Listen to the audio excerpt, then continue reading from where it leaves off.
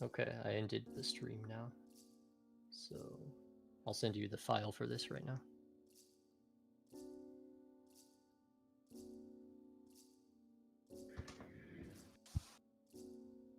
Are you gonna just jump in immediately? Okay. I have to eat lunch. Okay, I have to eat lunch now, so I'll send you the file and then go.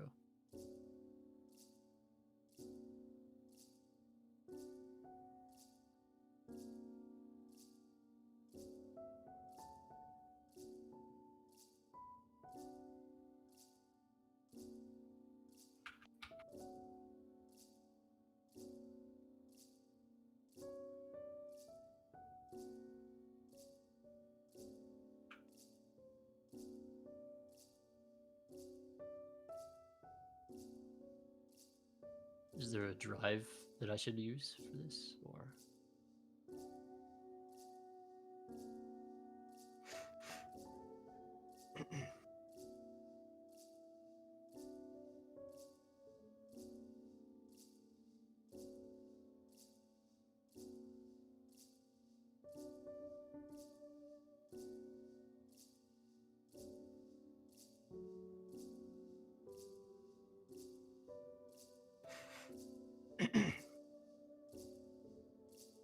Yeah, this cut was like, I think it was like 25 in betweens or something when you first made it. But I think even now it's still probably too many. This when you first made this cut, it was like 25 in betweens, I think. Yeah. I reduced it once, but not that much. So on this timesheet, it's 1, 2, 3, 4, 5, 6, 7 in betweens. Actually, that's maybe not too bad. You could probably get away with 4, but 7's not too bad. And there's use of 4s on the extremes, so just make sure to favor the keys when you're doing the breathing so that it slows down. And if you just send me a link, I'll put this and the timesheet in there. Oh, you got it already. Okay.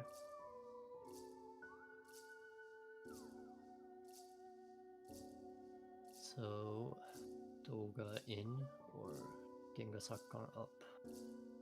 I guess I'll put it on Genga out. Genga agari.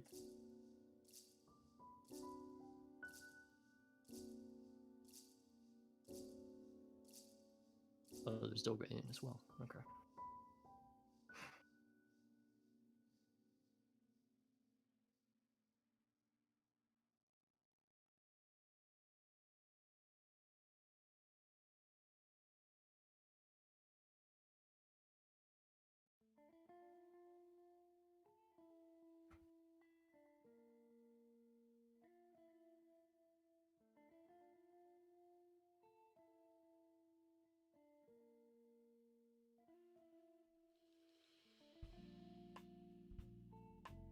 Okay.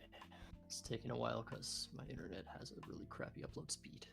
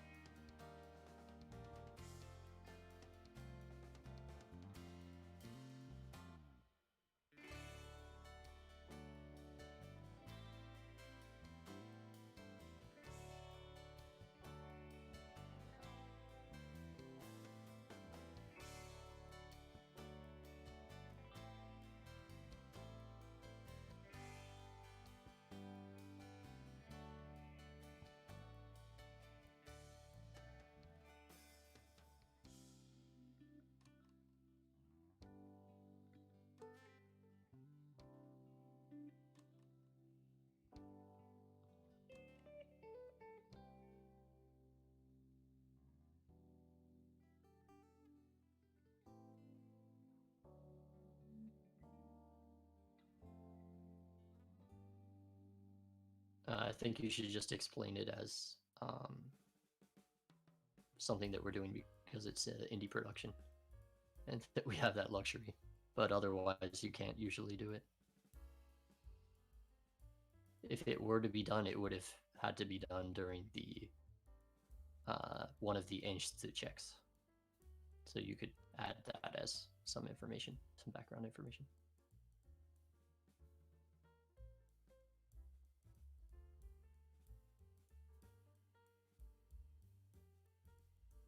Okay, I'm gonna hop off for now, and I'll be back later. See. Yes. No, it's done. Maybe try on the site.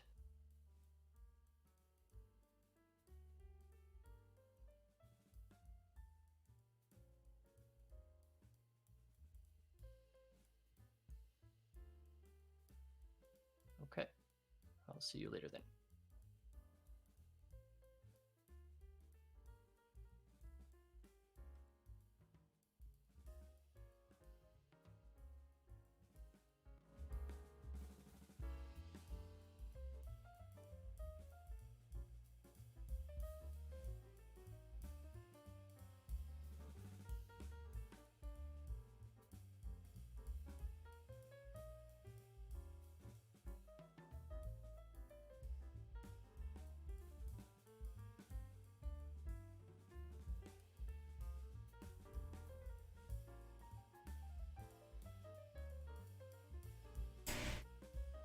Okay.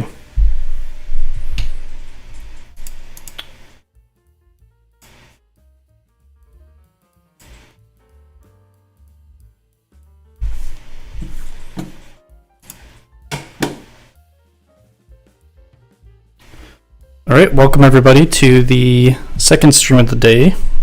Today we're going to be going through the process of Douga. Some people requested that we do a Q&A from last session. If you have questions from the last stream, we can go ahead and start with that. If not, I'm going to go ahead and get started.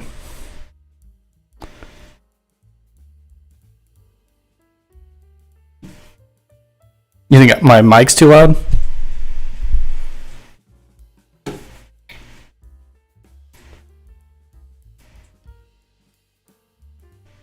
Okay. How's this? Is that better?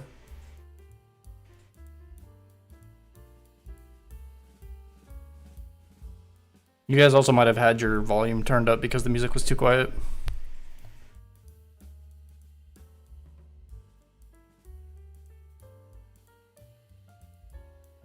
Is everything good now? Okay. All right, did anyone have questions from last stream that they didn't get answered?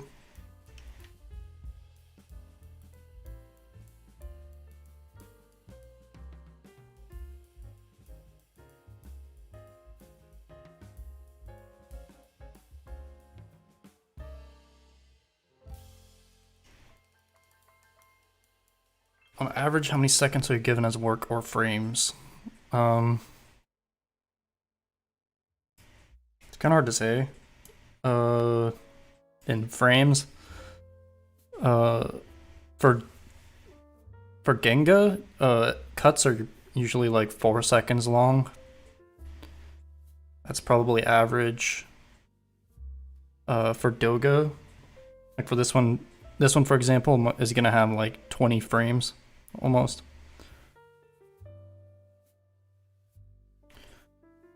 I can go over this timesheet a little bit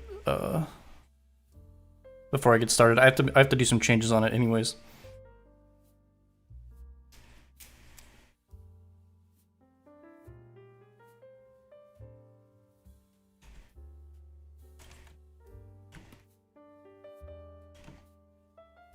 Okay, Monster Plays, you get your X sheets usually from the studio that you're working for. They usually have just kind of a template that they like to use. This is the one that we have been distributing.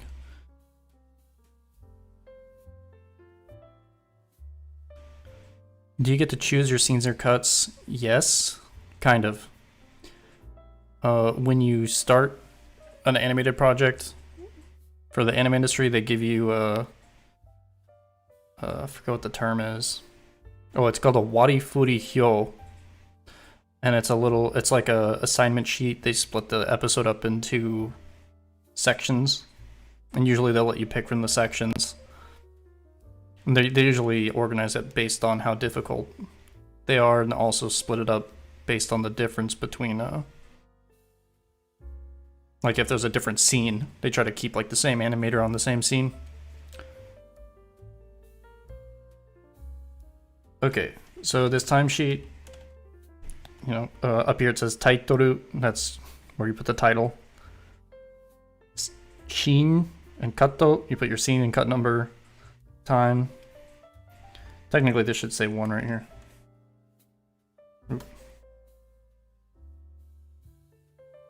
And the Genga was me, so should be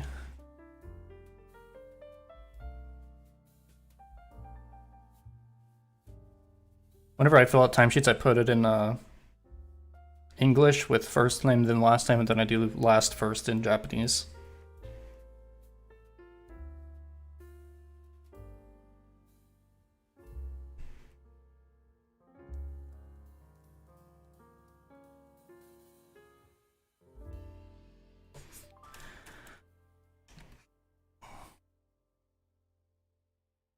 How do you make the character sheets? That's just you spend like a week maybe doing concepts for the characters, or you might do image boards. Turn volume down a bit on the music.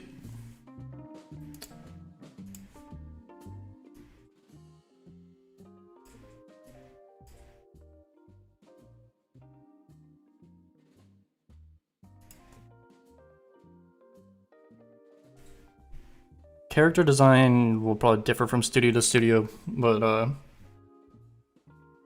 generally we'll start with an image board or concept art, and then, or maybe it'll come from a manga or something, and then they end up making these character sette sheets, which it'll be done in a rougher form, and then they'll have a cleaned up Genga form, Douga, and color versions of it. We don't have a color version for this sette, but we do have how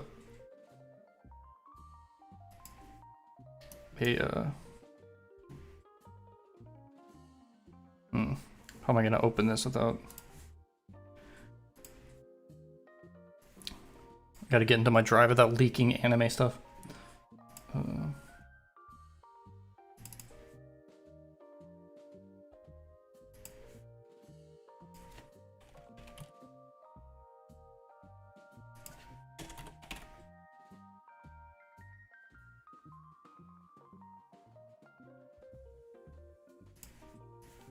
Here we go. We have this color version. That's where I'm going to be pulling the colors from.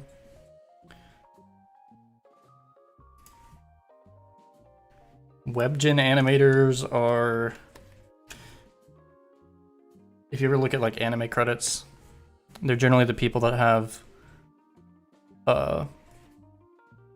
like kind of usernames generally instead of names. And they're usually listed under Genga. They're usually people that are found on Twitter.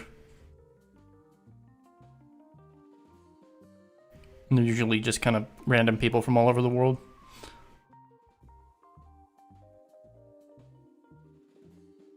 Okay.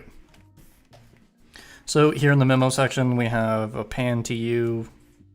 TU stands for track up. That means it's going to be a zoom. A to B is referring to the positionings in here. So if we pull up the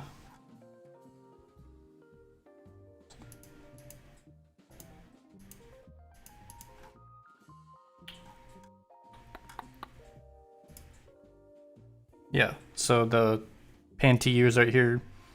A to B, there's an arrow pointing over to B. That's kind of what this is referring to. And we've got similar stuff here, like book 2, book 3 has slides associated with them, so that there's gonna be depth. That's the green and red markings over here. They're marking the starting and ending positions. Pin Okuri is gonna be, should be like a depth field effect. Here we're showing the cell layers. So A is the cell layer with Emily on it. B is the cell layer with the alarm clock.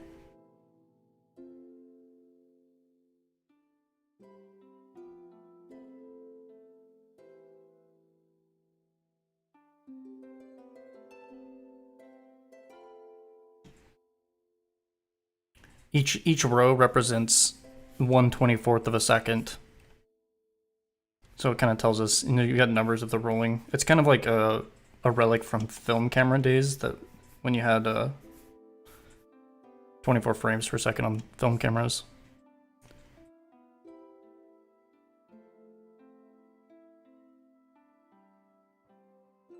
Do we do commissions? Not really.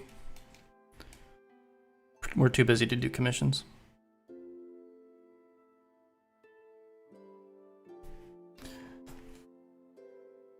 Yeah, Emilio, there's not really many people that even use X sheets in US animation, but I think they're a really useful tool. Okay. I'm gonna be going in here and changing the timesheet a little bit because I think there's too many in-betweens and this is gonna take me way too long if I do all these in-betweens. Normally, this is not something that happens. Normally, if the timing's getting changed, the Enshitsu has to do it in one of the checking stages. But since this is like an indie production, we have the luxury of doing whatever we want, so. We save the X sheet as a PSD most of the time. That way, if there's edits happening, they don't have to redraw the whole timesheet.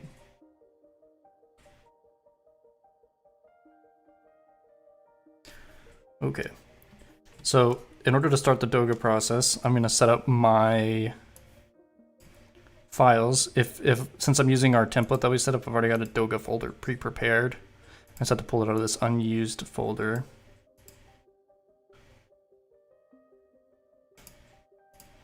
And in here, I should already have a vector Douga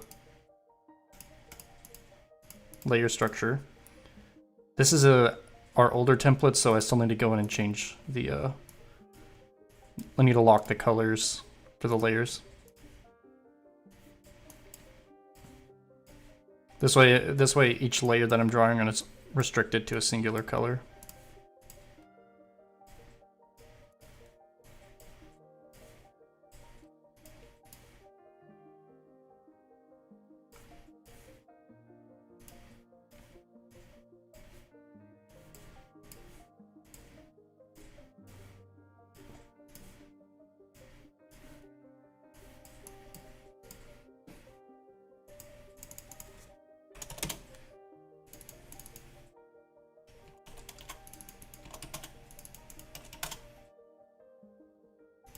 I'm gonna take, first thing I have to do for Douga is I have to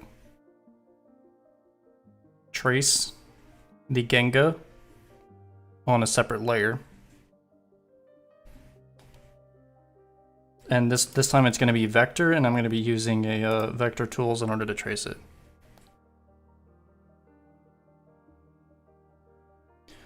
Do I like Disney style animations? Kind of. I think they use I think it's like the old Disney stuff had an unnecessary amount of work, but it's mainly because they had a really high frame rate animation, but it is really nice and fluid motion. Okay.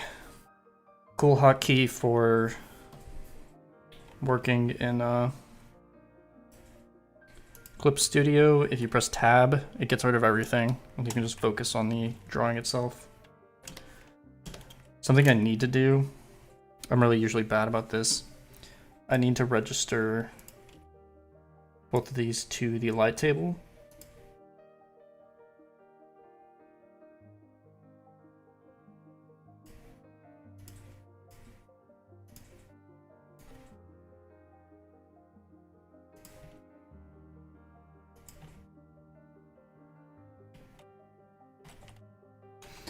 This way I can use this check cell motion to flip check and make sure I'm doing everything correctly.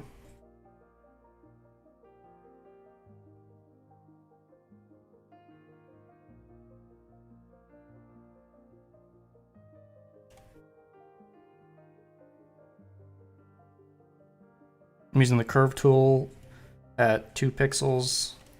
Let's see if that looks right on the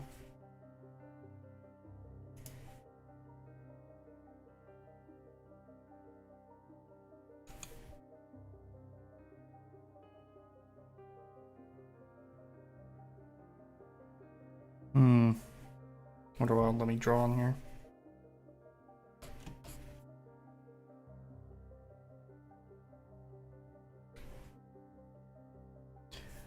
I'm just gonna flip check manually with the it wouldn't let me draw with it in the light box. 2 pixels is probably what I'm gonna use.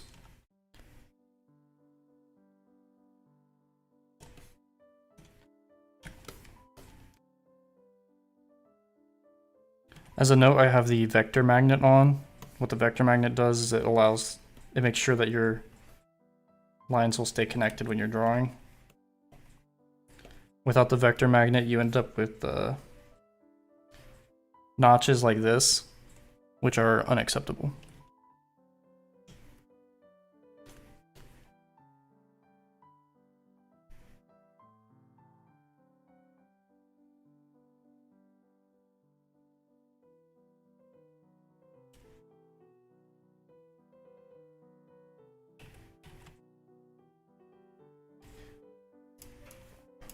I'm gonna try applying this to the light table again.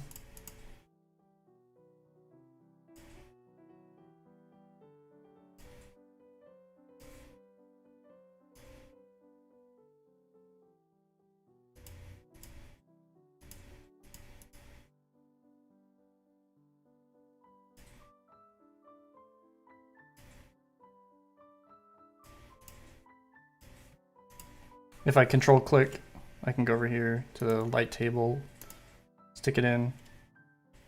Now I've got a hotkey, or I can do flip checking. Yeah, there we go.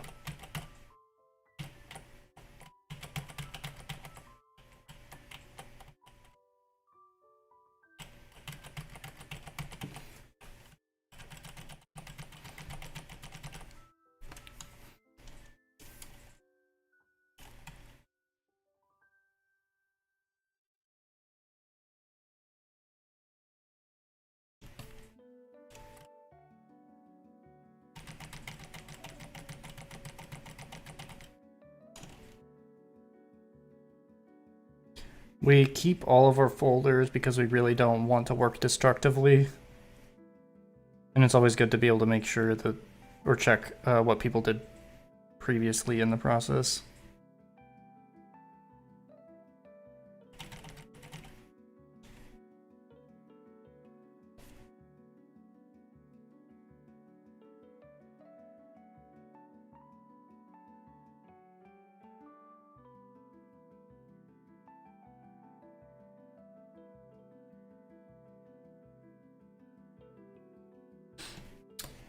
Two pixels seems kind of thick, but I don't think I want to use a 1 pixel line. That'll be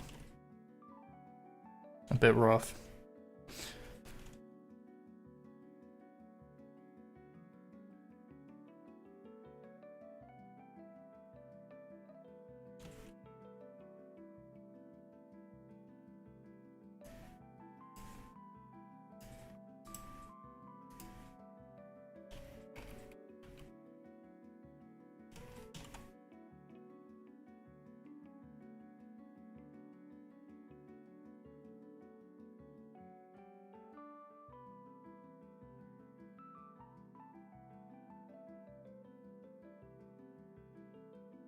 While I'm working, I need to make sure that I deal with this issue here. You can't have these spare pixels like this. So you either have to fill them in or erase them. You can't anti-alias a single pixel. So all of that can't be there. I'm working above 1080p right now because we're zooming in, but the end result's going to be roughly 1080p.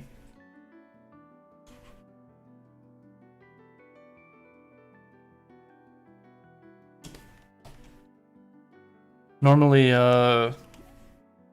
anime productions will work actually lower than 1080p, and then upscale it. But it kind of depends on how they want the lines to turn out.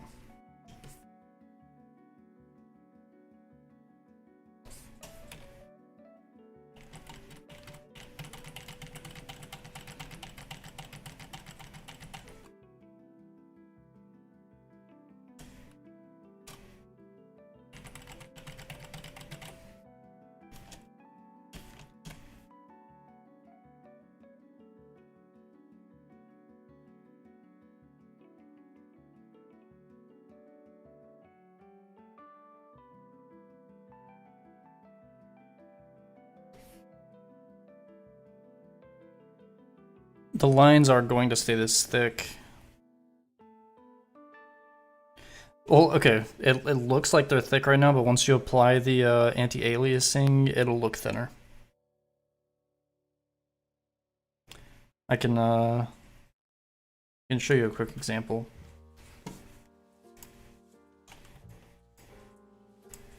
So if I rasterize this layer, we're not going to use Clip Studio's smoothing feature, but if you go Filter, Blur, Smoothing, it smooths out the lines.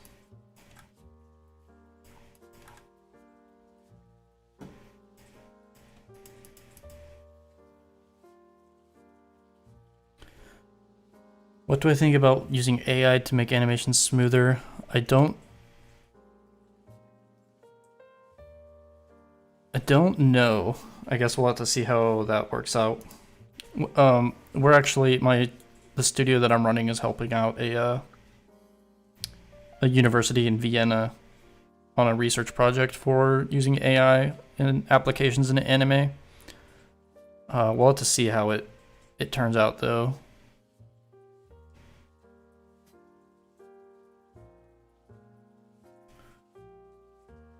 Alright, thanks for stopping by, Jeffin. I'm tempted to use 1 pixel lines here. It still does look pretty thick. But it might just be because of how zoomed in we are. Let's look at, let's check out the final frame is going to be about right here. Yeah, that's going to be fine.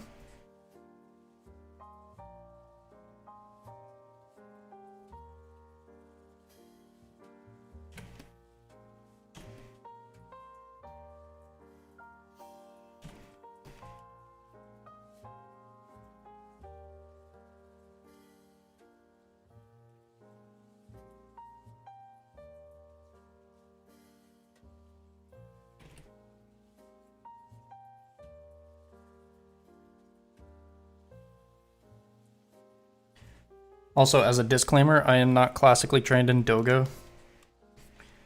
I'm self-taught, so I guarantee you I'm doing something wrong that will make sure that we know.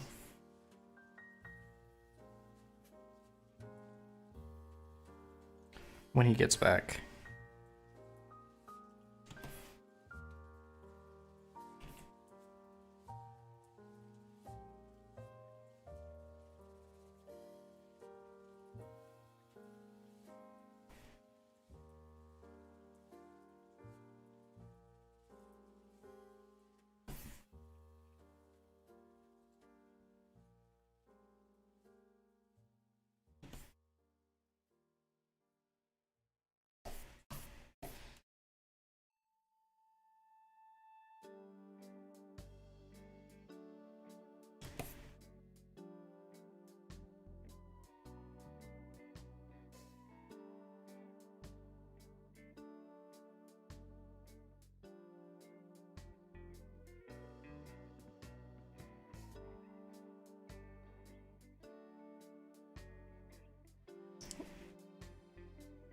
It looks thick because of how zoomed in I am, but I'm having to zoom in this closely because it's a really slow animation.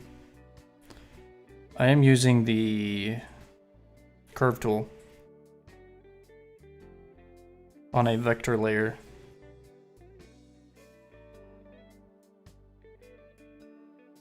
One thing that's kind of cool about vectors too is, and I might do this on this animation because it's pretty nice looking. If we go into line correction, I can go over correct line width, narrow, lower it down to like half a pixel. We can do like, it's affecting too much of the line.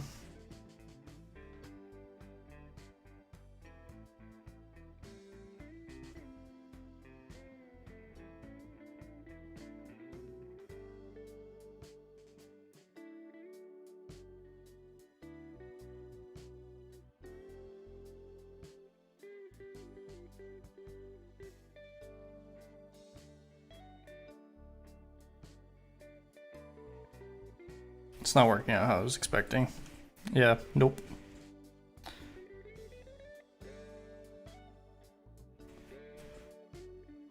What do you think about crunch time culture and working under stress? You're gonna find that opinion differs wildly. I think that crunch time is pretty much inevitable because something's gonna go wrong in production. You can't predict everything, and it's why we have, you know, a lot of those CG cuts that look really bad.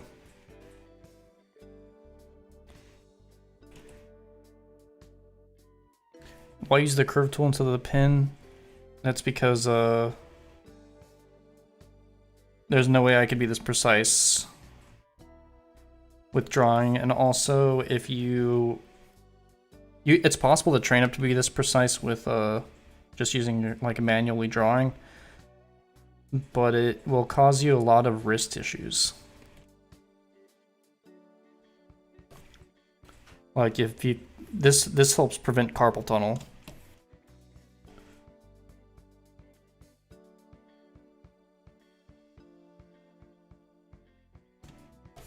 There will be places where I'm going to have to thin it out. It's going to be like, for example, like on these hair pieces.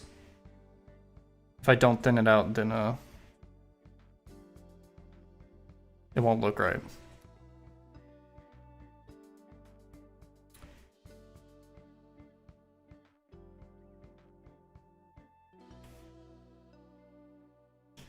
So you can get that nice tapering.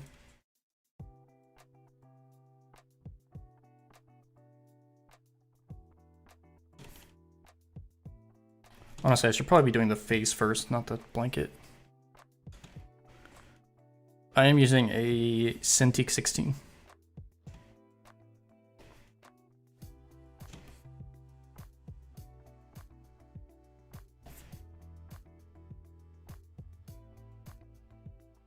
I used to do Douga with a mouse, and then I got tendonitis.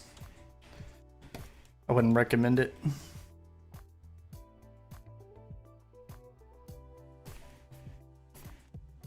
I really should do the face first.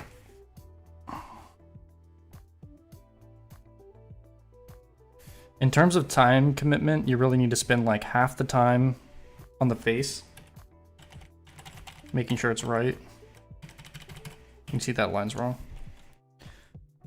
And then the rest of the time on the rest of the body.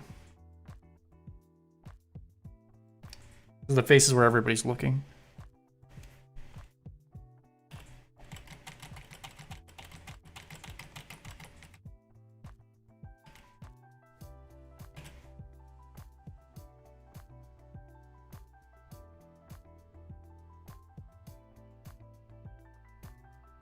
And I am gonna taper this.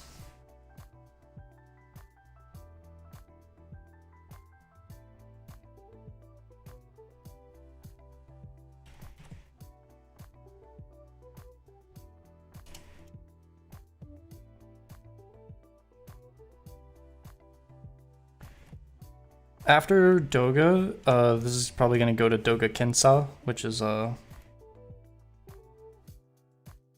Douga checks. And I will likely have to do some revisions to this.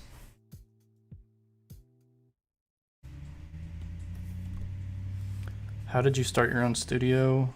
In the US, or at least in Louisiana.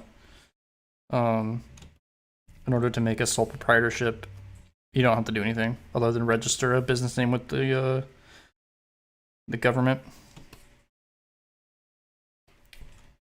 So I just did that. Found some clients that wanted some animation, and that's how I got started. I've got a business partner who helped me kind of get everything going. He speaks Japanese as well, so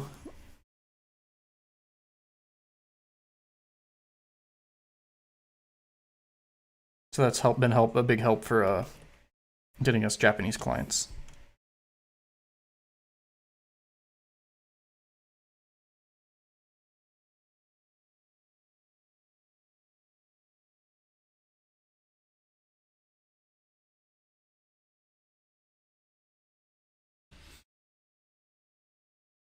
Yeah, none of the work's final until it passes all checks. Studios that are following the pipeline correctly has a lot of checks and balances. You might even be able to argue that there's too many checks, but I think they're all critical.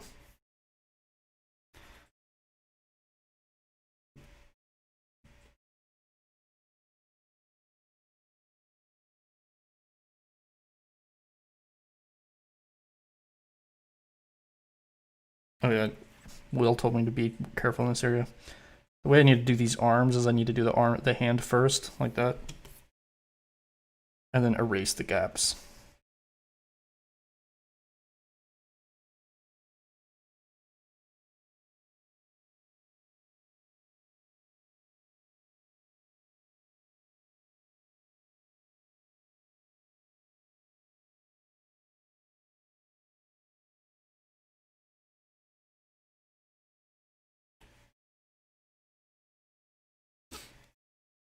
Am I usually up this late working?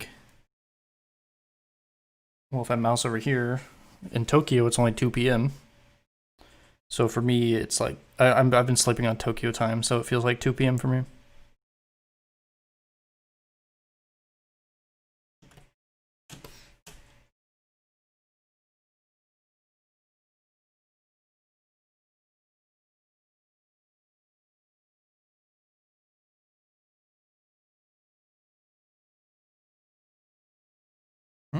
The music stopped.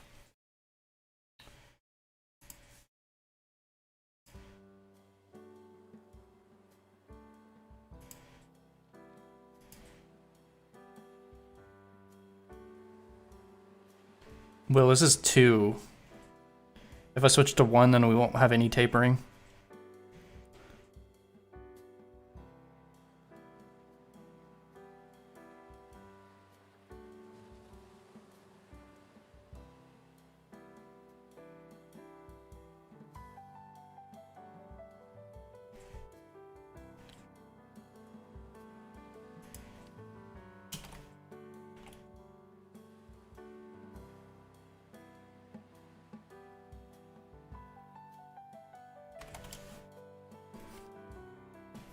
Okay, we got the okay on the 2 pixels.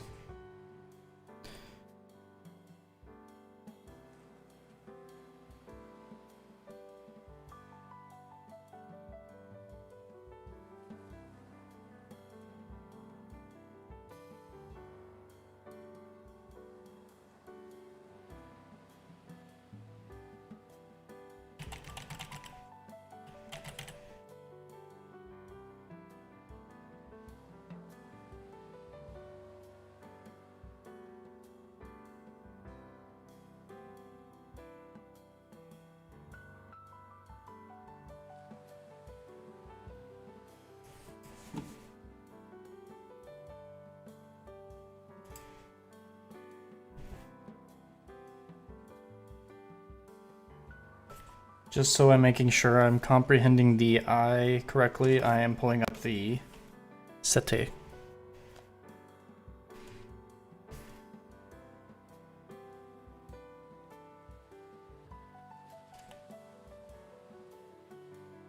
looks like he simplified it a bit. So 2 eyelashes.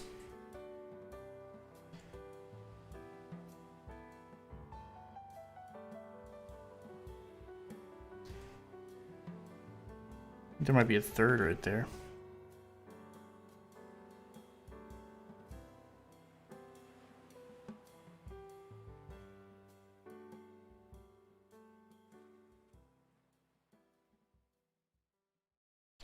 We'll see if tapering's gonna work here. Yes.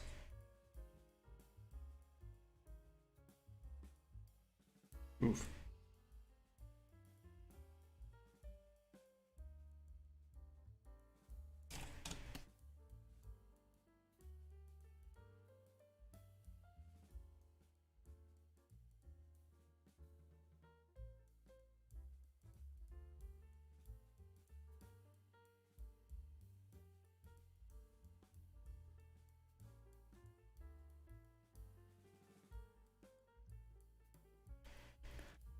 Yeah, these will be uploaded at the end, I think.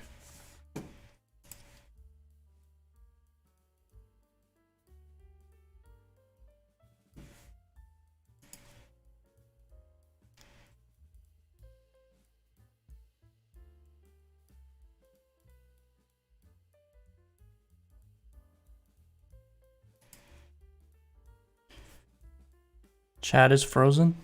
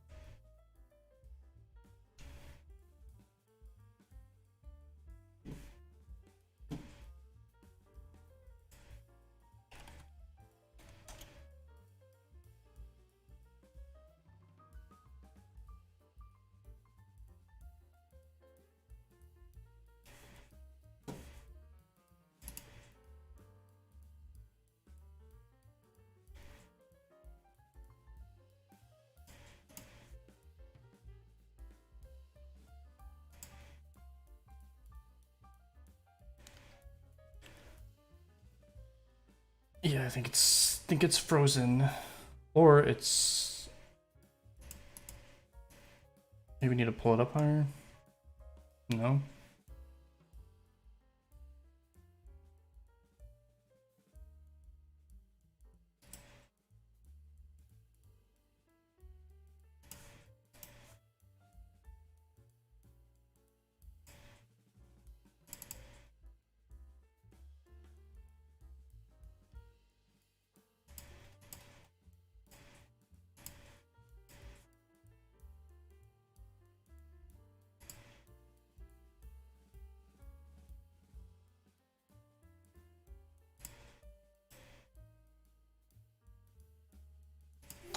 I'll just try adding a new chat box.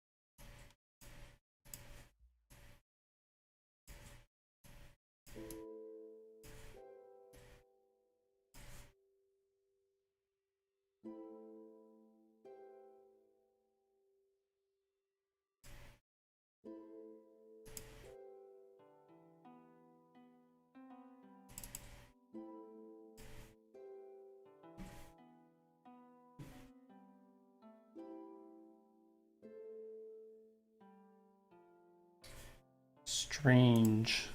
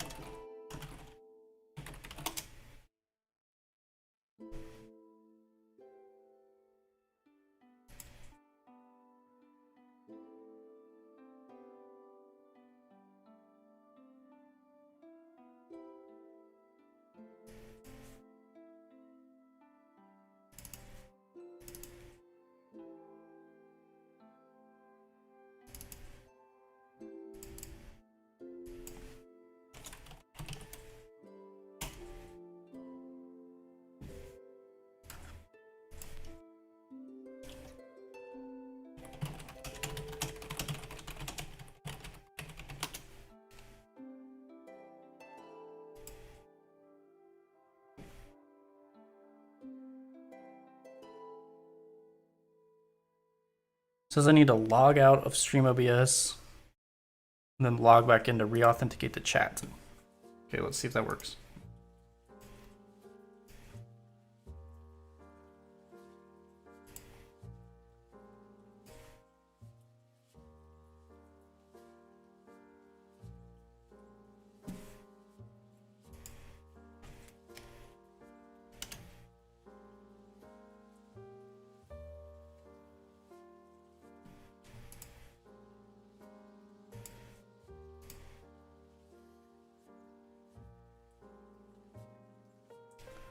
How long does it take to master the lining with pen? Do you mean the pen, the curve tool, or like just manually by hand?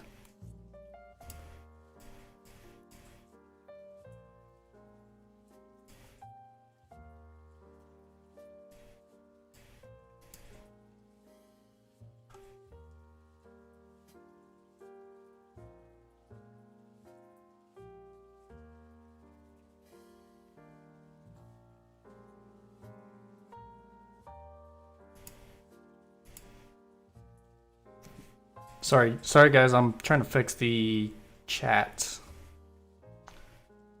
Not sure what's wrong.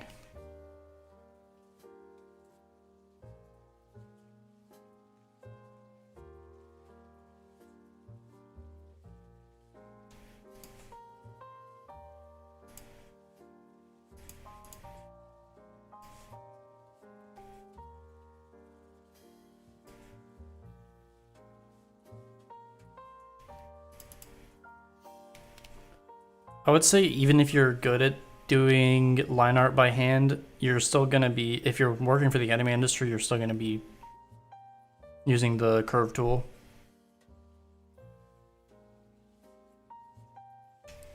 It's not really something they do anymore. Unless you're on paper.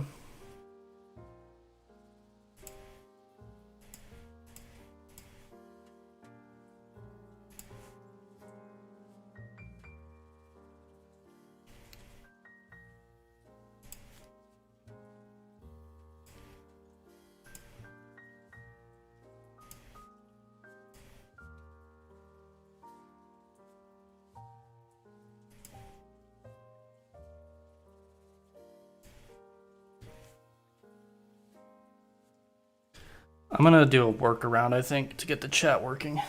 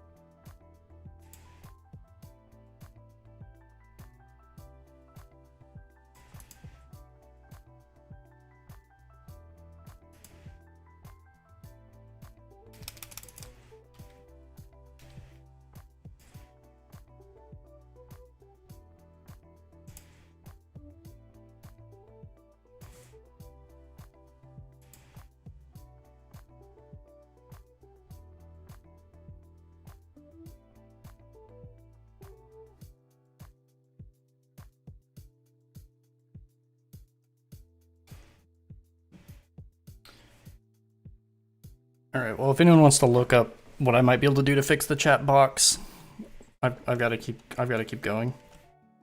I can't figure it out.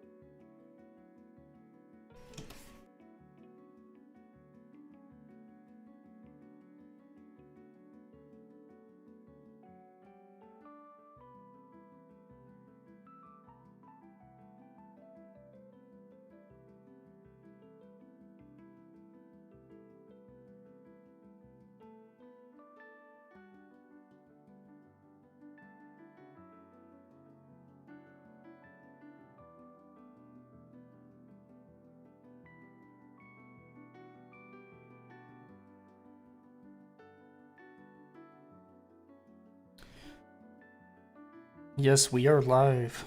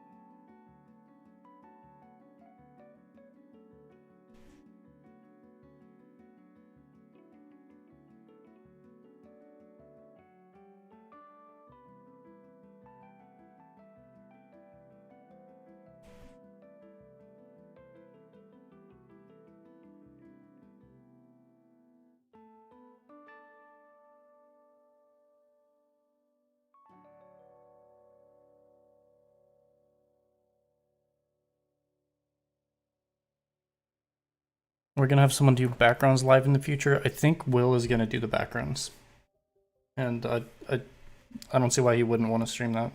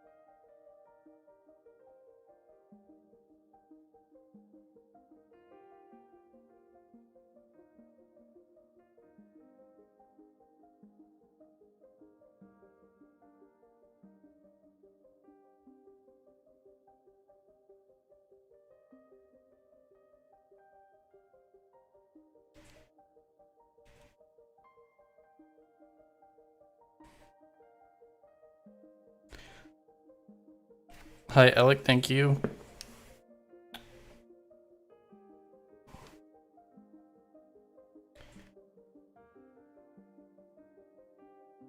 Oda-chan's been kind of an interesting experience.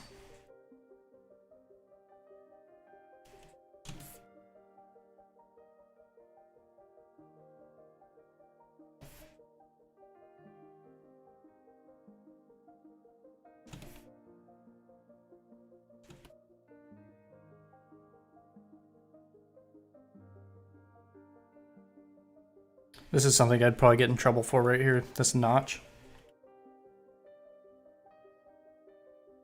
Fix that.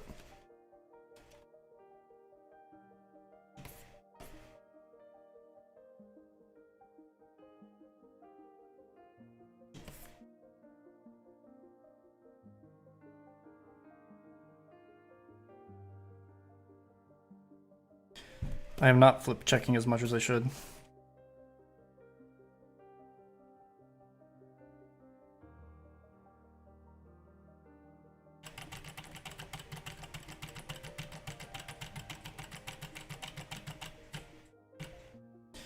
You can see one area where it's kind of bad right here. I had to make it thicker here though, otherwise the pixels were going to touch each other.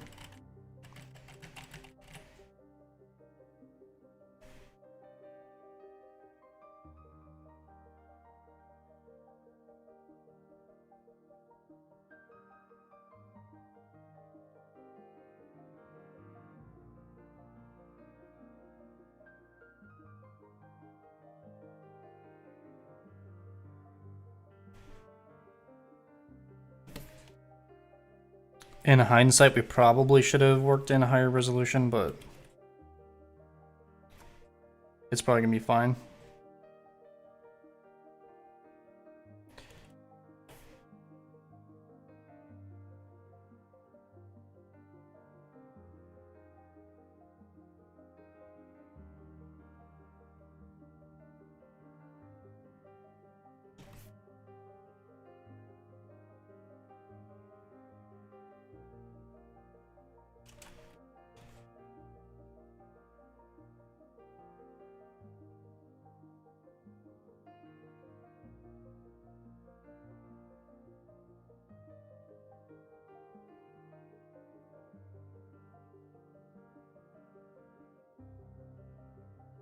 Is the goal to become a full-time animator in Japan or eventually open your own studio?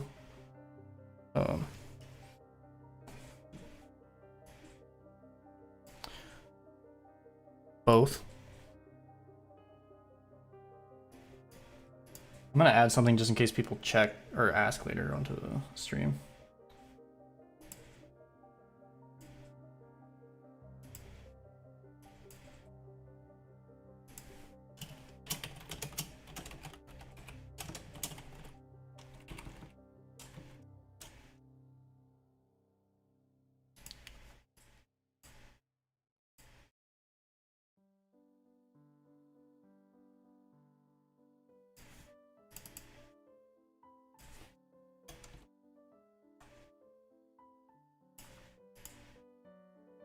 There we go.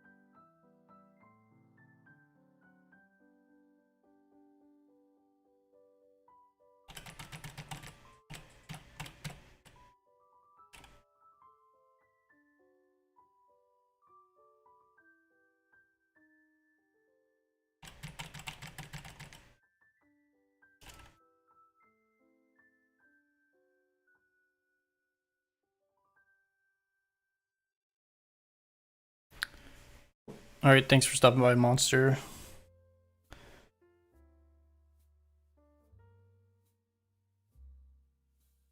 Quick question, I've been using OpenTunes, the yeah, clip exports, but it's only reading the black, red, and green and blue colors. How can I get it to read others? I don't know. I don't have experience with OpenTunes.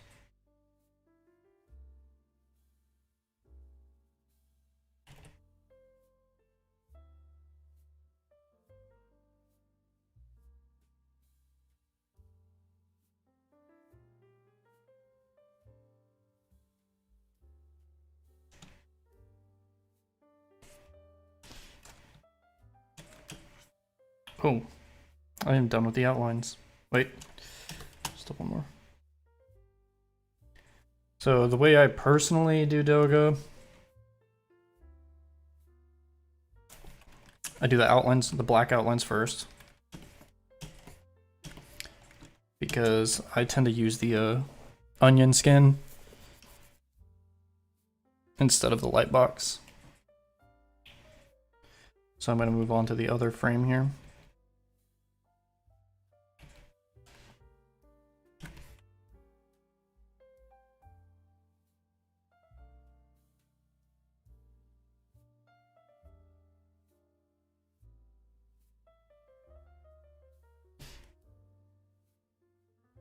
I could go through and like taper some of these lines. Actually, yeah, that looks good. I'll do that.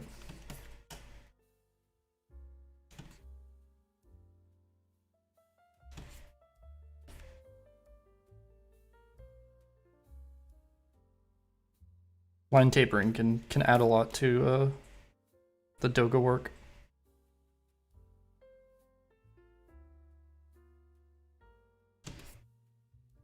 Gives it more dynamicness. Is Paintman better than OpenTunes? I would argue yes, just because it's a little more intuitive. Mainly because it only does one thing. OpenTunes is kind of a monster of a program.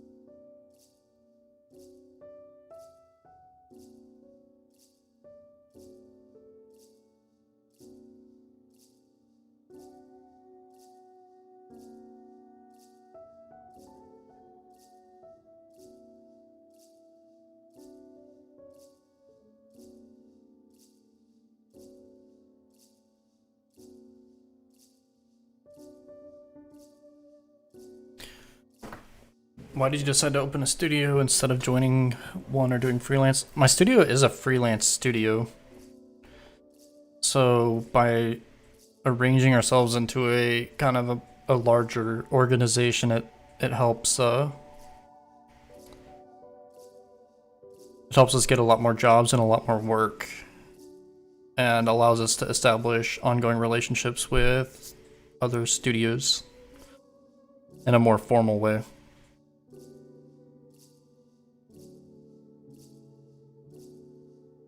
How long did it take me to get my first job at a Japanese studio? I've never had a job at a Japanese studio, but I've had contracting work for like 9 different studios. That didn't happen until I had already been working like independently as an animator for a few, like 6 months. My JLPT is N5. I can read baby books.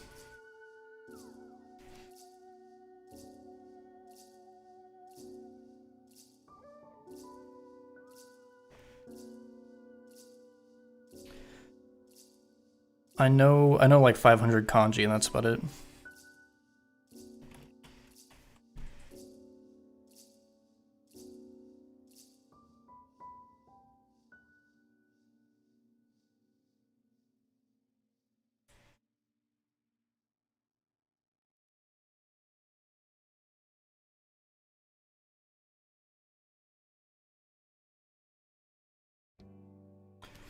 I went to school for graphic design because I went to a community college and that's all they offered.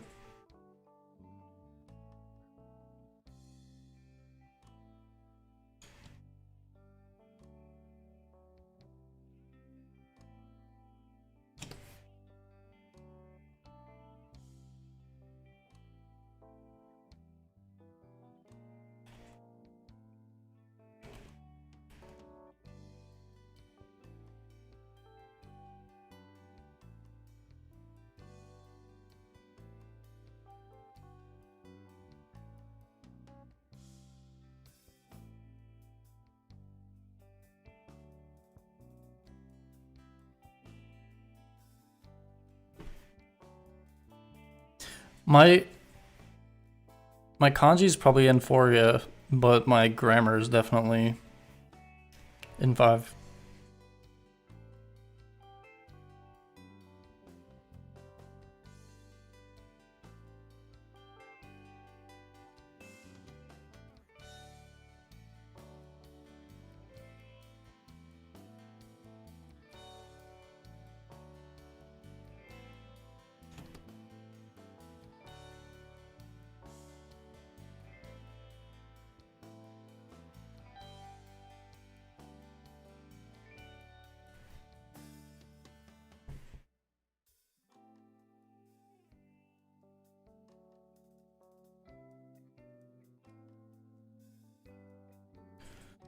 How did I first get into animation?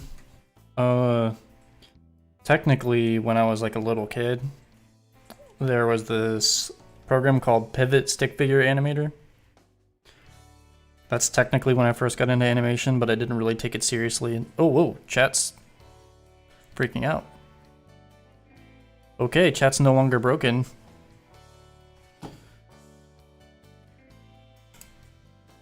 Okay.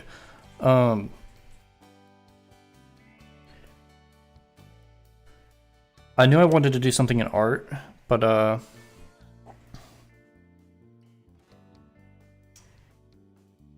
wasn't sure what. I actually apprenticed at a art studio for like a fine art gallery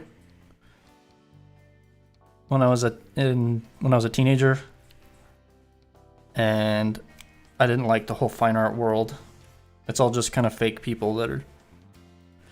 It's all about schmoozing rich people into buying your artwork for $10,000.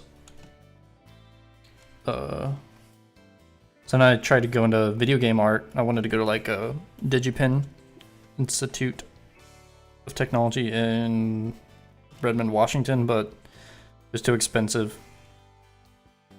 So I ended up as like a graphic designer. But I completely hated graphic design. It's like a soul-sucking industry. And I knew that I wanted to work in anime. So I just kind of set my sights on that and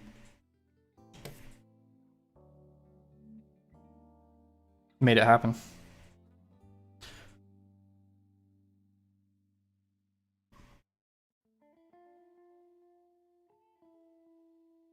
Yeah, I didn't have a Nintendo DS at the right time. But yeah, I know like some people still like to animate on that.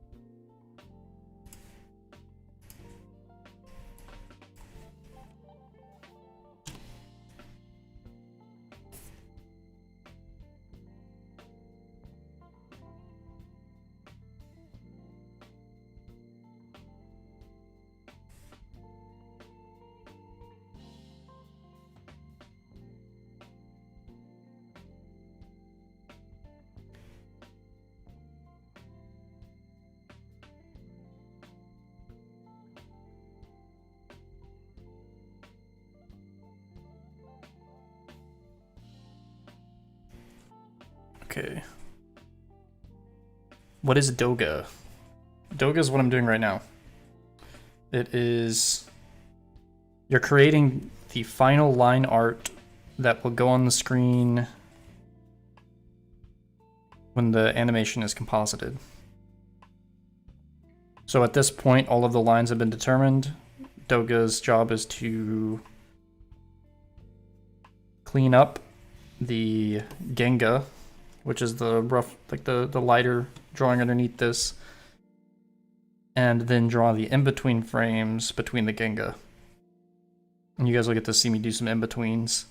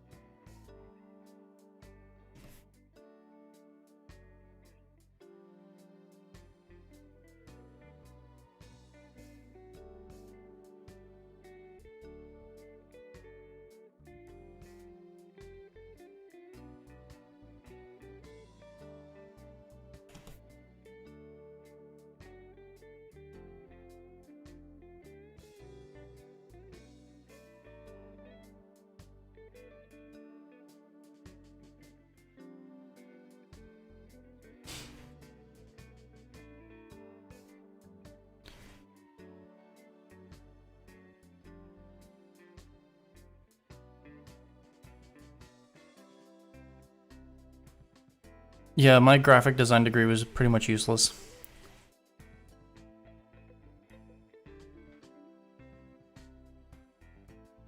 Honestly, if you want to go into graphic design, I would recommend people just learn the Adobe software and then get a job.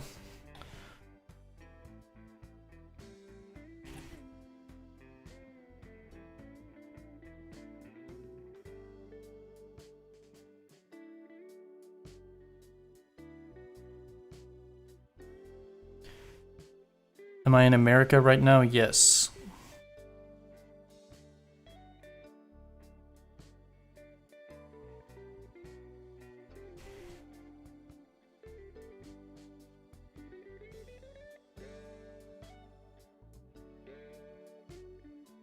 How long did it take me to learn animation where I'm comfortable with it? Pretty much from the start of when I made the YouTube channel a year and a half ago, or 2 years ago, however long it's been. Until about 6 months in, so I'd say about 6 months. I'm still not like completely comfortable with it, there's still a lot of stuff I have to learn, but I'm at least at the point where I can take anime work.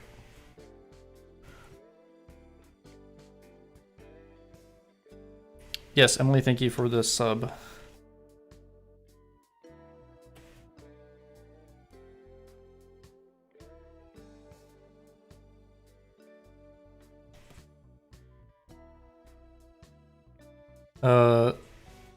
I do animation full-time.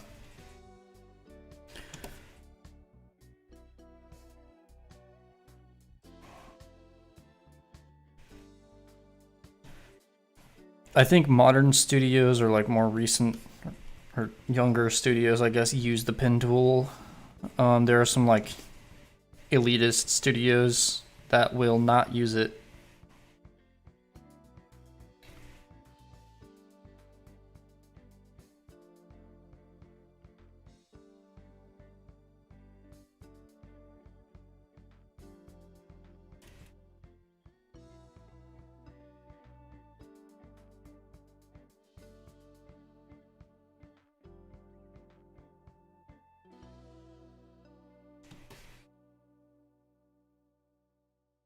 I have been drawing since I was 12 years old.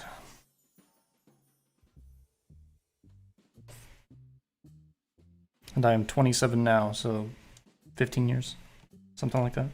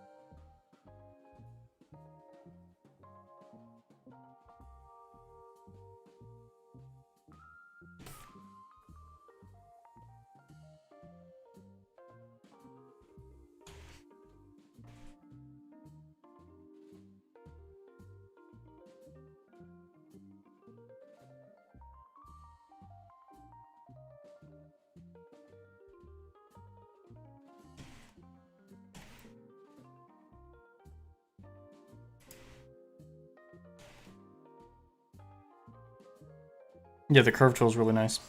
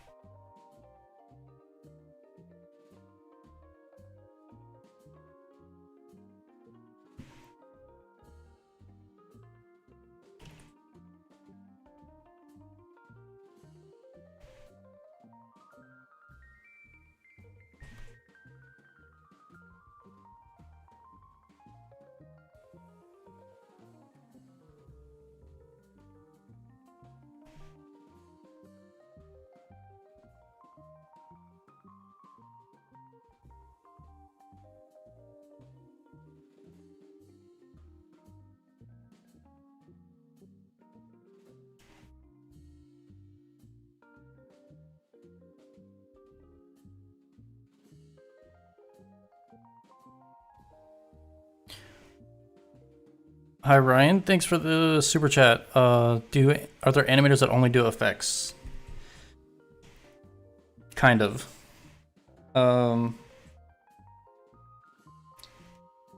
If you are particularly good at any specific part of animation, you're generally going to get work that's related to what you're good at. So if you're good at effects, then you'll get a lot of effects work.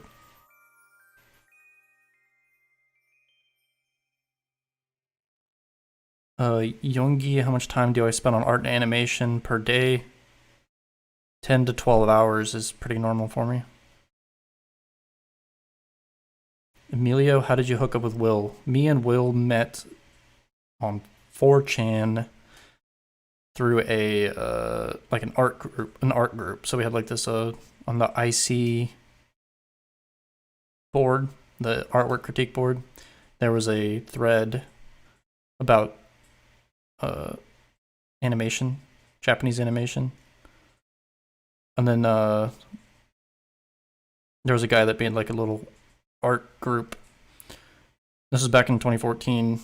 And the art group was called Striving for Animation, and that's where the name for the channel comes from.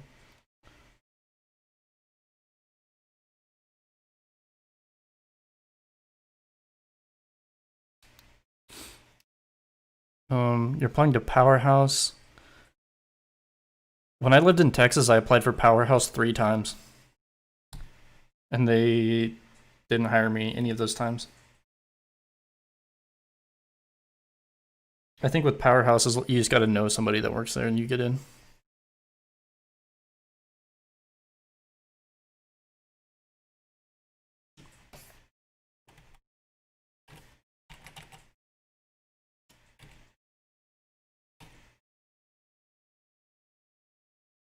Oh, I need to set this in the light box.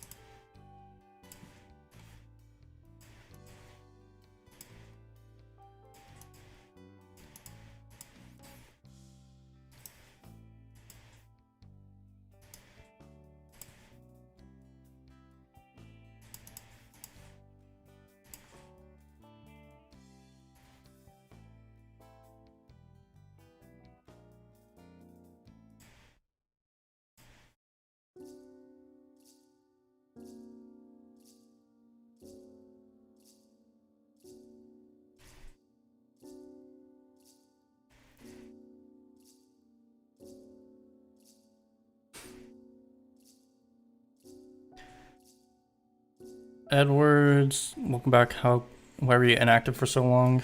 A lot of reasons. One reason is I started doing work in the anime industry, and I was extremely busy with that. I ended up getting a girlfriend and wasting way too much time on that.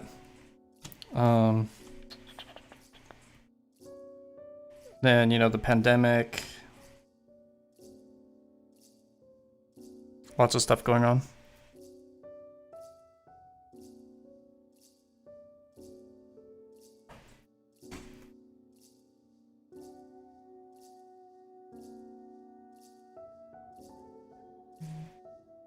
Jose, this shot is for the Striving for Animation opening video. And this is cut 1. If you go to our YouTube channel and check out some of the other process videos, you'll see how this has been progressing.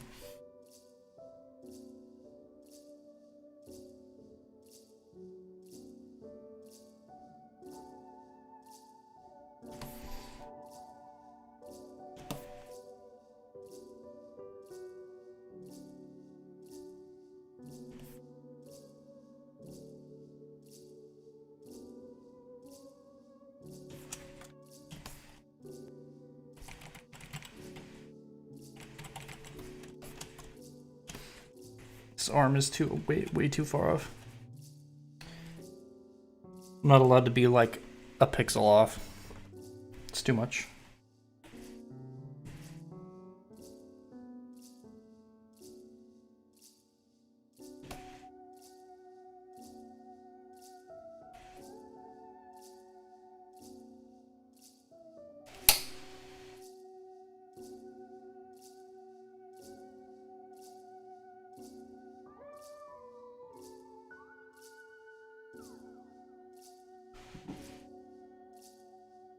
Will we be covering After Effects and animation?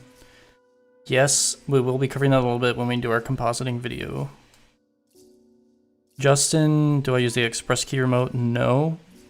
I just use, I'm left-handed, so I got a keyboard on my right side. And I do all the shortcuts over there.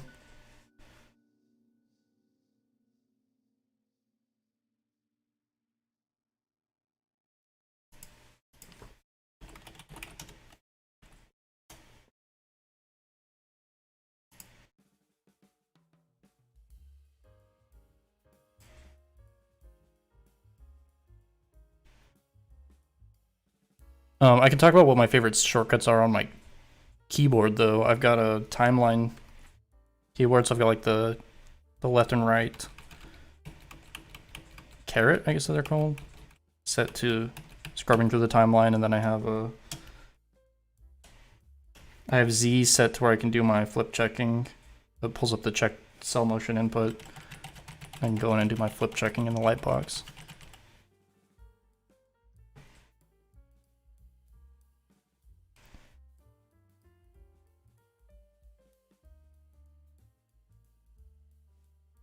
Average cost to fully fund a 20-minute episode of anime? $250,000.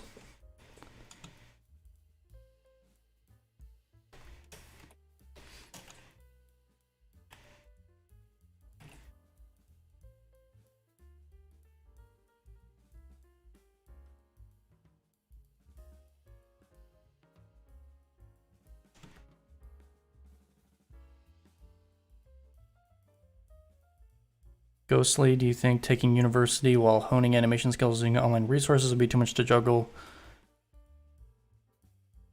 Probably. You kind of need to be like focused on just animation, I think. If you're having to study calculus at the same time, it's not going to happen.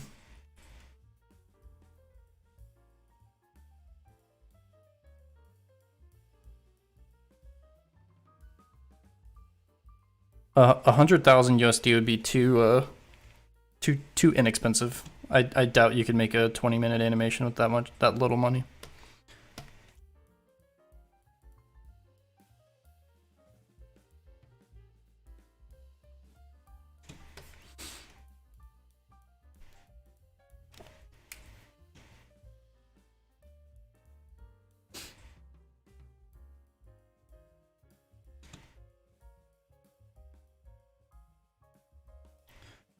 Honestly, iPod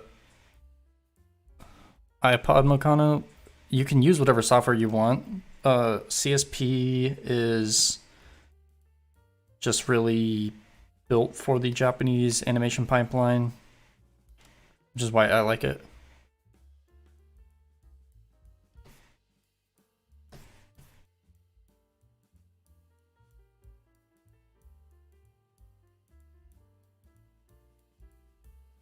Like, for example, there's two major things that are great about this that are really gives it an advantage, I think. When you export, you can actually export the CSP file as an OpenTune scene file. When you're exporting your animation cells, you can actually set it to export for PaintMan. So it's compatible with both of those softwares. And then also you have the Toei Animation developed a script for digital exposure sheets, which is really nice.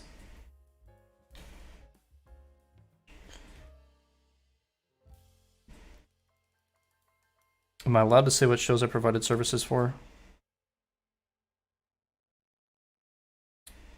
I think I can say which shows we've worked on that have been announced.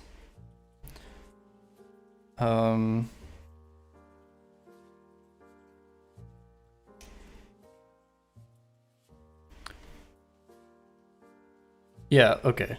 I'll go ahead and say it. We worked on the new Slime Diary anime, Osomatsu-san. What else has been announced? Shenmue.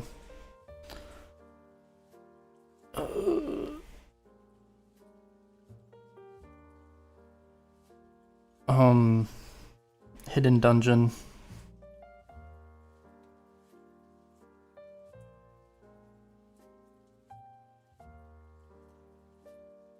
What else? If I remember some later, I'll mention them.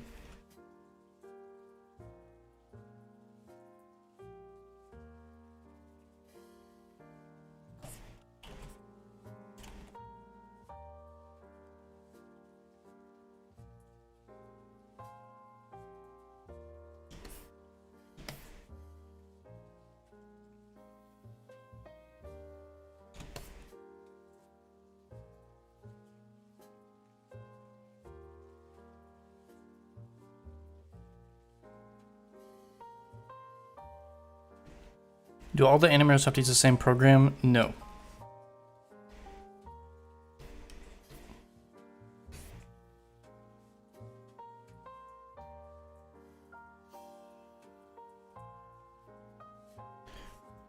We recently worked on a show where we had animators working in, I think, Critica or whatever that's called, OpenTune, no, TV Paint and Clip Studio. But we just all submitted as PSD files.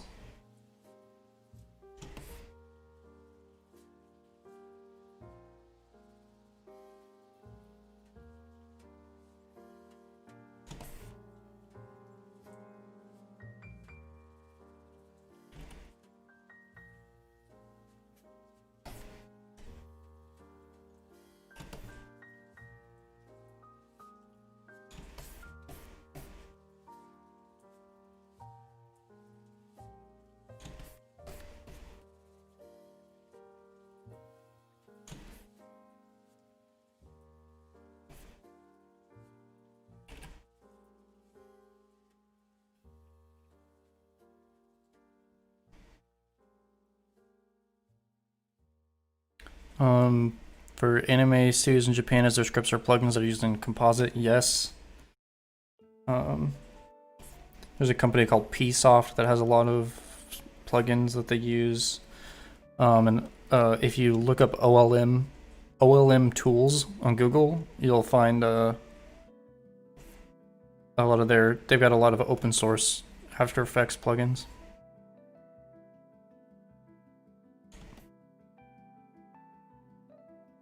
How did I learn to draw? Well, when I was a kid, I just kind of copied pictures or book covers, art I found on the internet. And then when I was in high school, I took every single art class that my school offered.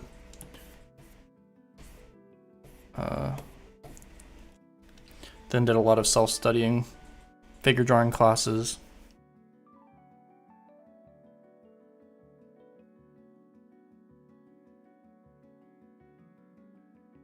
Hello, Sunrise.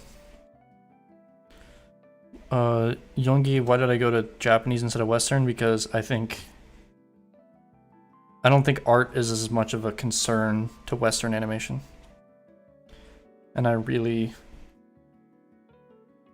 think the art emphasis is extremely important.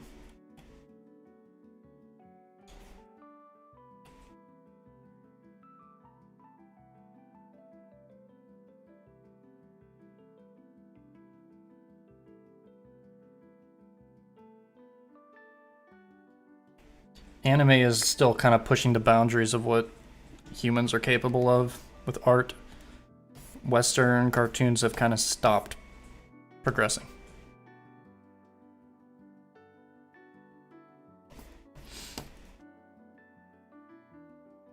What would an anime studio like to see in a portfolio?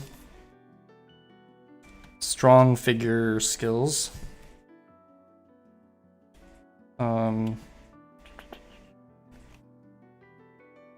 Strong draftsmanship.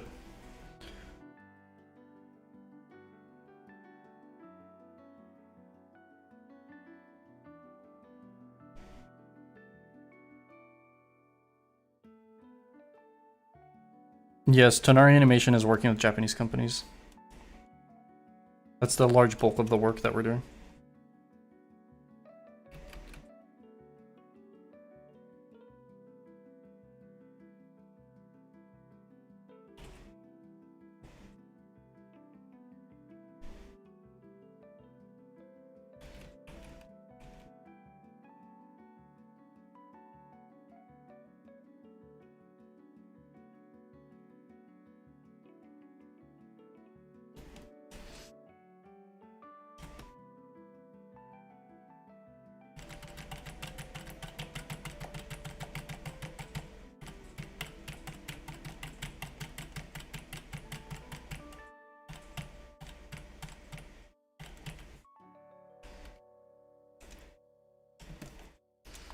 Okay, this hair is not good.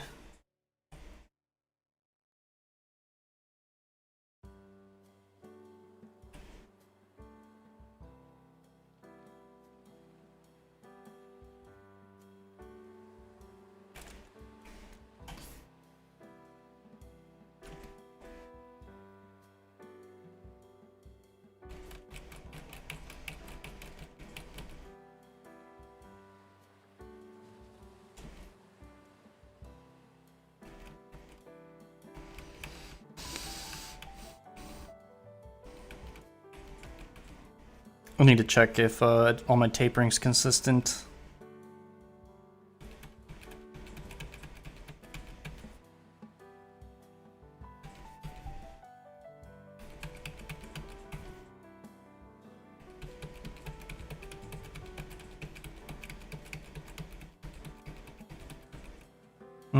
Missing a line over here.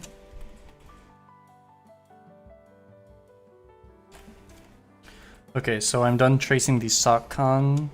Now I need to look at the look at what's below the sock con, which would have been the original line art. Let's see what it looks like.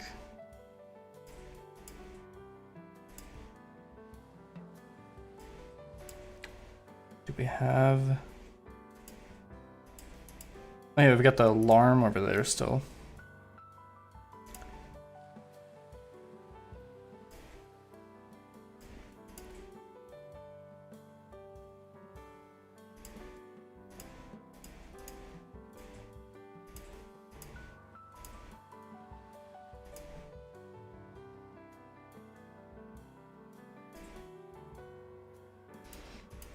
So since I'm done tracing the SOTCON, I have to turn on the original second key. You can see there's some other components here that I need to add.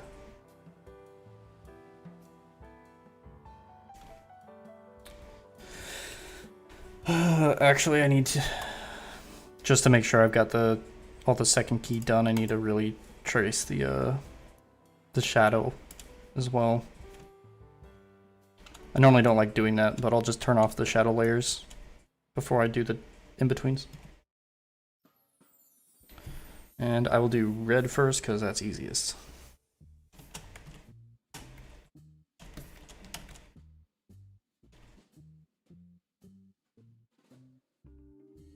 This is like a little hair, I guess, that's getting hit by the sun.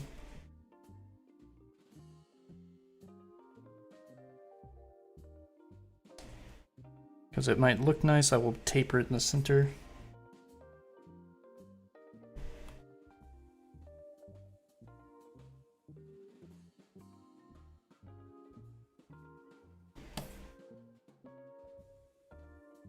Sometimes this tool works, so I'm going to see if it'll work here. You click on each corner of the circle, makes a nice perfect circle. But sometimes you have to correct it to the original drawing. I have not looked at chat in a second.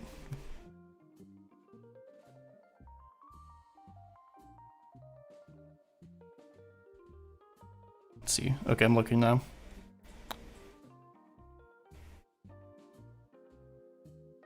What do I think of Chainsaw Man's art? I don't know of Chainsaw Man.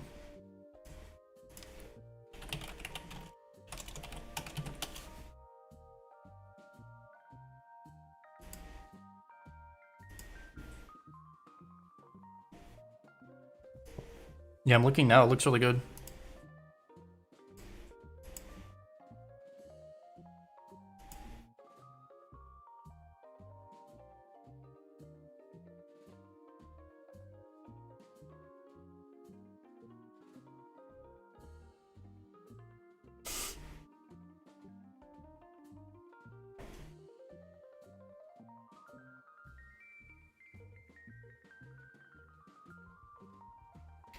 Thanks for the sub, Edward. Yeah, we're definitely gonna be putting up more content.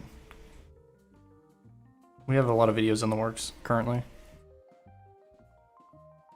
Well, we have 2 videos in the works.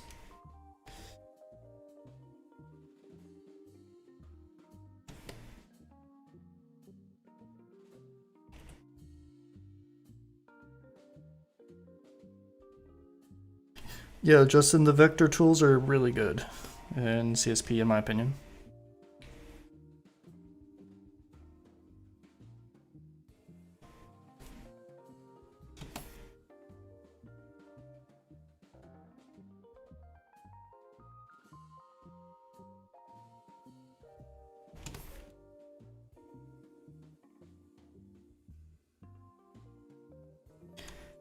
This really slow animation might be like a good place to do something like interpolation with Kakani or some sort of automated software, but we're doing it manually because we don't know how to do that.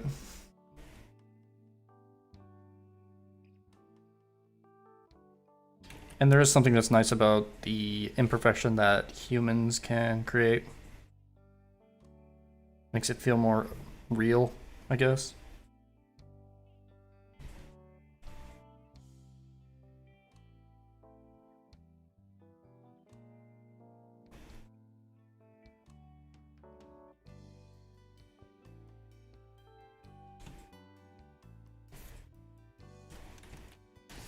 Okay, I think that's all the red on the first frame, second frame.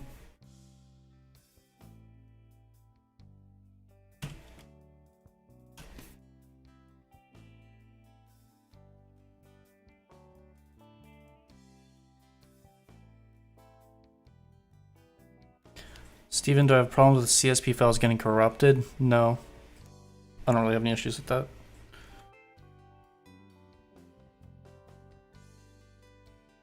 Can an American make their own anime? Absolutely. Just make sure that they just need to make sure they know the actual Japanese process. I think that's the only key ingredient. Like you can't make Forgot what that anime was, or that cartoon was called. But there's been a lot of Western attempts at anime that did not pull it off.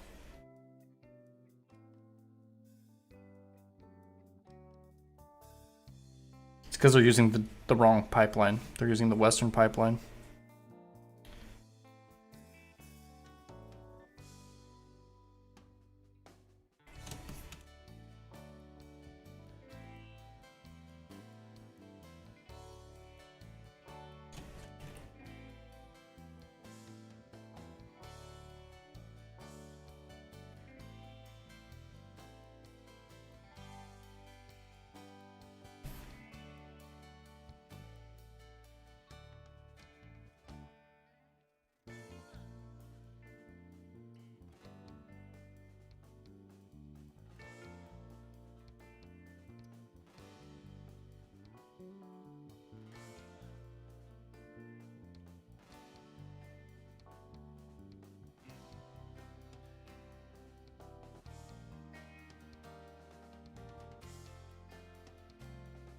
What do I think about 60 FPS anime videos?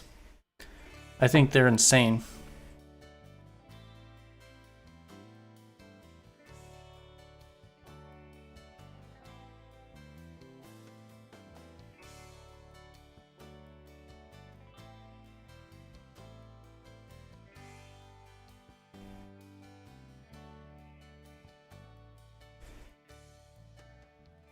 The new TMT had some really cool animation.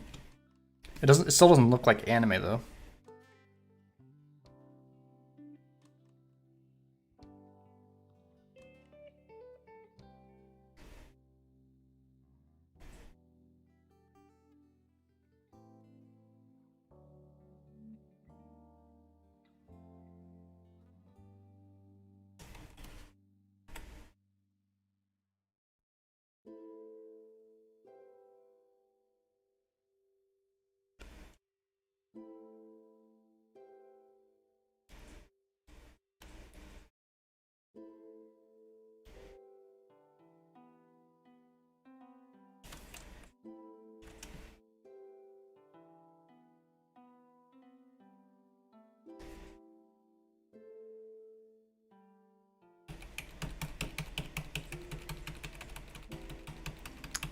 I think this is gonna turn out pretty good.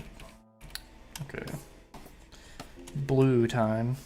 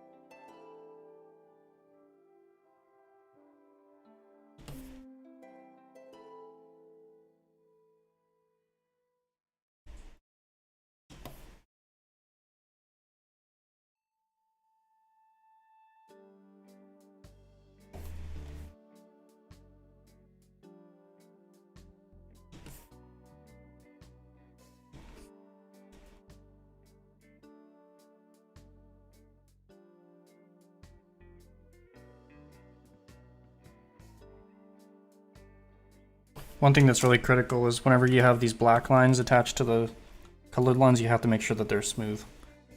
Because some people make the mistake of having the line be staggered like this. It'll look really bad when it's colored.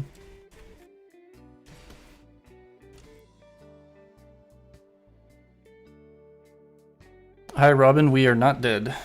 We were just busy.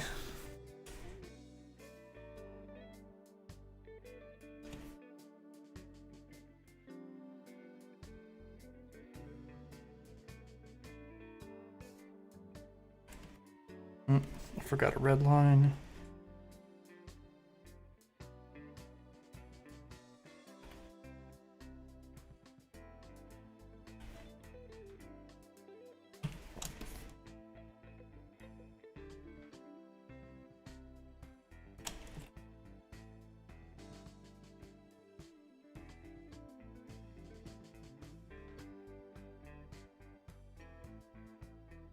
I am using the curve tool, and I am on a vector layer.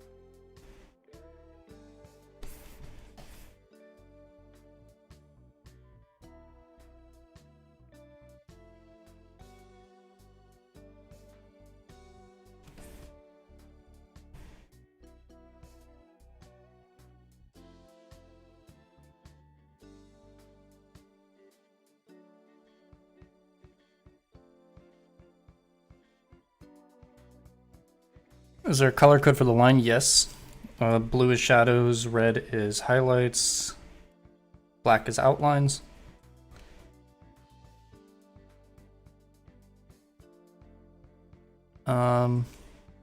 Mocked animate. Do I still watch anime as much as before I started animating? No. Do I still enjoy watching anime? Yes. I just have one problem is once you start getting better at animation, you start to see problems in the animation that you're watching. Like when I rewatched K-On! Recently, and they have an incredible amount of mistakes in their animation that I did not notice before. But as long as you still just kind of let the story take you and don't pay too much attention to all the line mistakes, it's still fun to watch.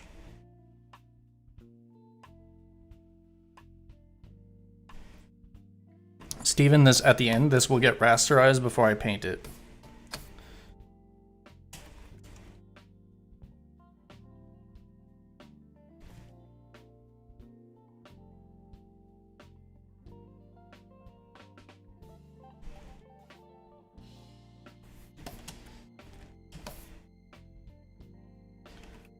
Okay, time for blue on the next frame.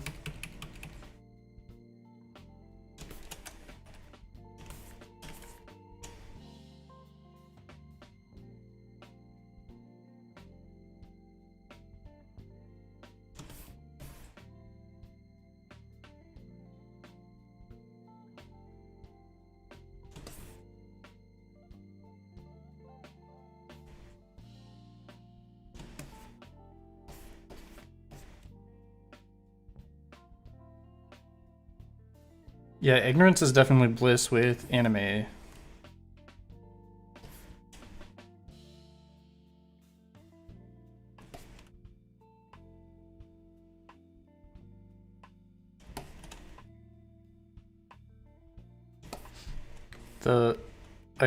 I start to sympathize with Hayao Miyazaki's view, where he thinks like all anime is garbage. I'm not quite there yet, but I can see where he would come from if he's got a really high art standard.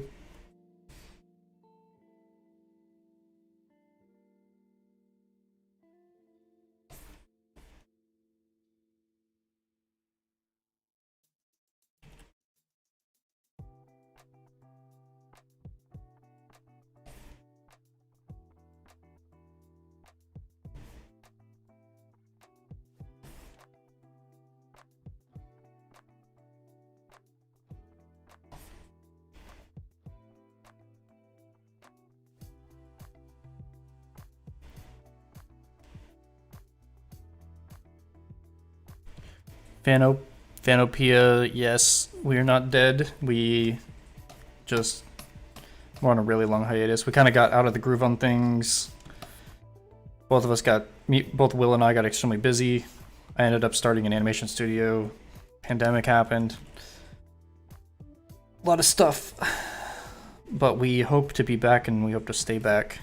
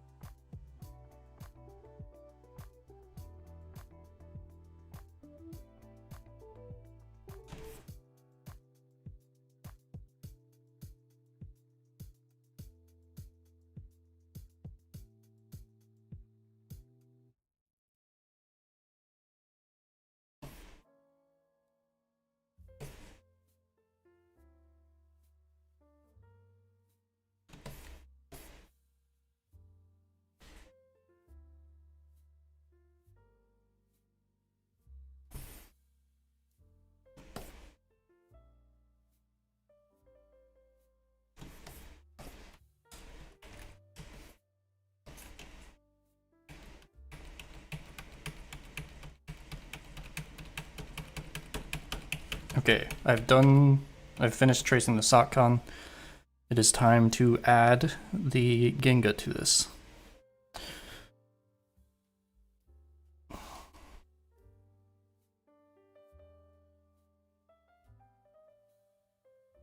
going to turn off the second key checks layer, turn on this layer, which has the second key in it. Yeah, it looks like he redid the shadows here, which is good. Because before it was like there's windows in this room, and the windows are hitting her, so he was making it make more sense. There shouldn't be light hitting the front of this. Okay.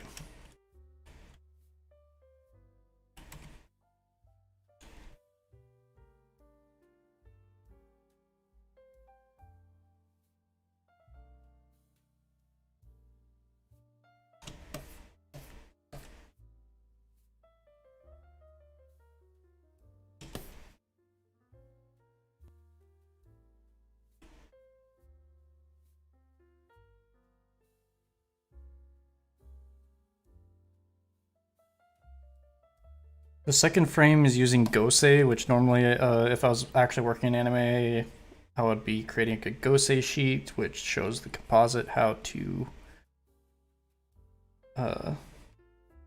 copy and paste. But I'm just going to copy and paste here.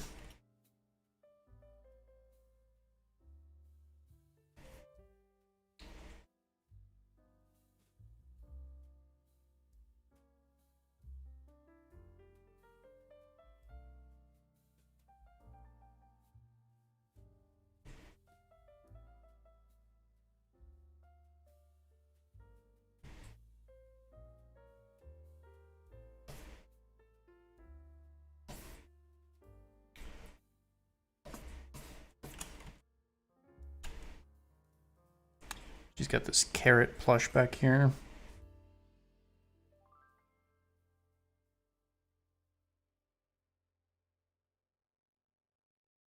I think it's in red because we're gonna make the outline a different color to make it look softer.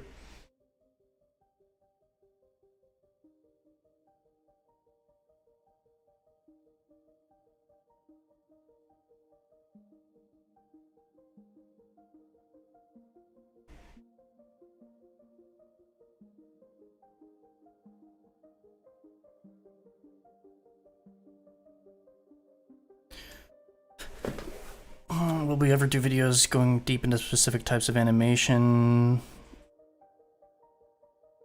for the process of traditional animation in Japan versus something else? I think there's enough videos out there on Western animation and not enough on Japanese animation, so I think if people need to see the differences, they can probably just learn that way.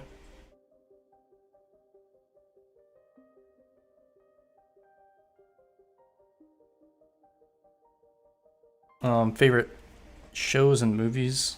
I'm gonna go with movies. I like every single one of Hayao Miyazaki's movies. And I am a really big fan of Makoto Shinkai.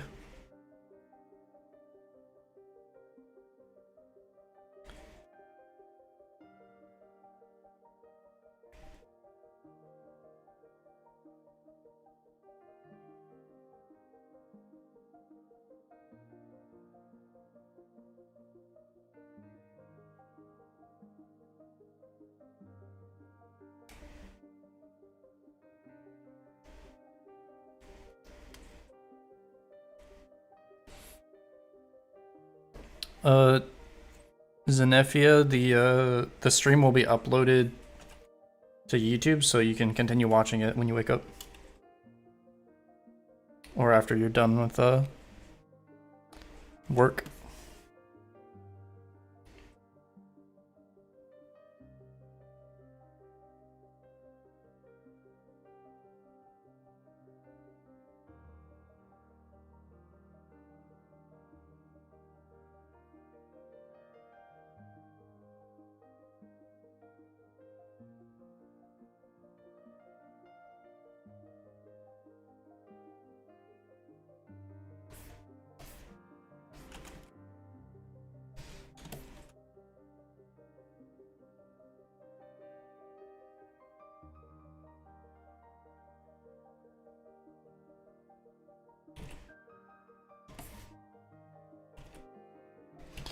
I am kind of ahead of myself right now. I was supposed to actually do the timesheet first. So after I finish this frame, I'm going to go back and do the timesheet.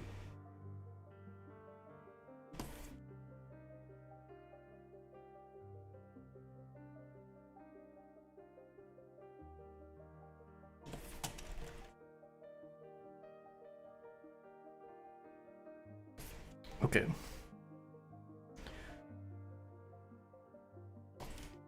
So on the timesheet, I gotta fill out the Douga column, which is this. This is the Douga column right here.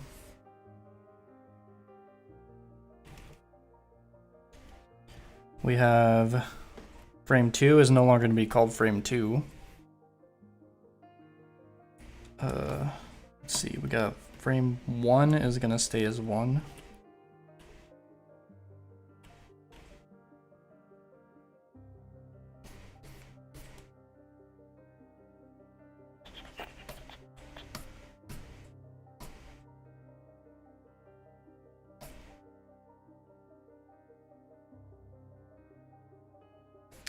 We're gonna go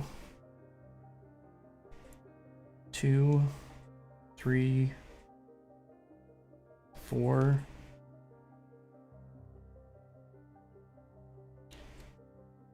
I'm gonna be cheating a bit. I'm gonna change this to 4s.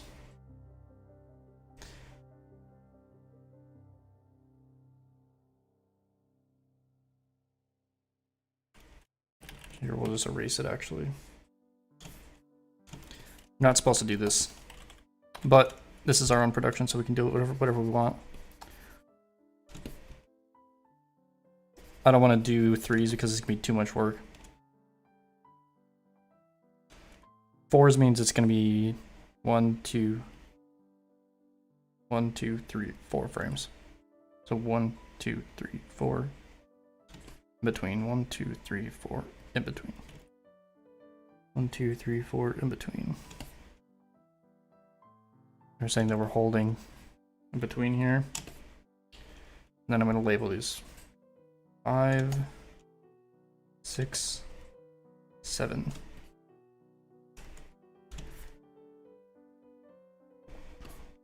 So between 1 and 2, that's going to be her breathing in. Back here, she's breathing out.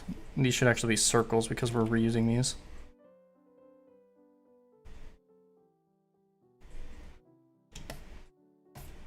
And this will be 1. It'll be backwards from 2. So 7, 6, 5, 4, 3, 2. 7, 6, 5, 4, 3, 2. It doesn't work because we still need to get rid of the get the 4s. 4, 4.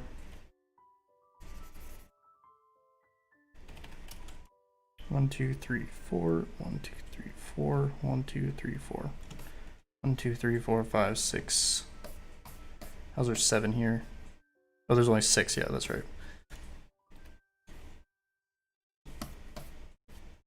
2 is going to become 8.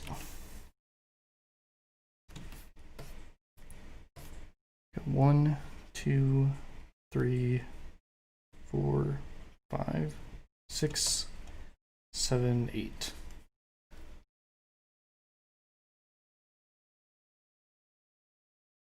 Do you fill out the timesheet after you scripted the animation when you do it digitally? Yeah, it's better to kind of know what these numbers mean. Justin, laptop's gonna KO on you. Yeah, thank you. Thanks for stopping by the stream. 1, 2, 3, 4, 5, 6, 7, 8. Now we're set number 2. Make sure we're on our. We're recycling these again. This might not be as many frames as I expected. We forgot that we get to recycle because she's going backwards through the same motion.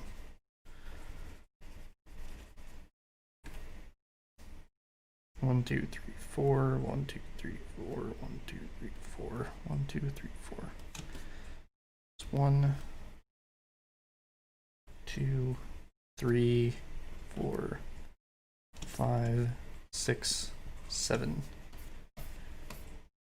8's right here. Holding, holding, holding, holding.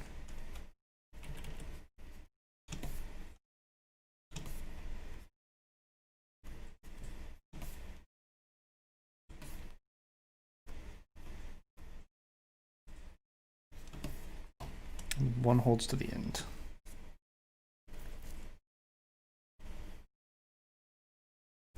Is this actually too much work for one person? Yeah, well, I mean, if you're talking about the entire animation, yeah, probably. These are going to all be the same. 2, 1, 3, 1, 2, 1, 3, 1, 2, 1, 3, 1, 2, 1, 3, 1, 2, 1, 3. This is a pattern, I think. Let's see. 2, 1, 3, 1, 2, 1, 3, 1, 2, 1, 3, 1. Okay, yeah. 2, 1, 3, 1, 2, 1, 3. That's the loop. Starts on 2 and ends on 3.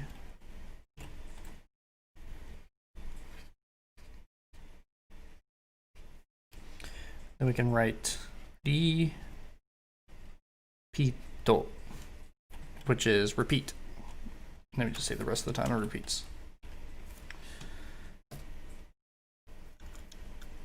Okay. Timesheet is done. We're gonna have 7 in-betweens. 1, 2, 3, 4. Starting on a 5 and then 4's backwards from 2. 1, 2, 3, 4, 5 in between. 1, 2, 3, 4 in between. 1, 2, 3, 4 in between.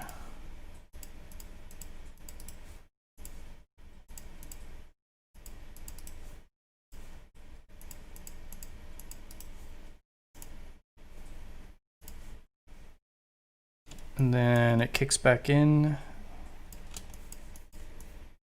Well, she breathes in the beginning too. Let's go ahead and make our cells then.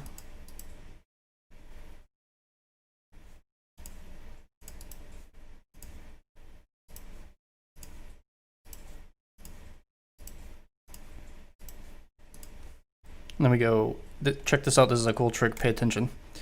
Edit track, rename in timeline order, and it'll rename it 1, 2, 3, 4, 5, 6, 7, 8. Though, yeah, that's right. I'm gonna stop one stops on 22, 23, 22. Bring us up to 22. Then we have 6. It starts with 7, and then 6 is on the second frame, so.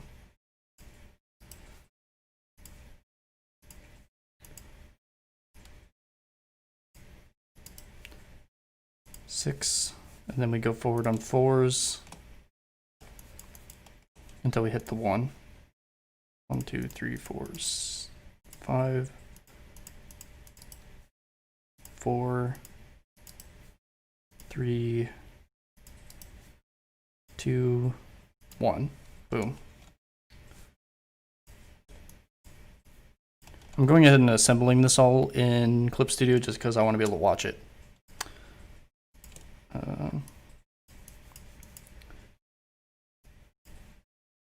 7 starts at 74.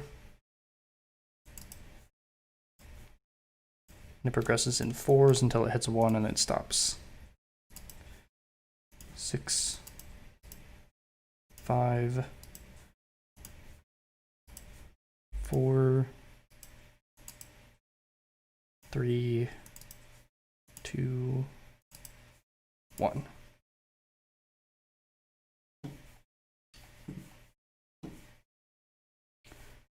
Okay.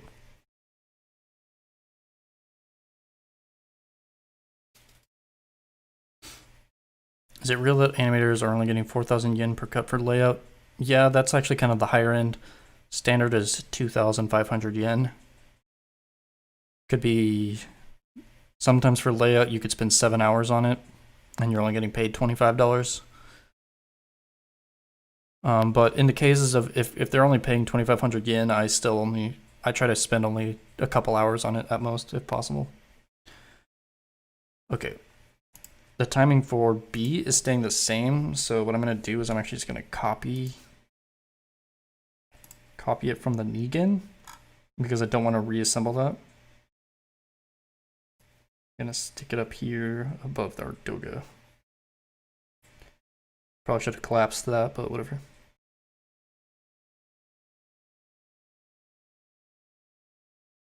I'll stick it here. I'm going to delete copy. There's 3 frames. I'm going to delete these. These are the Genga frames. I'm going to get them out of here. This lets me keep the timeline. And I've got a material built up for Douga that I'm going to stick in here. It's already got my vector layers in there. I'm going to copy it. 1, 2, 3. Boom, we got our alarm clock.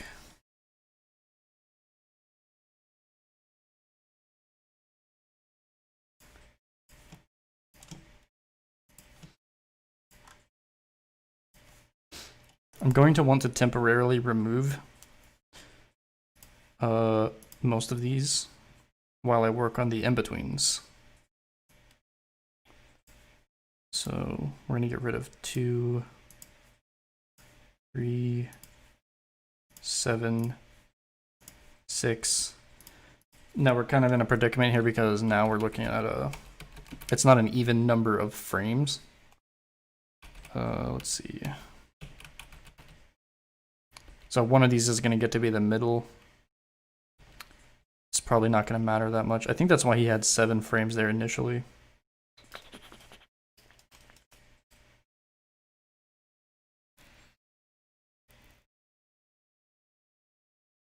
So we had a middle position.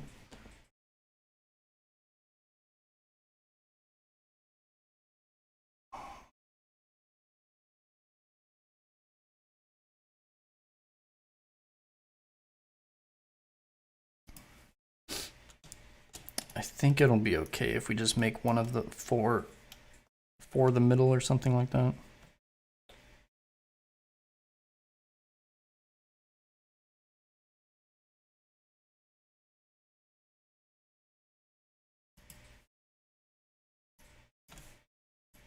Yeah, we'll just say 5 is the middle position. There's going to be a timing sheet in here somewhere, or a timing chart. Let's see. I didn't see one included, so I think it's just supposed to be even spacing. So in this case, we'll make this the middle position. We throw on the onion skin, and we're going to be able to see the what all's going to need to be in between. First, though, I am going to do the alarm clock because the alarm clock is going to be quick and easy.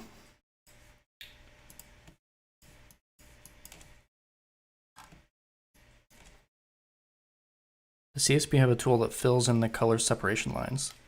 Yes, and you will get to see that when I do coloring. For those of you that are like impatient, I will probably go ahead and color the alarm clock.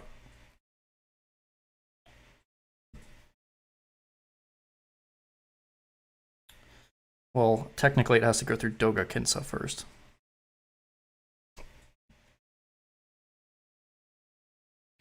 Yeah, you'll have to wait until we get to the paint component to see how we do that in Clip Studio.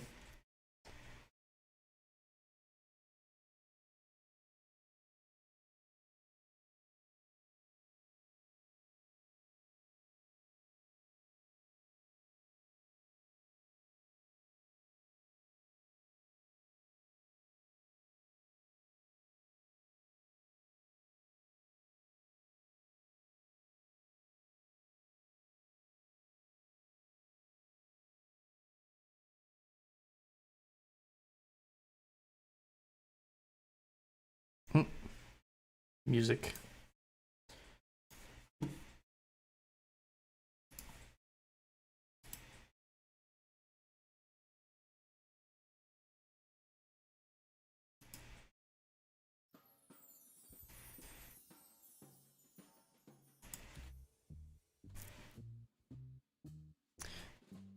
Yes, this is a cute alarm clock.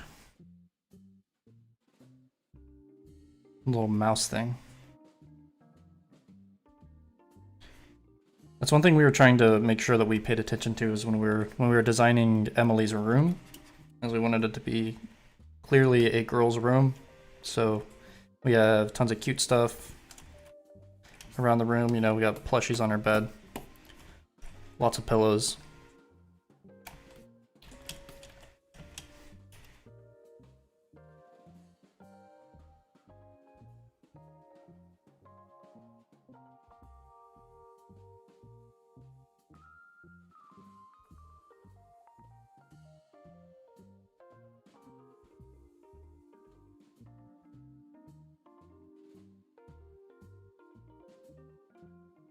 First time on your channel and I'm already loving your work, dude. Thank you. Glad the streams are bringing new people in.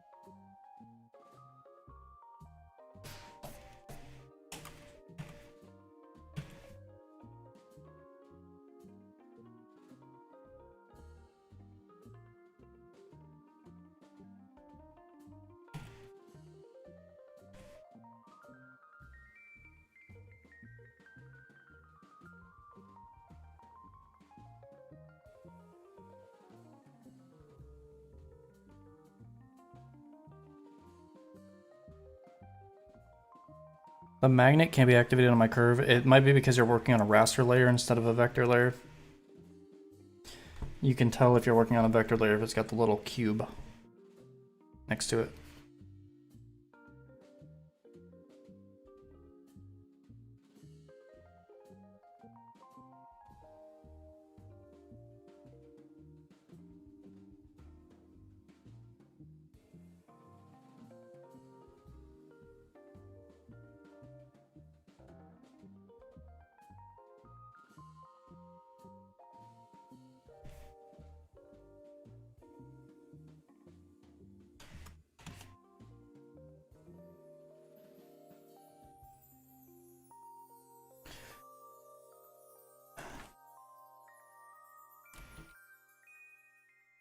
think I can just copy and paste this because it's a solid object. So that's what I'm gonna do. I don't think it's changing perspective. Oh, the shadows are changing. Okay, I'm gonna draw it.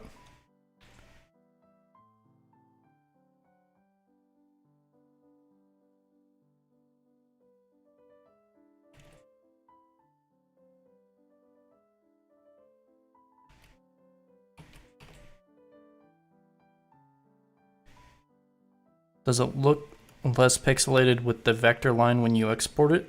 No. It will stay exported until it is painted. The reason we are using aliased lines is because when you use the paintbrush tool, paintbrush, you need it when you use the paint bucket, you want it to be pixel perfect.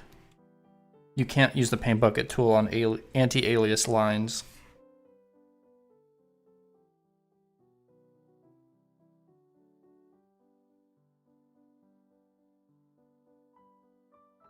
At the very end, it all gets smoothed out in After Effects.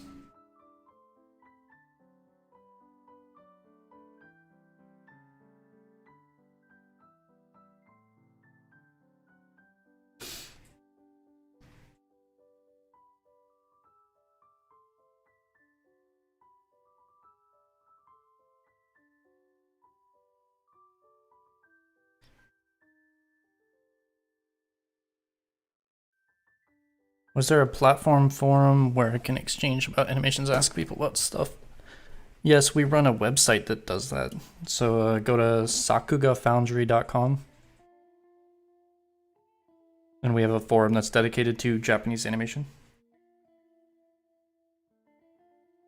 The community's still pretty small there, but people still post there pretty much every day.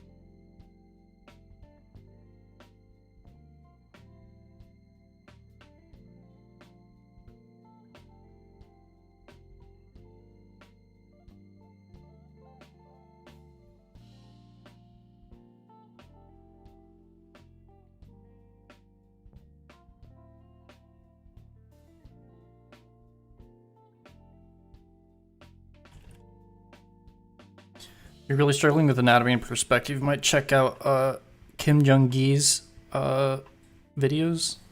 He's got a lot of really good tips. Like the famous Korean artist.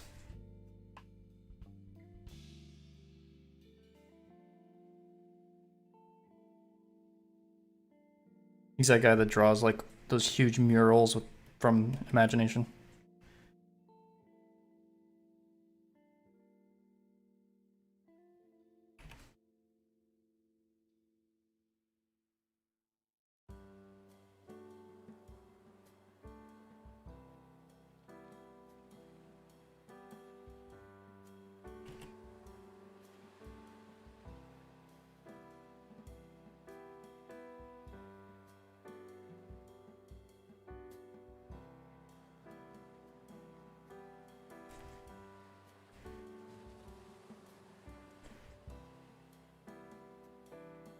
Hi, Aros. Thanks for stopping by.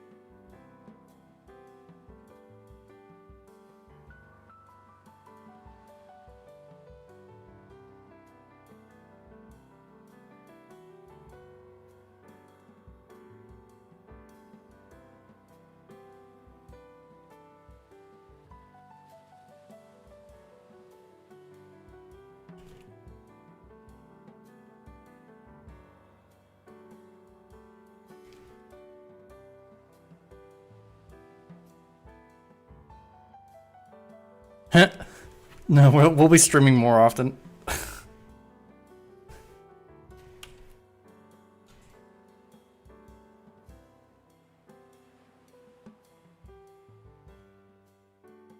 It's not wrong, the last stream was 10 months ago. And then we dropped off the face of the planet.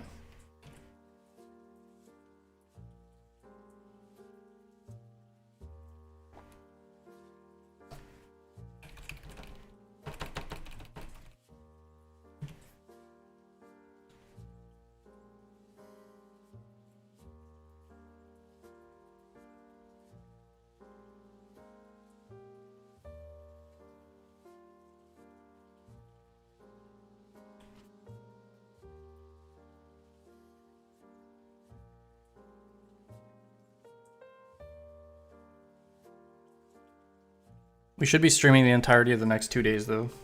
Me and Will just keep passing it off.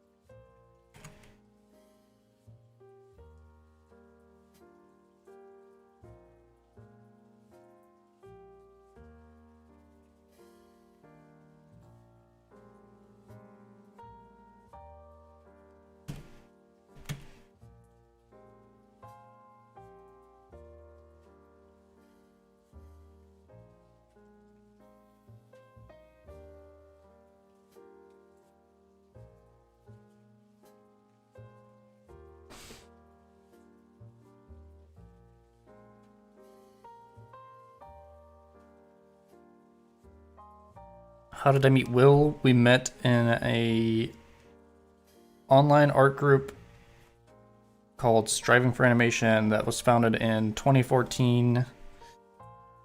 That got started from the artwork critique thread on 4chan.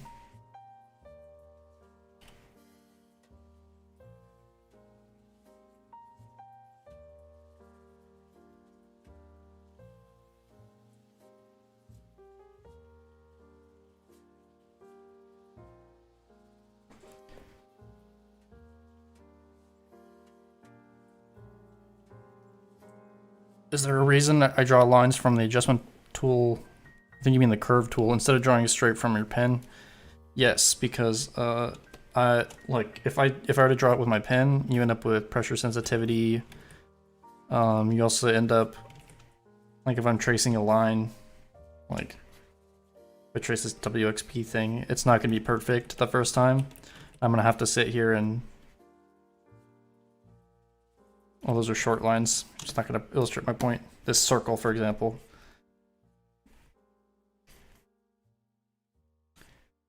I have to draw the line multiple times like this in order to get it done.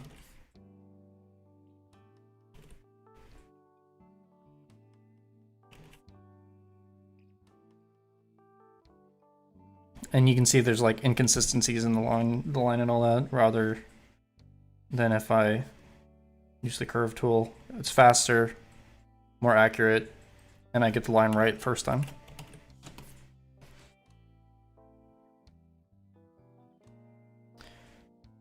Heroes currently in Osaka learning Japanese and going to an animation school on the weekend since they put on free workshops. Language barrier is real. Yeah, if they let you, you should try to record it. So you can make sure you understand everything. Should I get a cracked version of CSP? No, because CSP is not very expensive. I think they have a monthly version that's only $8 a month.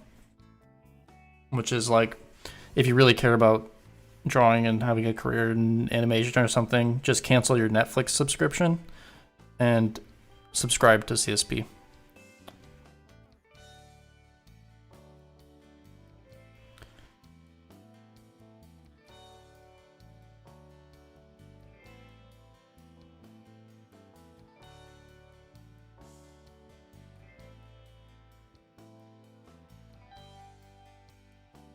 How good am I in Japanese? Not very good. I can read some Japanese, like For example, I know this says Shito Kochirade.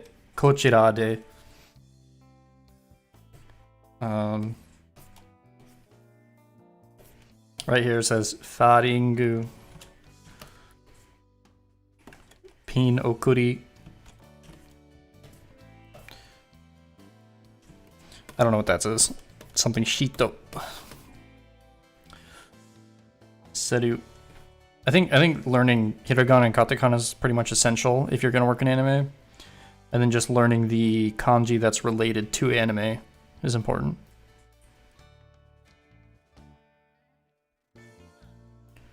Any free drawing softwares to recommend? Paper? Oh yes, Paper's not free.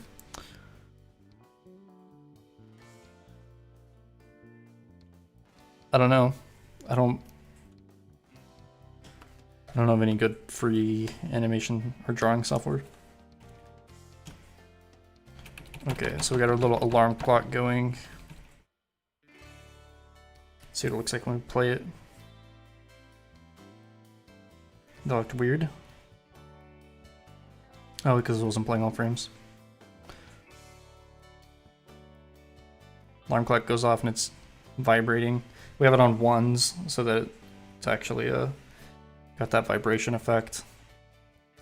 Without it being on ones, we would have had to use smears.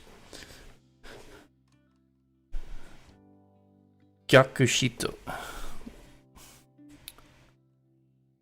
Do studios train you on their style? No, but they will give you style guides.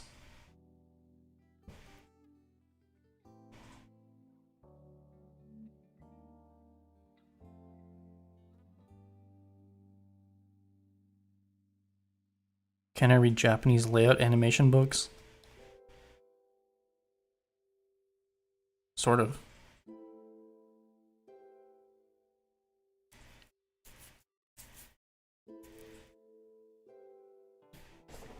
Okay, now I have the Gosei.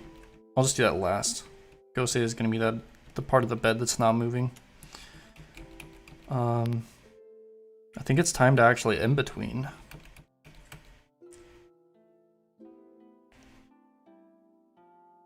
Something different's finally going to happen.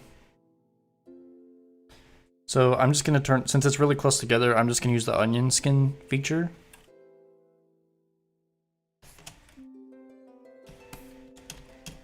And I just have to draw lines between the lines. I have to be very careful that it's dead center because I'm going to need more space to in between the in-betweens.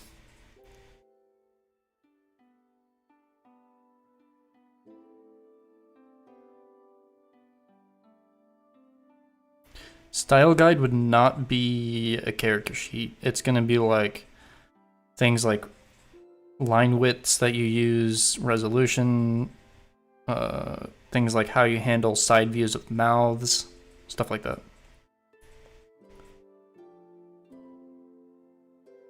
Okay, Will says I need to use the light table for the face, yeah. Okay, fine. I will use it for the face. Oh, shift and trace? Yeah. Makes me feel like I need to just do that first.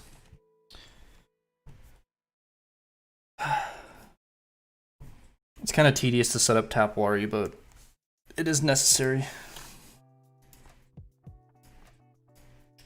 So I want 5, 1, and 8. So I'm going to click 5 first, control click 8 and 1. Go to the animation cell, light table, register. It's defaulting to black. I don't want that. I want to do a half color on both of these, and I'm going to set one to blue and one to green.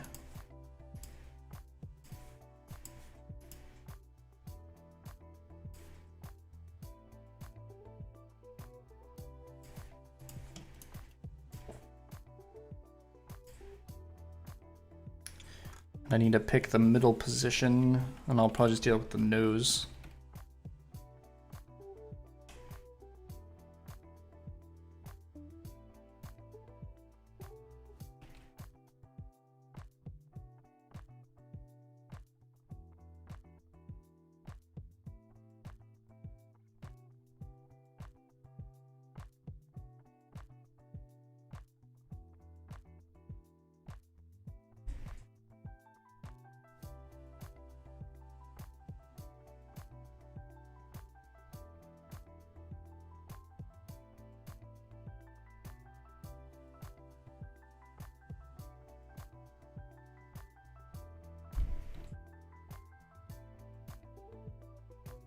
And now what I want to do is I want to take the first cell,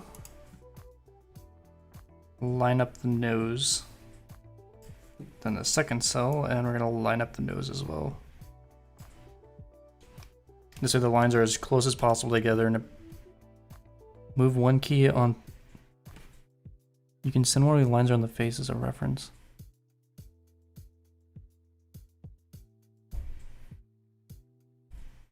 Oh, really? I didn't know about that. I'm gonna try that. Okay.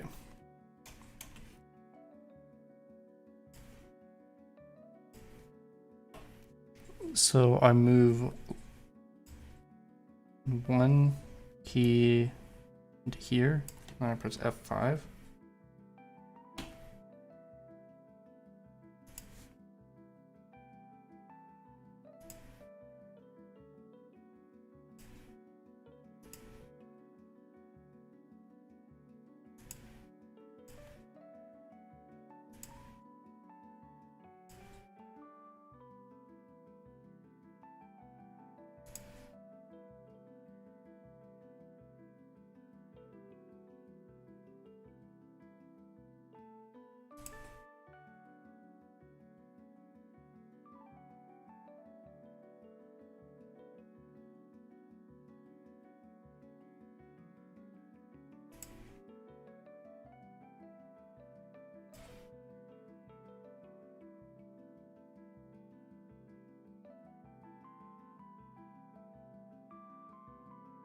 Press F5 to get them. It's not doing that for me.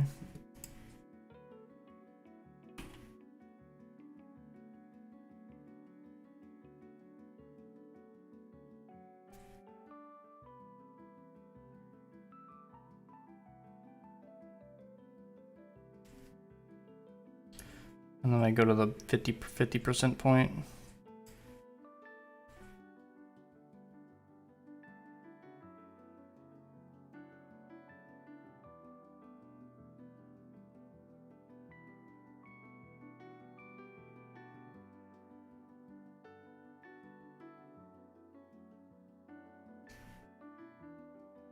I'm gonna assume 50.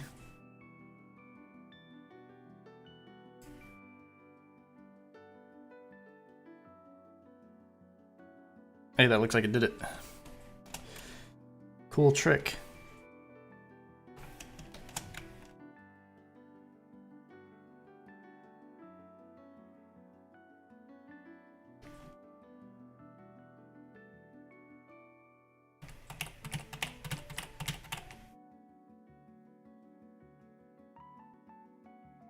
This is gonna be tough.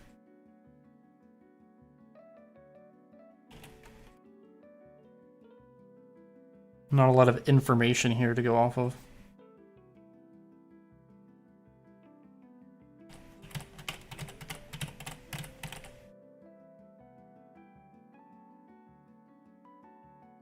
I don't know how I'm gonna get 7 in-betweens out of this. Oh. Will's back.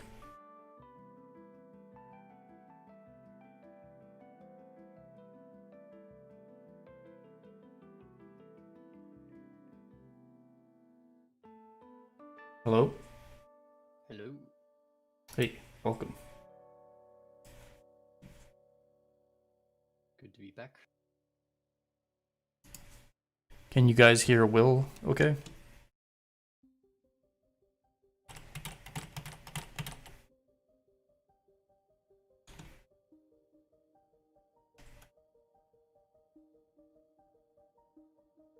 Zoom enhance.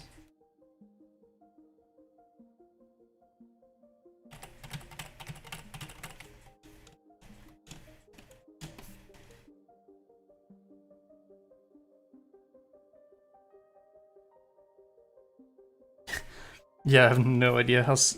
I guess because it's moving up, I think it'll be okay.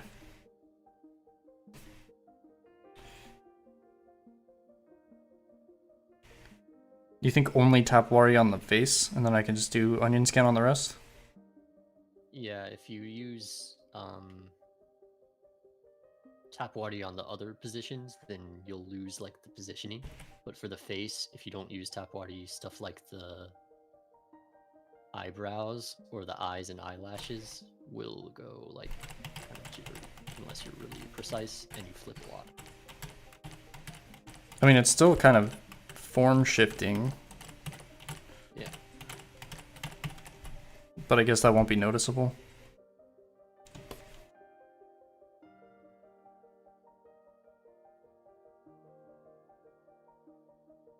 I mean, you just try to line up the eyes and mouth as much as possible. I mean, the face is changing shape, but that's just from the keys. Yeah. I'm a bit quiet on the stream. If you can make my voice louder, I don't know.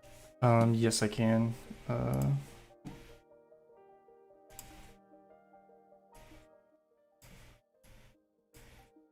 Okay, try it now. Okay. Test. Hopefully a little bit louder.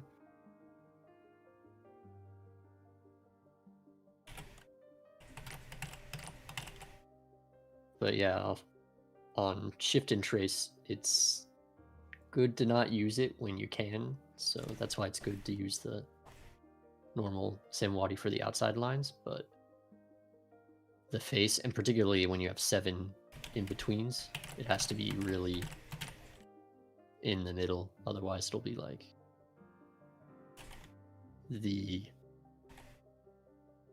basis on which you do a bunch of drawings where the in-between goes like out of the motion between the keys. So like the eyebrow will be long or too thick in the middle, and so like then the eyebrow I'm will... flipping on stream. Do you think that looks good? See, like that eyebrow is too thin, for example. It's too thin on the inside and then too thick on the outside. You switched to a thinner brush though? Yeah.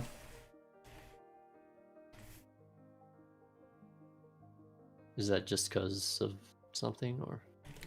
It was because I couldn't... The pixels are like misbehaving with the I have my mic maxed out, so I can't really turn it up anymore on my end. Yeah, I've got you at 200% on Discord. I can try... I'm maxing out these desktop audio. Okay, that's gonna be as good as we're gonna get. Test. Hopefully a little better.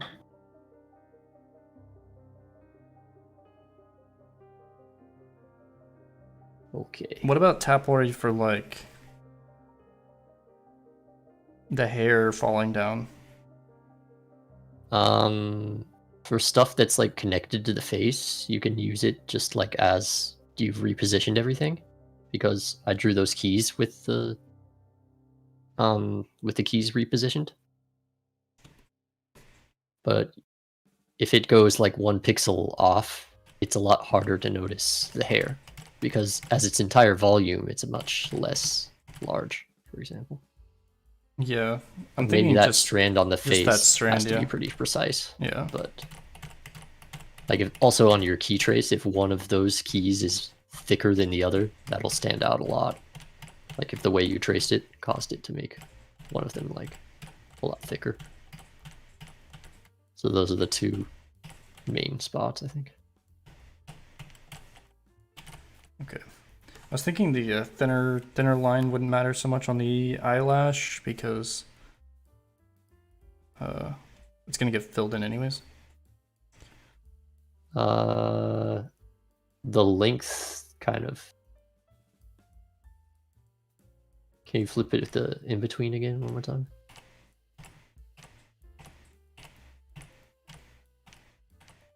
So her left eyelash is too short on the inside, for example. Yeah, right here.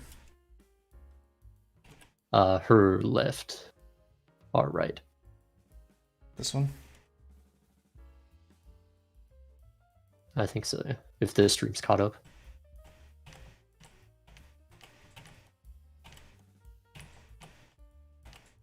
So that's the kind of stuff that you have to watch out for, particularly on this first in between. Mm-hmm.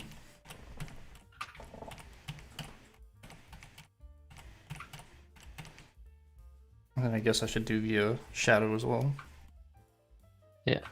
Well, you have everything repositioned to draw the line and the shadow all at once. It's the most efficient.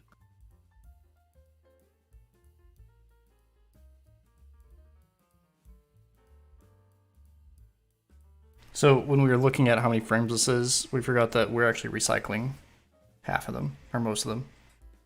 Half of them? Yeah. Yeah. Well, it's So it's just only the 7. same frames going back and forth. Yeah, right? exactly, 7, yeah. So you're gonna go for the full 7, or? I'm doing 6. Okay. One issue though is there's no middle position. There's no middle frame with 6. So I'm just doing 5 as the middle.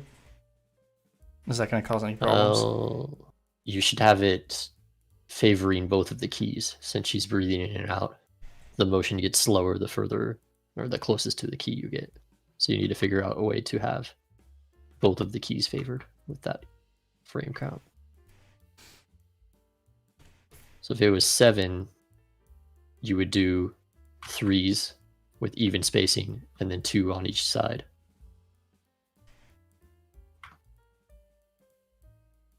So if you want it to be 5, I think that's why we ended up choosing 7 in the first place. Well, it just adds another one. Because originally you had it go. If you had it as 5, you could do 3 with even spacing, and then 2 extra ones on one side and 1 extra one on the other.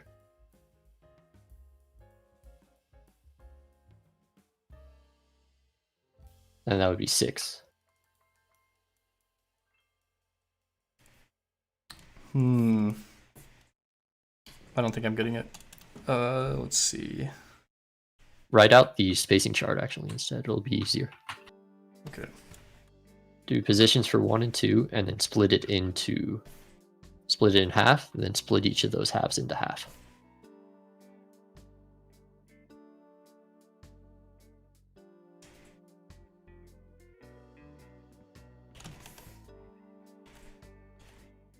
I'll just wait for the stream to catch up, because I can't see yet.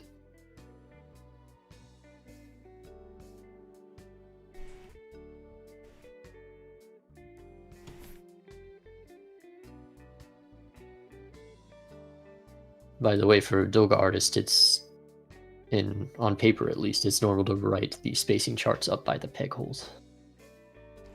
So that when you have the spacing chart up there, it gives the Douga checker. I'm putting it in the right spot, the information that they need to check it. It's supposed to be to the left of your Douga number. Douga number is on the top right. And so I can just move this then. Yeah. Okay. So you cut it in half, and then you cut each of those halves into half. So you have 3 in-betweens, right? And then you want it to favor both of the keys. So on each side with a key on it, you cut that in half once again. So now you're up to 5 frames, right? Yeah. Yeah, so and then 6. You cut it in half once again on one of the sides. It would be 6. Okay, yeah. So I will put it... Does it matter? I guess... It doesn't really matter. It would be on the second key. Wouldn't the reverse have different spacing? Or different timing? It doesn't really matter if it's just going back and forth. That's why we had 7, because it's symmetrical timing. Yeah. Or symmetrical spacing, sorry. So I guess I'll just stick... I was making 5 the middle position. 1, 2, 3. So we'll put 1 here. It would be either 4 or 3, depending on which side you put it. Wouldn't it be 4? Yeah, I'm doing 4. It's the extra. Yeah, okay. That look good? Good. Yeah, that's fine. Oh, and there's 1 more on there. That's 5, right? The stream's still not caught up yet. That extra 1 goes to next to the key, not between the in-between. Okay. So then it favors the keys. We want So I to can put favor it the keys as much as possible. closer to 1 or 8. Yes. You want it to favor the keys as much as possible.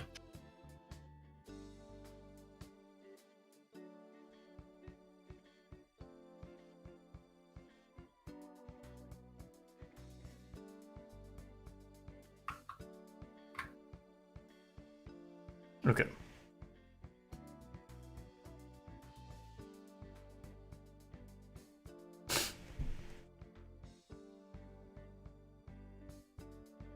And then since it's getting reversed, I put an arrow back, right? You don't need an arrow really for any of it. Okay. I guess just that one arrow is fine.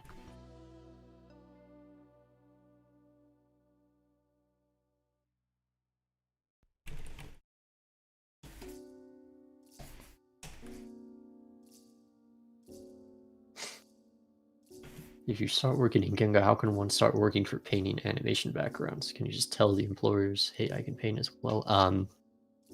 You can't really get freelance background painting work, as far as I know. Because a lot of times you work as a unit. We get really close to getting some background work, but they ended up deciding against it because they're like, we're just gonna handle it in house. But it was on a production that had really bad backgrounds. So I think I know for most productions you have to like work as a unit in conjunction with the background director.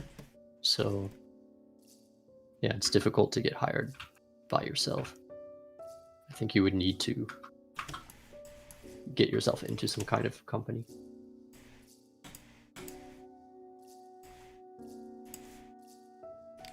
Okay.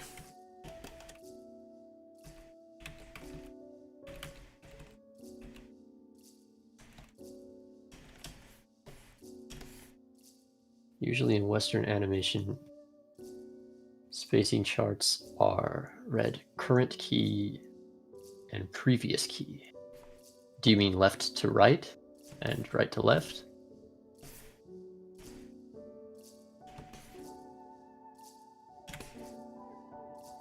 As in which frame they're drawn on. Yeah, that's right. So if you have A1 and A2, you would draw the spacing chart on A2. As far as which number goes to the left or right side of the chart, a lot of people change that up depending on which direction the motion is. I'm just going horizontal because this is Douga. But I think if I was drawing it on the Genga, I'd go vertical.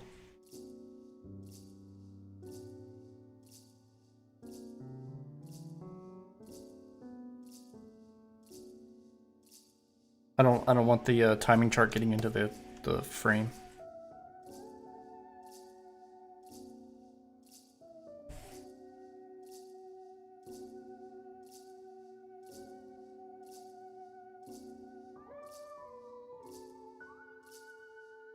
Oh, Will. Yeah, they indicate the direction by the arrow. Do I copy and paste the Gosei now, or is that later? It's done before paint. Well, if it's Min Gosei, it's done after paint, I'm pretty sure. So Min Gosei is for the copy-pasted parts. There's ones where you separate it into planes, which are basically the same as layers. And then line Gosei. Sen Gosei is when you separate everything as lines. So you have an incomplete line art, and when you paste line art A and line art B together, it becomes a full cell, and you can paint it all together. Mm-hmm. And then Min Gosei, you have one layer that's colored in, and then layer B is pasted on top of that every time. Or I guess in this case, you would be pasting layer A underneath layer B for every frame. So I would need to make a separate layer to paste it in instead of pasting it into the same. Well, ideally, we would do the Gosei in the paint software. So yeah, you should leave them separate. Okay. So I would need to make another layer called like B apostrophe or A apostrophe. that'd be like the child layer. Yeah, you need a parent and child relationship is what they call it. A gose oya, parent, and gose ko, child. I've seen it also use like a dash, like a tick. The dash goes on the gose child. Should I put ko or should I put a dash? In my studio, we wrote gose ko and then a dash next to the number. A gose. You mean a apostrophe? So gose ko and then A1 dash. And the dash is like an apostrophe, but you make sure that it intersects with part of your number line so that nobody mistakes it for like a hair or something that accidentally got scanned in. But yeah, it's basically an apostrophe that goes next to the number. So you'll have, at the end, it will be gose parent A plus gose child 1 equals A1. Oh, but I don't have to, that doesn't have to be in the Clip Studio. You're just talking about the labels on the actual Douga? Yeah, but the parent and child need to be separate layers and Yeah. frames. But it can be can it be the same layer? Can it be connected on A1, but then it splits off? Or does it have to be disconnected for the entire time? It has to be disconnected for the entire time. Otherwise, there's no way to cut it away from A1. Okay. So I'll have to split that off.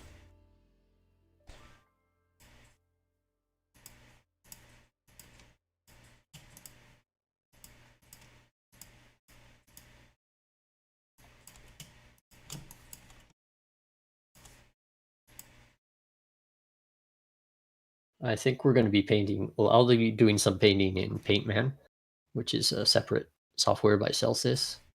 And that's just because the painting process is a lot more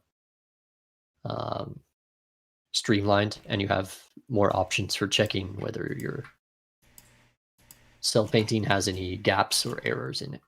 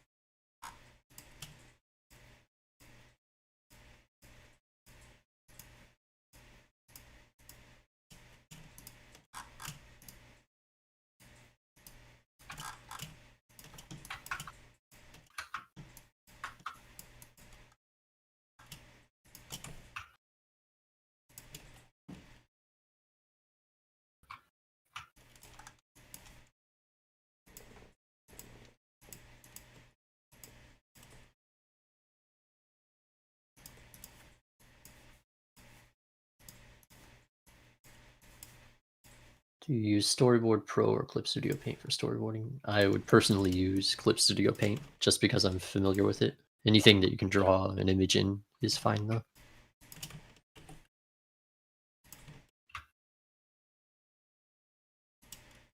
Storyboard Pro might be good if you're like an independent animator and you wanted to add a lot of extra things to your storyboard to make it look like an animatic, and so you can show it around or shop it around to potential clients or people that you want to help get on the project. My Clip Studio might be crashing. Uh-oh.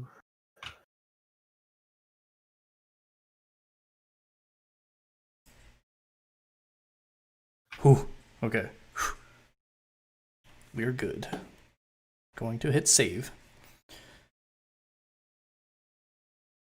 Sometimes it's just the autosave function, and it just like goes to a black screen, freaks you out. Mm.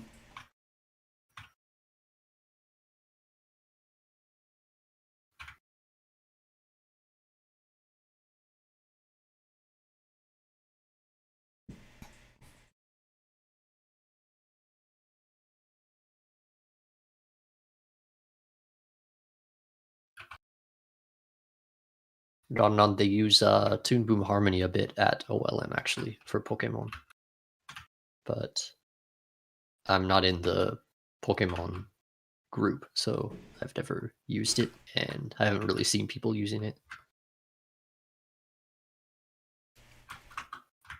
Wow, why is it The taking file's so long? getting kind of big, I guess. I'm wondering if it's the stream overloading my computer right now. It might be the hard drive. I still have free space. I have like 200 gigs free on all my drives. It's just Clip Studio acting weird. Maybe I should just delete some layers. Like the original layout. Could probably get rid of that. How big is the file? If it's more than 300 megabytes, then maybe. It's 144 megabytes.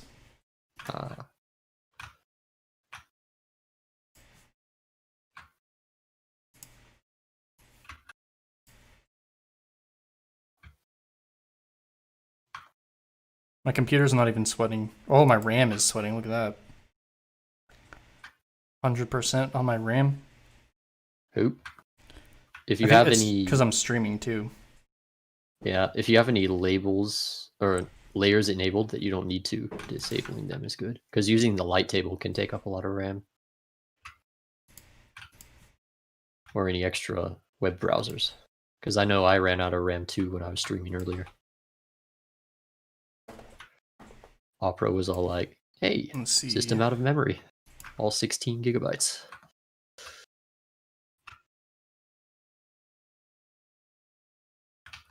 I mean, Streamlabs is actually not even taking much up. It's really Clip Studio.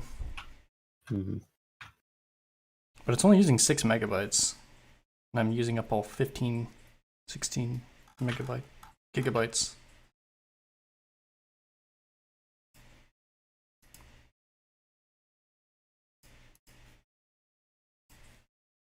Okay.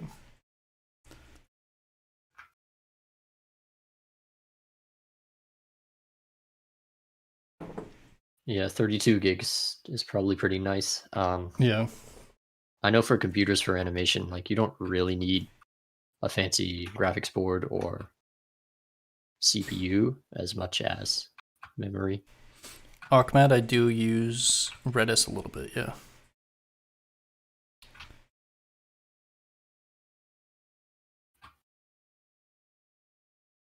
You guys are saying clear the cache, but I don't really know what you're talking about.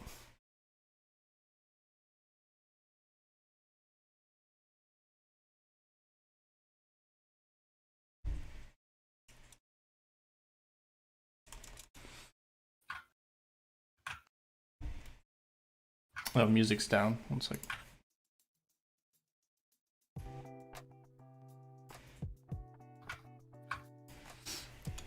Okay. Oh yeah, I was in the middle of splitting off the Gosei. Yeah.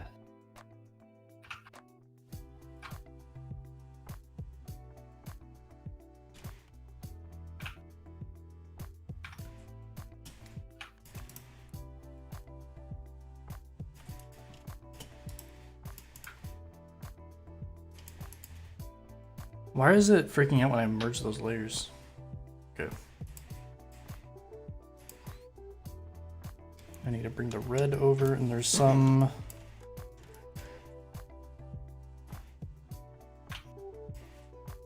Some of this is Gosei.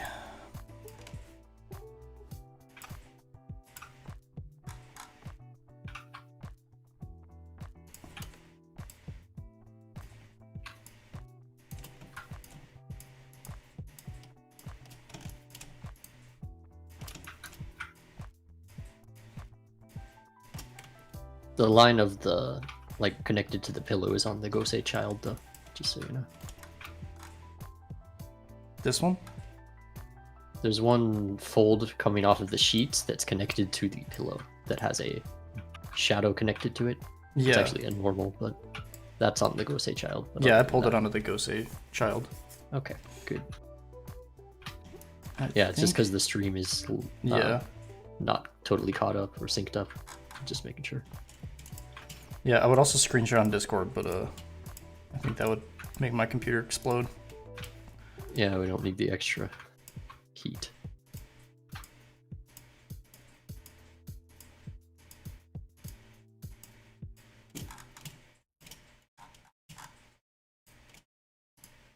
Ah, no.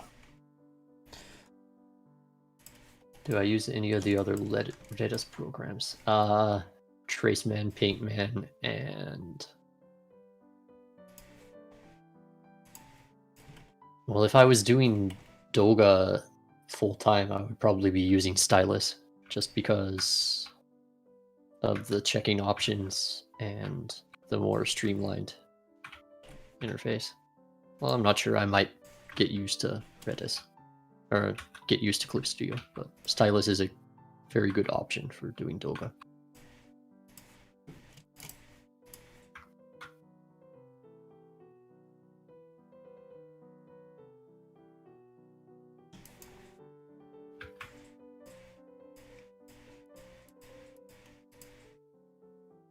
Okay. In the top right of this, I write...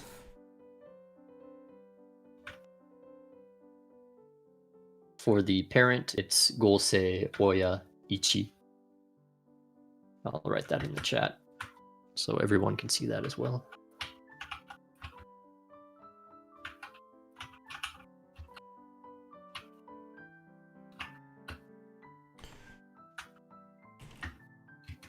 Like this. And then for A1, it's Gosei Ko A1 I don't see it in chat. dash. Maybe check on YouTube. Yeah, I'm watching YouTube. If you're okay.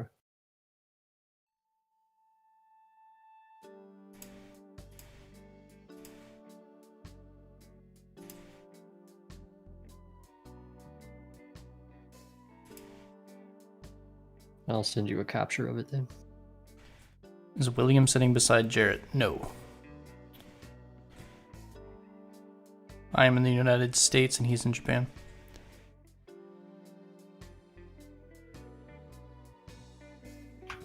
Yeah, for some reason I still didn't see your... I sent you a screen capture of it on Discord.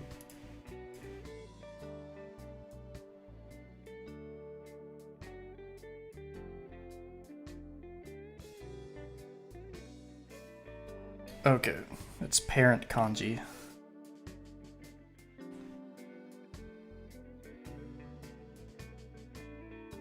I always remember it as standing on trees and watching as a parent.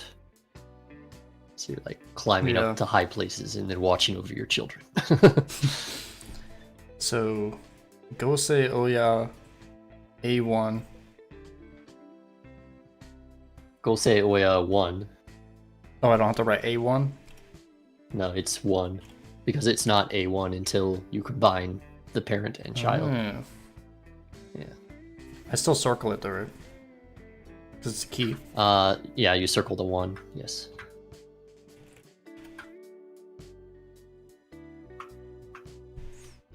Gosei Ko. And that can be A1 dash.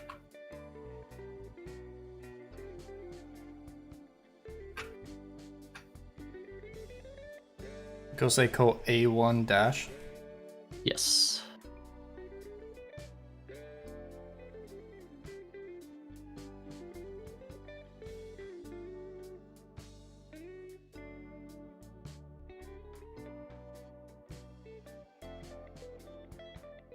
Okay.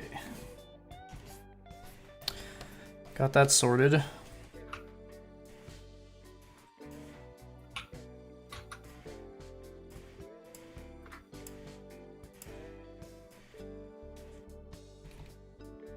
Legendary, you're asking why it took so long to come back for more streams. I had kind of like a breakdown earlier this year where I really couldn't keep up with work at all, and was just having a lot of trouble balancing like work and personal stuff, so I didn't have time for things outside of trying to catch up with work. I think I had a period of like 3 months where I didn't draw a single sketch outside of just trying to catch up. So I was kind of in a similar boat. I was like overloaded with work, and then I had a lot of personal issues as well. I was actually homeless the entire month of October. That was fun. Woo. Yeah, I've got to figure out how to better manage my personal stuff. But it still gets in the way.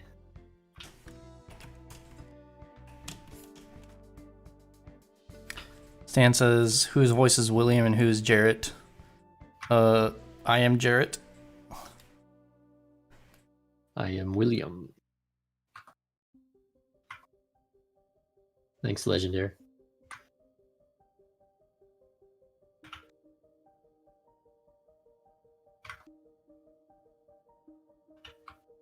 Yeah, I felt really bad about taking the time off, but definitely want to finish this series and have the full process from start to finish. Yeah, same.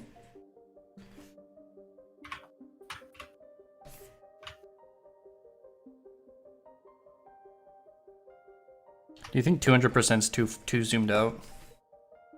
Or should I be at 400? At that size, I would zoom in a little more, yeah. I know I was watching a friend do digital Douga, and he was zoomed in like 600% most of the time. Wow.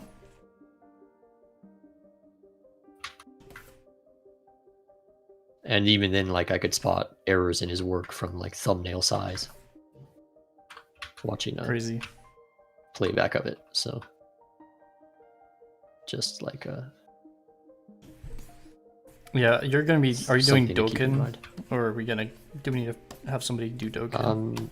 There's a Japanese guy that I've been looking at that has Doken experience and works in Clip Studio Paint, so I'm actually going to offer that he does it.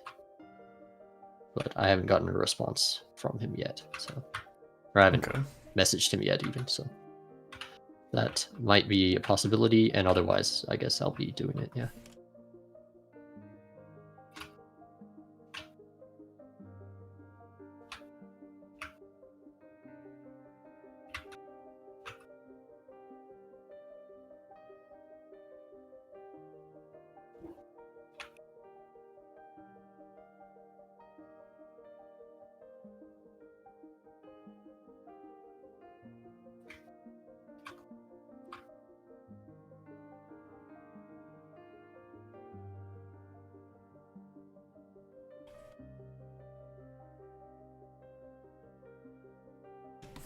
Have either of us applied to JET? And if you have any tips for a friend? Oh, actually you. Okay. I haven't.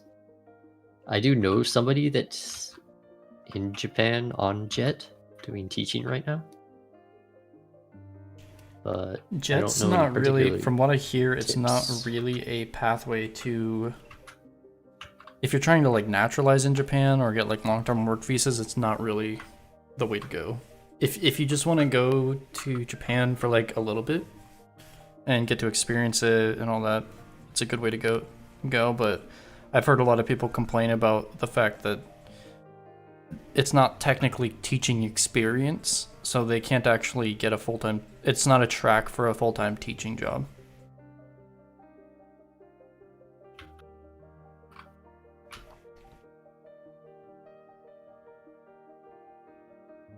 Okay, yeah, that makes sense. Like, I know a girl that was on JET, and that's like one of her biggest complaints. She said she wanted to stay there, but she couldn't because the JET experience is just as a teaching assistant. And if you want to get a visa, you need 4 years of actual work experience as a teacher. So it's kind of a waste of Right, time that unless makes you're sense. just going, if you want to spend 4 years in a foreign country. Makes sense. Emilio Lopez asks, what's Doken? Doken is the Douga Kensa. Kensa means check, so you check the Douga for any errors. And traditionally that would mean that you send anything with errors with notes pointing out the errors to the Douga artist. But in a modern sense, Doken mostly does the corrections themselves. Or they do a thing called Maki Mae Chekku, wherein they flip through the keys and try to figure out spots where the in-between artist is probably going to have a lot of trouble. And then they draw references, or they put in drawings for the Douga artist so they can just trace those instead of worrying about doing a really difficult in-between. The stuff that I was seeing when I was doing, briefly when I was doing the training with George, was she would circle notches and errors and then make me redo it. Yep. So the most horrifying thing when you're a Douga artist is they will take your first in-between out of a sequence, right? So you have keys 1 and key 1 and key 2, and then your first in-between. And they'll put them all 3 lined up together and flip back and forth to check for inconsistencies in the form. And they'll look at it and they'll start pointing out mistakes that you've made on this first frame. And you're like, oh great, I have to fix this frame. But it's not just that frame. Because it's the first frame and all of the other in-betweens are made with that, you have to fix every single other frame next to it. So that's the most terrifying part of the day.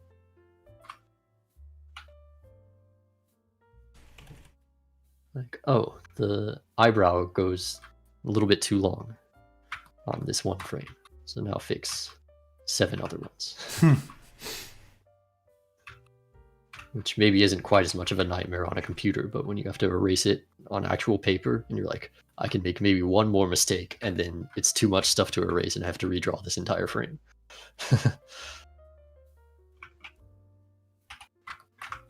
It's really scary.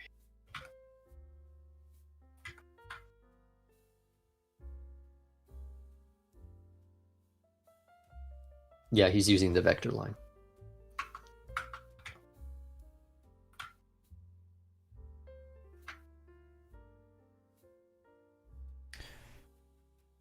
This is a great feature that Clip Studio has, this recovery feature, but it really breaks my groove sometimes.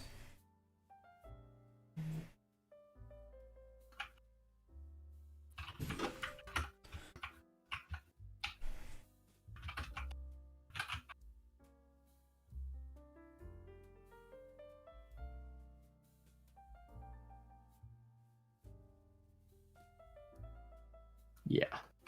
Like I was working on a really complex cut the other day and the file was getting up to like 800 megabytes. And so by the end of it, every time like this autosave happened, it would almost crash my computer.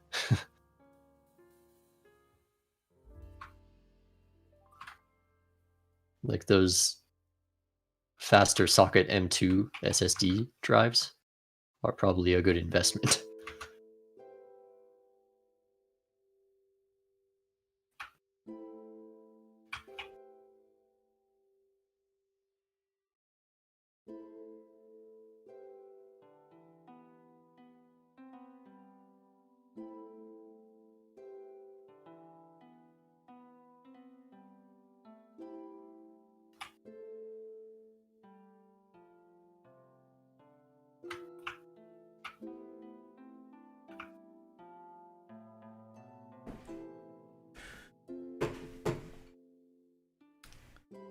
Okay, I need to get a snack. My stomach is growling. So I shall be right back. But Will should still be here if you guys have questions. Yeah, I'll keep answering questions in the chat. I'll look up that thing on the work visa real quick.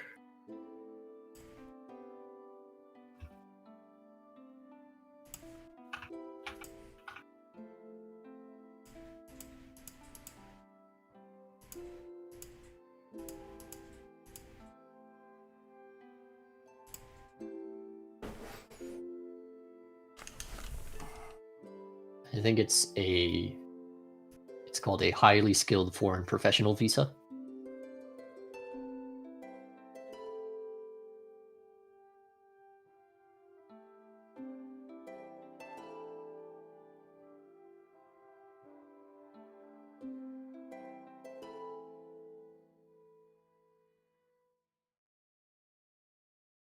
But a lot of the point grading for getting that visa is reliant on like being younger and also having Japanese language proficiency.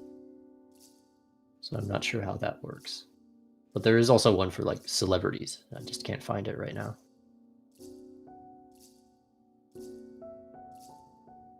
Toei Animation has some off-model drawings in their shows as of late. Is that because they have no time for checks and fixes? Yeah, particularly on long-running shows, there's a limit to how much you can produce in-house. So a lot of it has to be outsourced to other staff. And while there's staff to go around, not all the staff is at the same level as their in-house really good animators. And so they have to sort of pick and choose which episodes are going to be like the exciting, important points in the story, and which ones they can sort of let other animators that aren't so crazily skilled sort of have their own episode where it's not as great, and maybe some of the fans are looking at some of the faces and going, eh. But ultimately, you can still watch the show on a whole. So yeah, it's about them not having time for checks, or the people doing checks aren't quite as good at it. What got me into animation? One of my friends showed me a bunch of stuff that he recorded from Adult Swim, and I stayed up with him all night, like copying it. And he ended up like quitting drawing that same week, but I kind of stuck with it. I was really late getting into drawing, but I did try to stick with it once I started. Some software used to color this animation. We're going to use probably a mix of Clip Studio Paint, which we're drawing in right now, and Paintman, which is another software from this same software studio, but it was developed like 20 years ago for painting digital cells. So it's very streamlined and nice, easy to use. How does stuff like model sheets get shared working digitally? There's a website called gigafile.nu.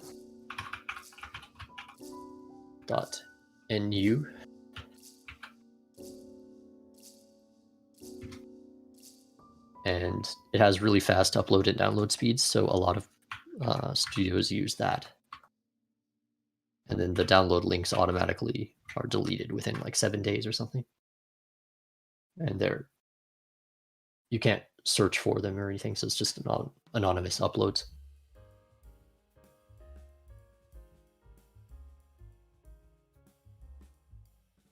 How old was I when I got into drawing? I was a sophomore in high school, so 16 or 17, I think.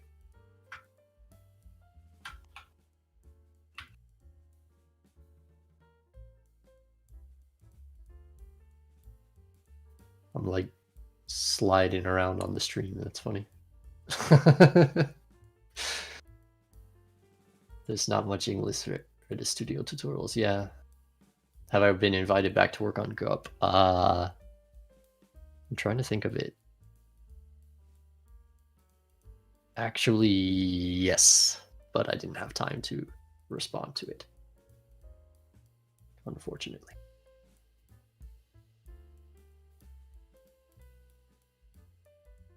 Yeah, Japanese animators look at Sakura border as well. You can hear the classic, oh, I saw that show on the border.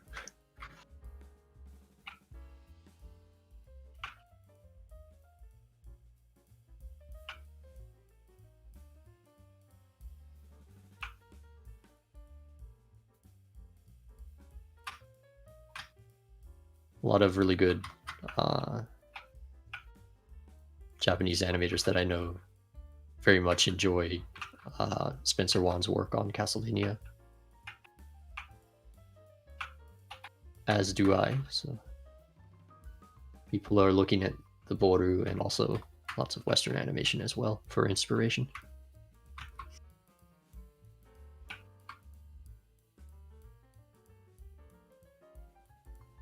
I am 31 right now.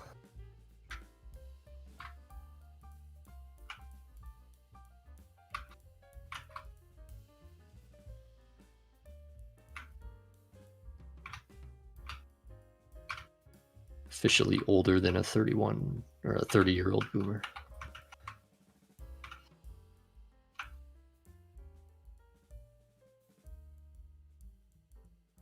Is there any straight ahead animation in the Japanese pipeline? Some animators use it, yeah.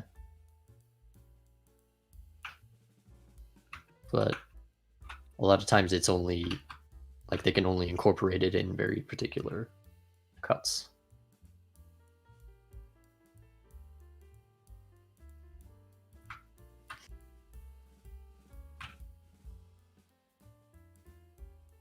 And there's a lot of animators that do straight ahead, but it's on 4s or something like that. Okay, I am back. Kind of. I'm still eating though. Okay.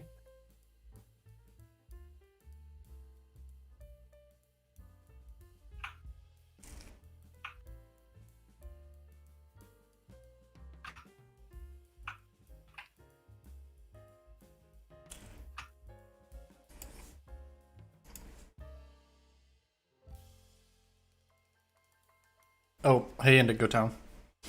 Thanks for joining the stream.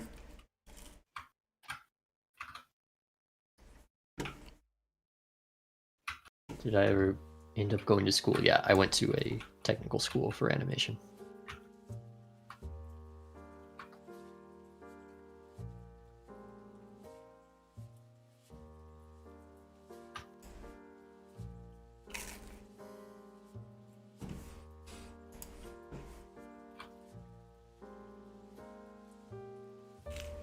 For this is just a short animation.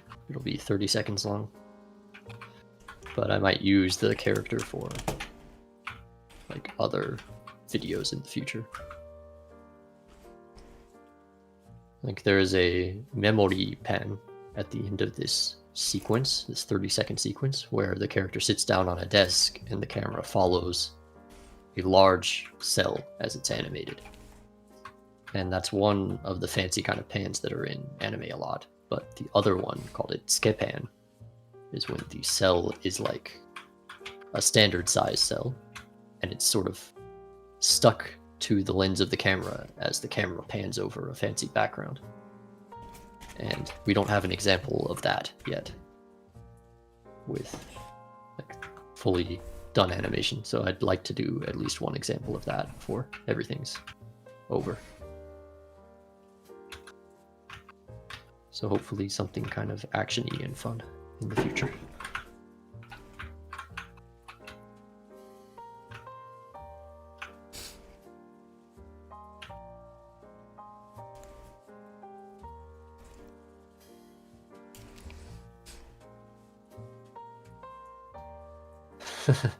Yeah, we spent way too much.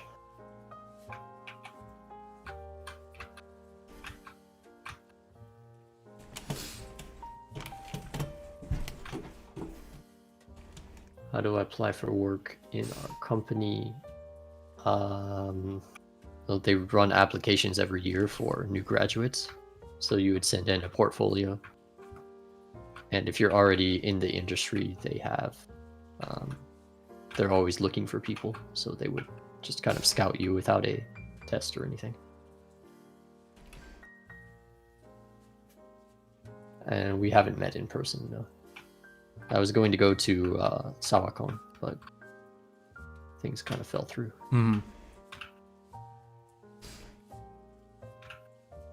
As soon as the pandemic's under control, I guess, I plan on going to Japan. So we'll probably meet then. Yeah.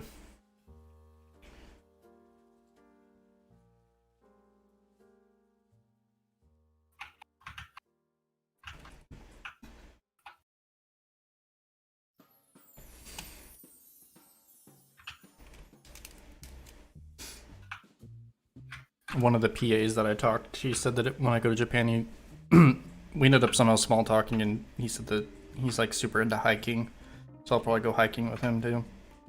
Oh, nice.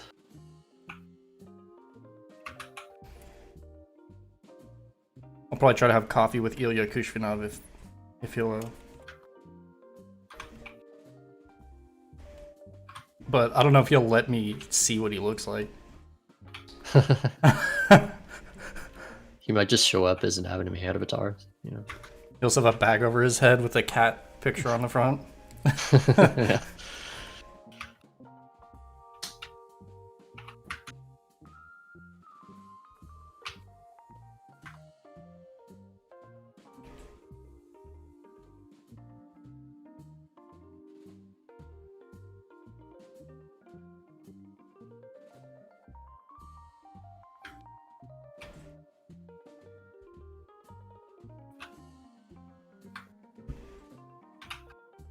Yeah, on that timeline, I guess we would have been streaming during that time, yeah, over New Year's.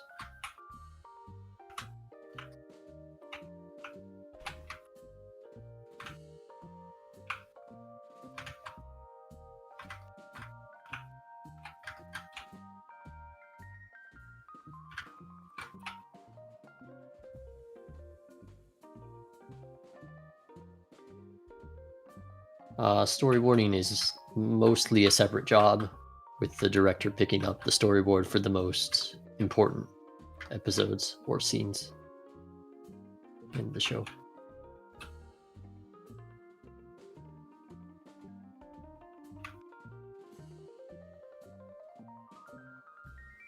You mean the Kantoku? Yeah.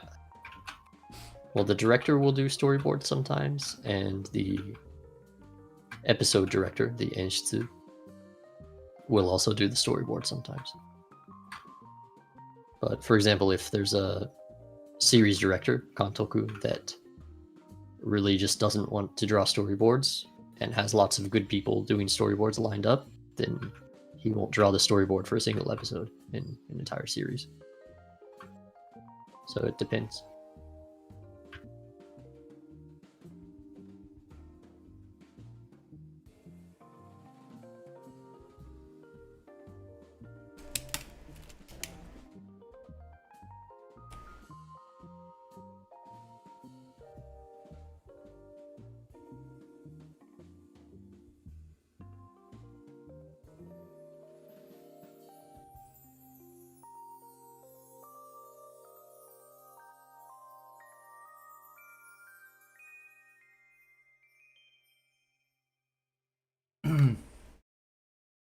Brush size for anime outlines, it varies from 2 to 4 pixels probably, depending on the resolution of the project.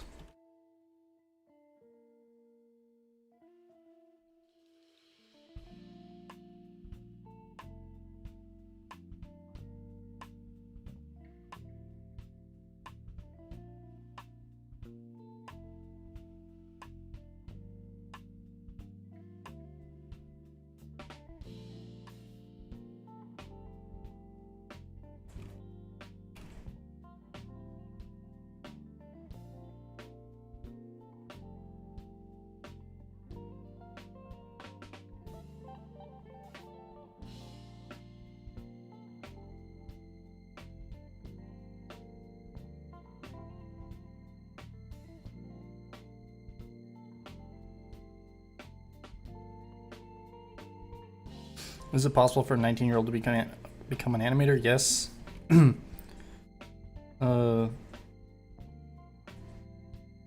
know of a 16-year-old that's an animator, so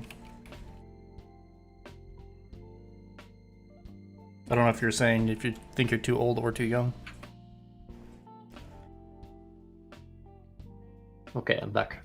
Yeah, 19 is a pretty ideal age, actually.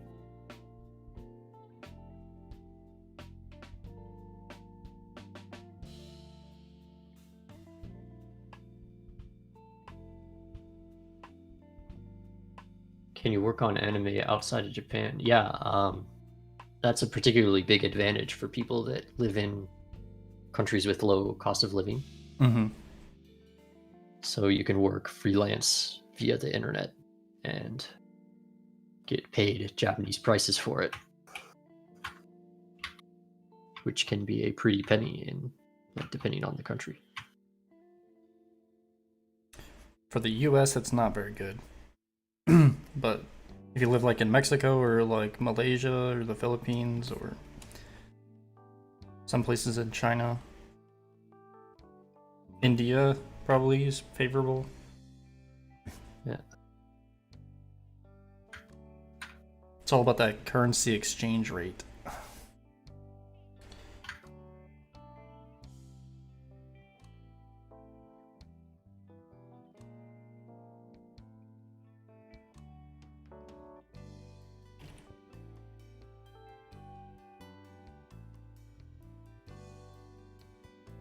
The brush size for the outline is 2 to 3 or 4 pixels, and the canvas size is 150 dpi is the most standard one. So A4 at 150 dpi.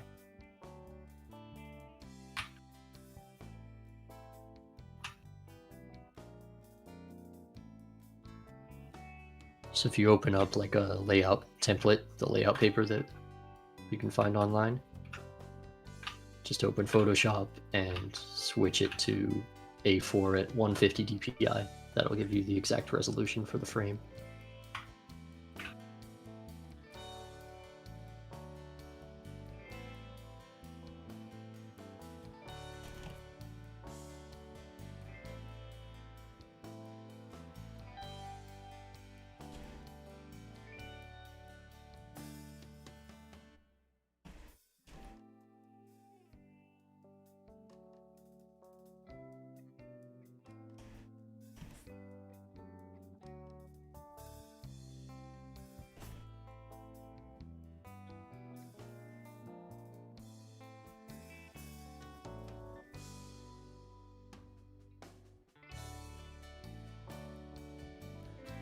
I think I might have had the parent and the child mixed up for the Gosei.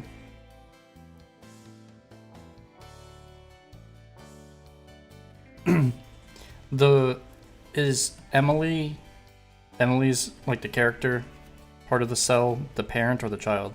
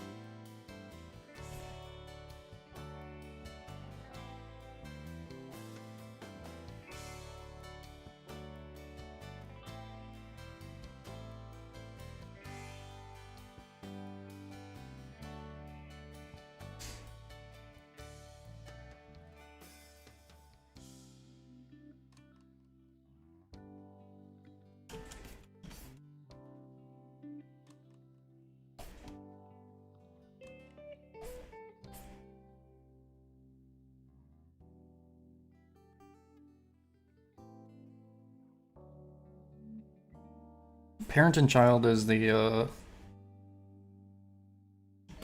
this this animation uses something called Gosei, which is kind of, you could translate that as partial hold. Part of the cell is missing right here, and it exists here. I don't know what happened to Will, but I was asking him if which one's the parent and which one's the child. I think I have them backwards. I think the parent's the one that's sustained, and then the childs get added to it.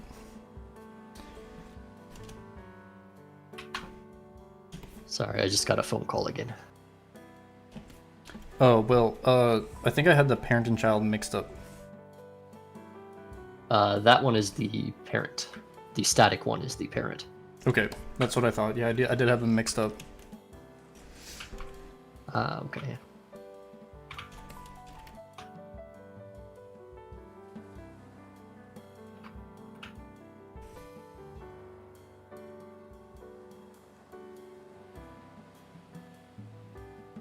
There are rare occasions when you have multiple Gosei parents. So, for example, what's a good example? You have the highlights of the eye with a Dolores blur. So, you know, like if a character is scared and their eyes are shaking, you would have two drawings of the eyes blurring, right? Or maybe it's the entire body shaking because they're scared. And then you have the hair blowing in the wind.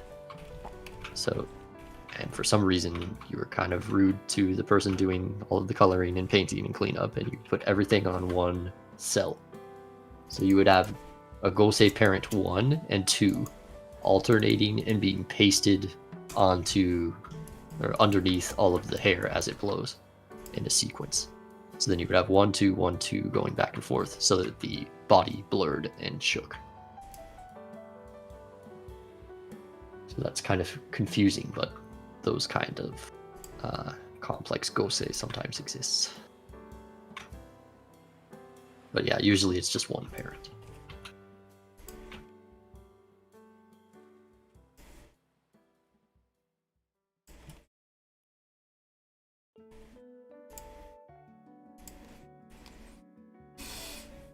Where there's squares in the timeline, these little squares with circles in them are just little markers to remind me where the in-betweens are going to be going.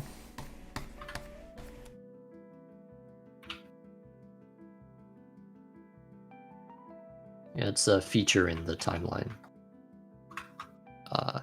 option in Clip Studio where you can mark in-betweens.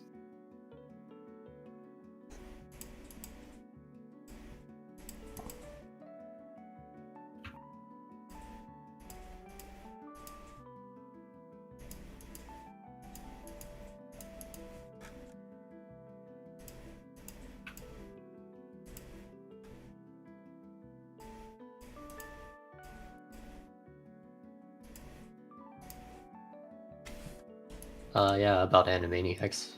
Yeah, you can kind of see that they're going for the top style. Tom's Productions.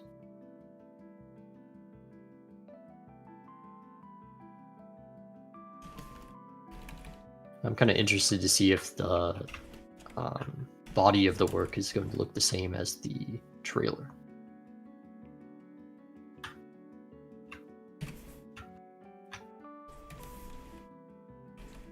Because a lot of times for the actual execution, they'll end up relying more heavily on different techniques.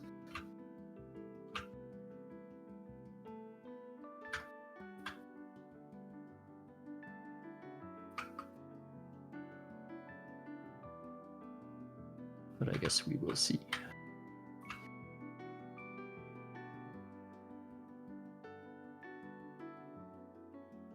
But yeah, more animation on TV or distribution or whatever, it's a good thing to me.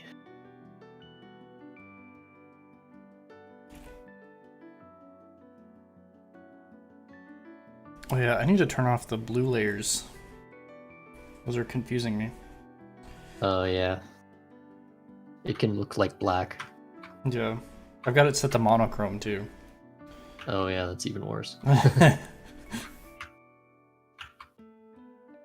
So much easier to look at.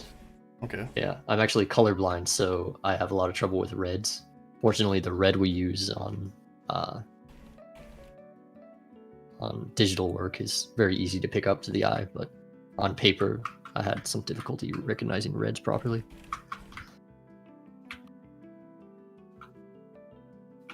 Sad moment if you're colorblind.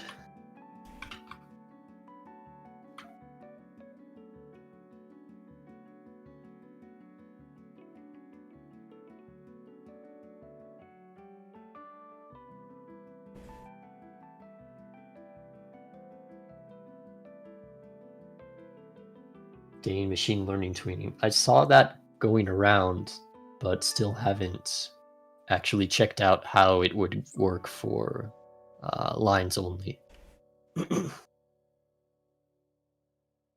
Because what I saw was it worked well for video when you have a certain level of frame rate, but when you're trying to in between like threes or something, because it's interpolation and not AI in between of lines, it'll give you like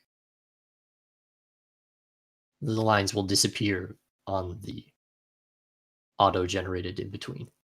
One thing I did see. Go ahead. I really think that for that to work, the AI literally has to use Bezier curves instead of pixels.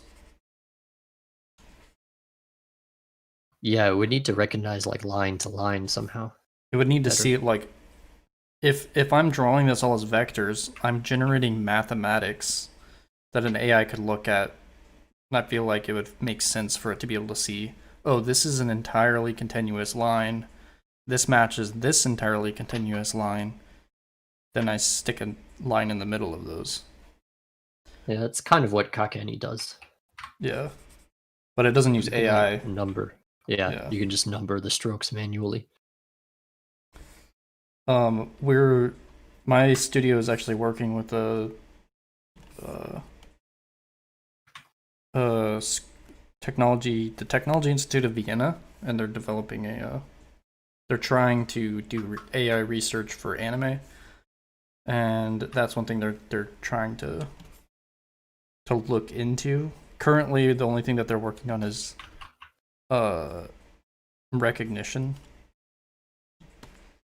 Apparently, once they get recognition solved, then they can start looking at how to get the AI to generate lines in between lines. But it's interesting. One thing that I did see that seemed like you could actually use was a AI automated trace. So you could do the key traces automated and then do the in-betweens by hand. Maybe even with technology that's available now.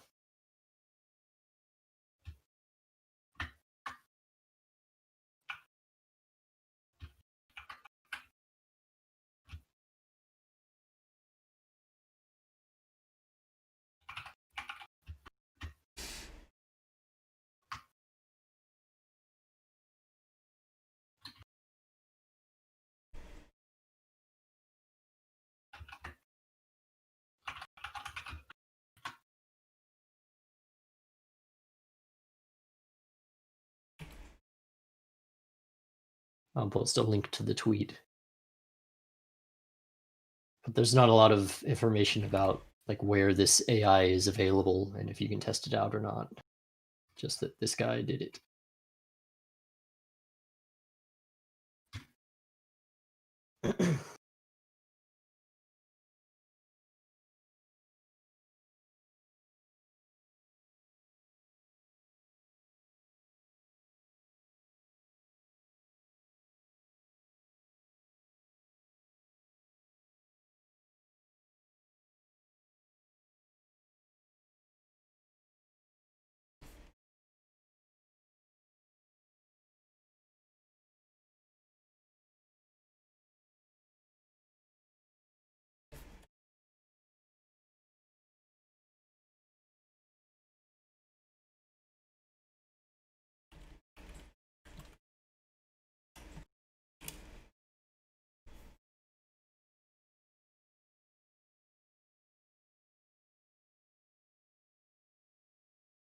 Wit Studio is, very hard to get into.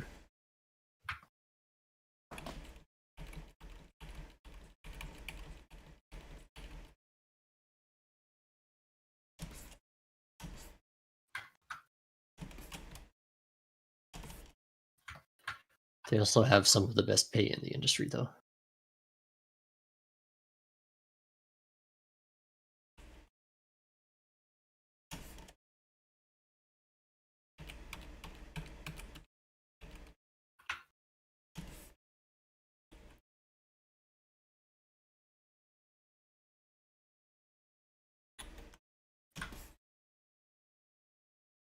Let's see, I'll scroll back through the comments a little bit. Probably missed a lot.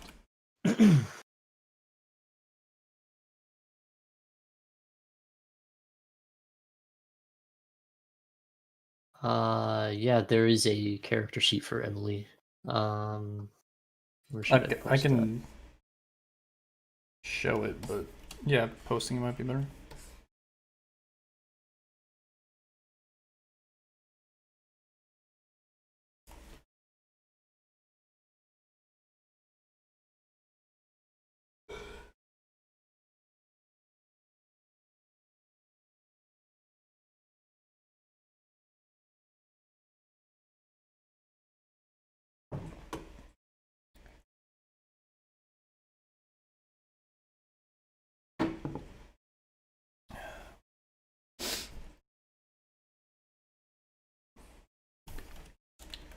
Okay, first, in between's outlines are gone.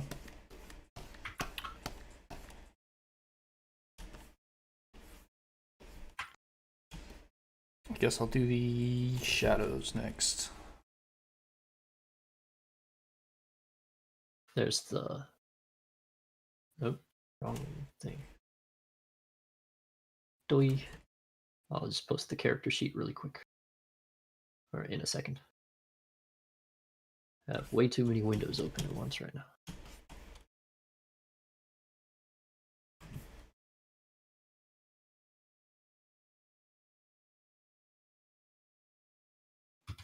There's the character sheet.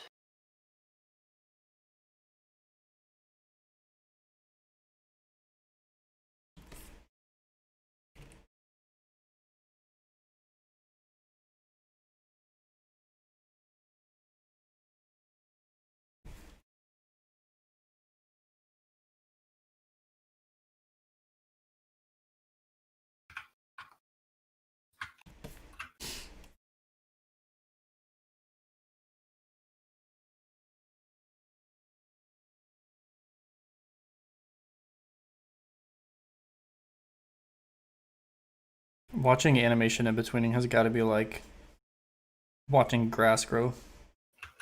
Yeah.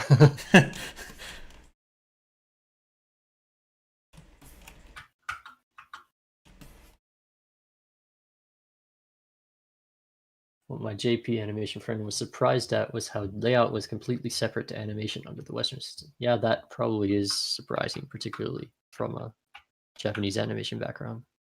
Because a lot of times they would draw the background even like after or as you are figuring out the kind of motion that you want.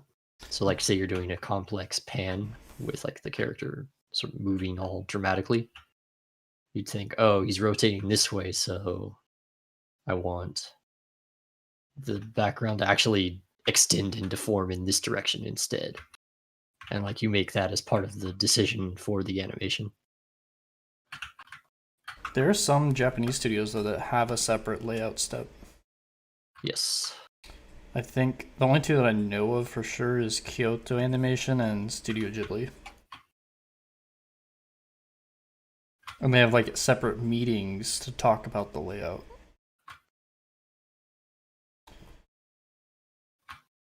Yeah, I think for Ghost in the Shell Arise, they also had a like layout director.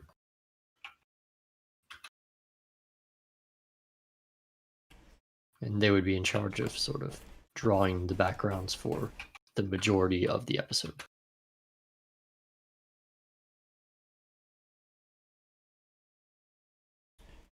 I think it's probably, do you think it's more common for studios to have 3D layout than to have a separate layout step? Or is 3D layout uncommon as well? I think they're all, well, it depends on the type of show, I guess, but 3D layout is increasingly more common. And by 3D layout, I mean like where they just have the perspective of the scene and they have mannequins. Yeah. So they use that on maybe, sorry, maybe about 30% of shows now will have 3D layout. Or if they do have 3D layout, it'll be for like only particular scenes. Mm-hmm. So for example, a classroom is ridiculously hard to draw without any 3D reference with all of the chairs and desks. The show that I worked on recently had 3D layout for a cafe. It had a lot of detail.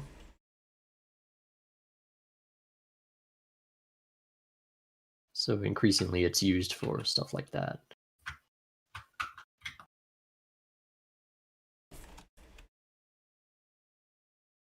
I personally like it when I get to figure out my own layouts as an animator, as sometimes I get action shots where I'm locked to how the board artist and BG layout artist did the perspective. Yeah, that's exactly what I'm talking about. You just want to go in and change it. Yeah. Like I just recently did a panning shot where the character moves like upwards and then like the entire camera moves downwards. So I have almost 180 degrees of perspective shift to where it's looking down on the ground to looking like up straight at the sky. And the storyboard for it was just a flat background with the sky. And so I probably couldn't have constructed that shot if the layout had already been prepared for me. But it was fun to do just on a whim. Thinking about, well, it'd be cooler if maybe I did this. And being able to do that, that's, yeah, one of the things I like about layout the most in Japan. But I guess layout in Western productions can be really well thought out and well drawn. So there's those advantages as well.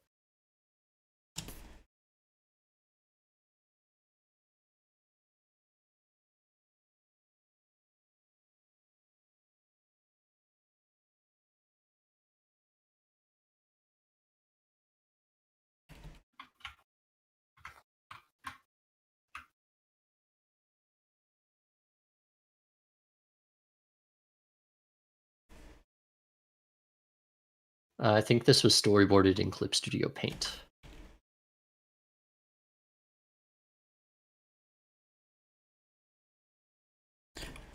Yeah, I'll just usually storyboard here. I just use like a paper template for storyboards. Though I could definitely see the utility of like more advanced programs like Storyboard Pro. Because then you get to basically make an animatic while you're making the storyboard.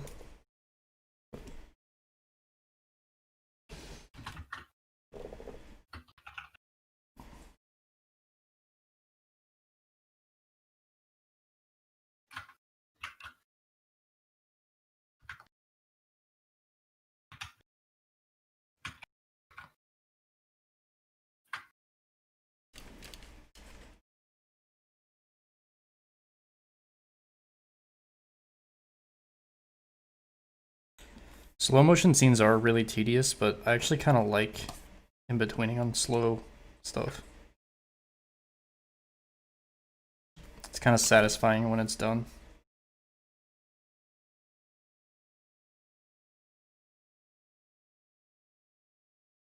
It's also not very hard. Like, well, I mean, it's hard because you have to be really careful, but it's not hard because you don't really have to like.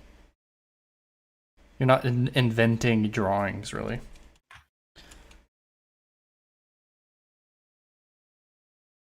Yeah, I can see what you mean. Like it's less stressful, I think. Yeah.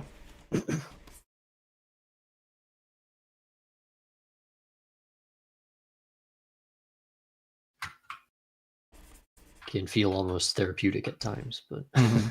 if you're not on too tight of a deadline.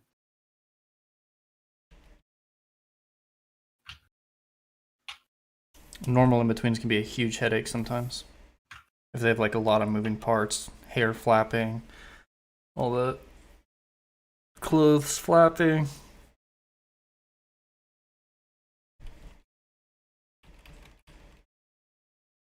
But there's an advantage there. You don't have to be as careful. Because everything's just moving all over the place.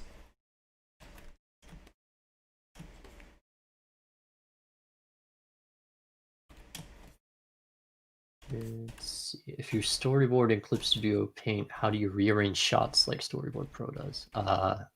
We don't really make the animatic in Clip Studio Paint. We just made it in Premiere. Yeah, I'll show you what I do.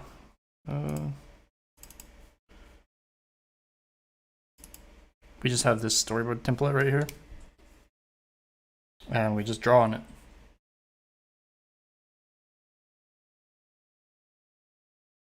If you were a studio owner, what would you do to smooth out the production of a series? make it self-contained within the studio so that all of the animators working on it were in-house. You could sort of control the quality of the production, the quality and the rate of production well. Yeah, it's more predictable. Yeah.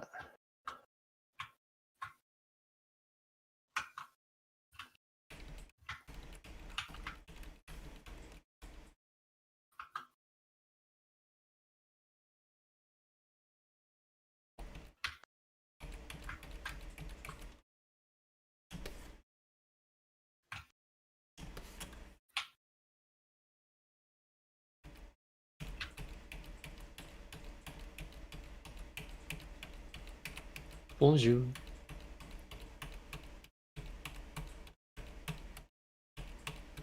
She's breathing.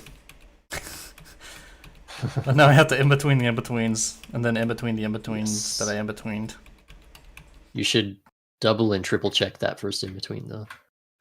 Because it's a lot of work if it's wrong.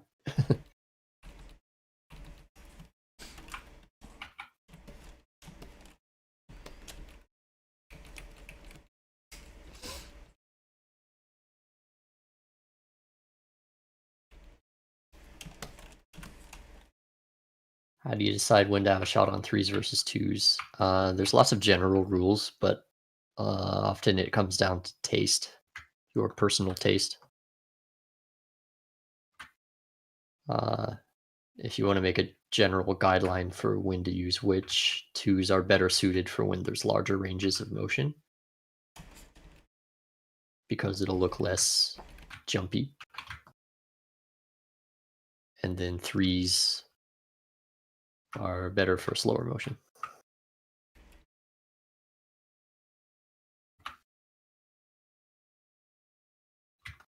But you can very easily invert the two as part of a stylistic choice.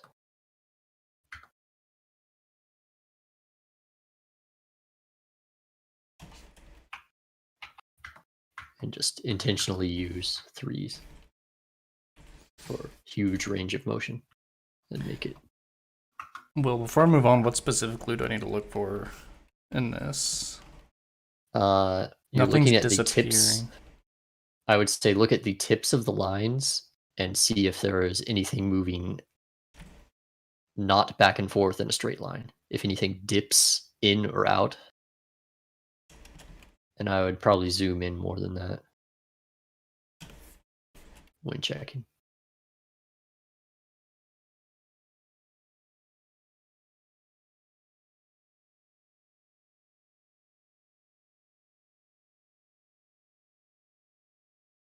See if I can make the window bigger.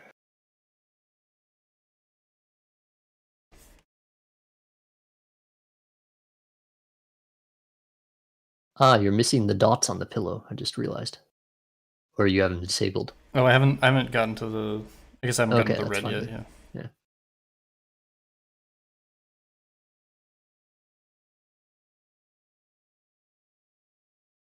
Let's see. The pinky of her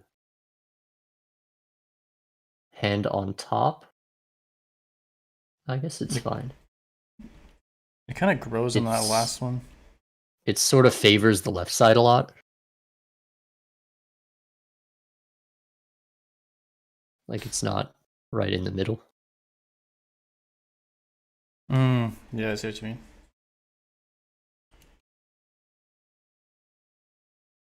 Can you scroll up so we can see both of the eyebrows? Those tend to stand out if like the fill area of the eyebrow gets really small or large on one of the drawings.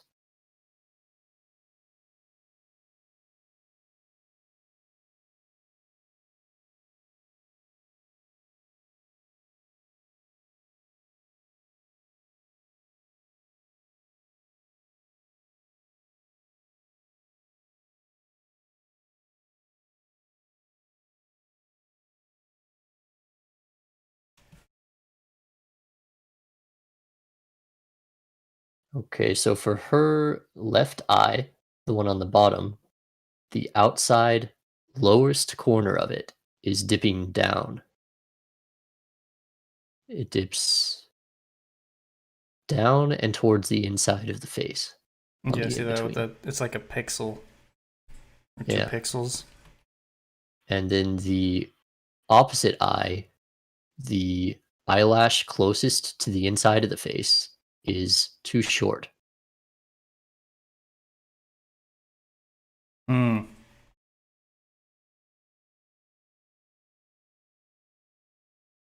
Slightly.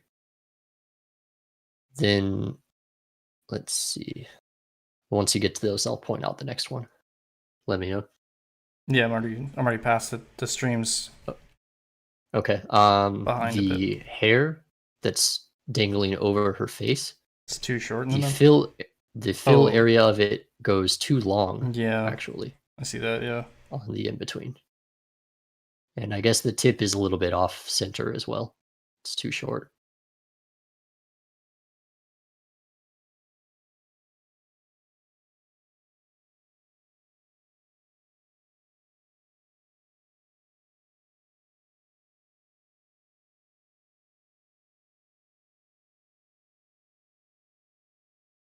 And I think that's good for the face other than that. Okay.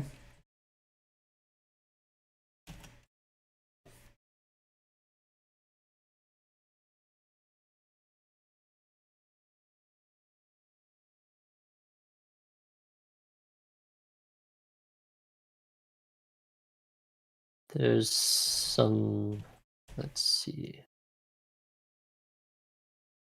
I'm trying to figure out what specific words I can use to point the exact spot in the drawing. On the hair that is on, there's 2 hairs that are curved away from her head. One of them is directly above her pinky that's resting on the pillow. That hair dips inward on the in-between. So the so tip it's like of it shrinking moves to the left. Yeah, it moves to the left. Yeah.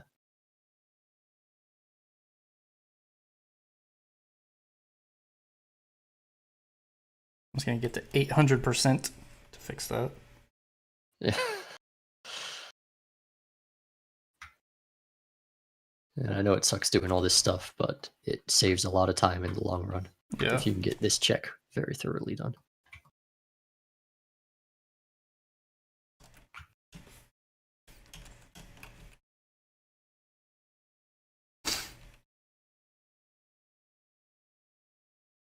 I got a line missing.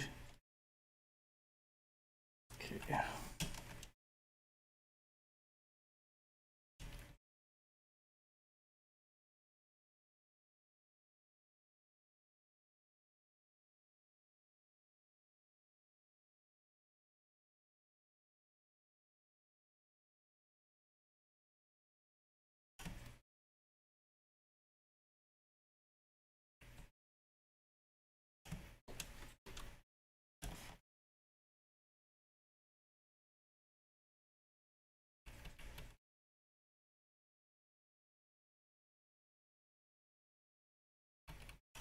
I think I need to look at that hair on the face again.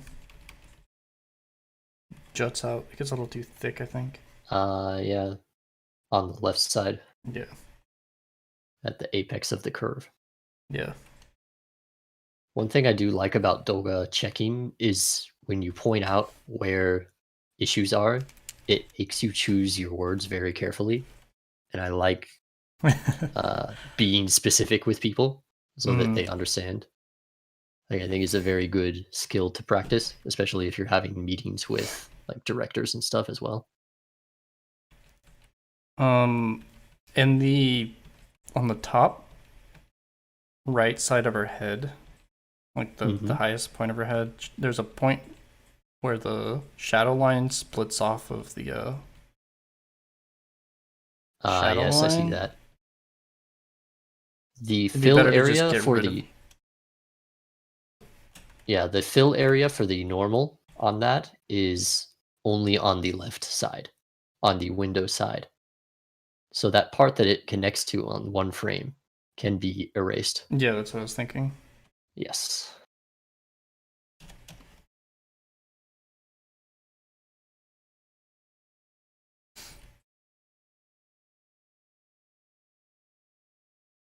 Okay, the hairs on her hand might have some issues. Or the ones curling over her.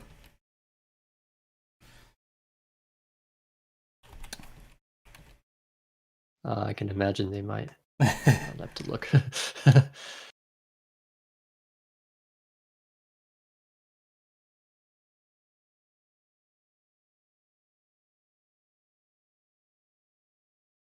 Maybe not that much though.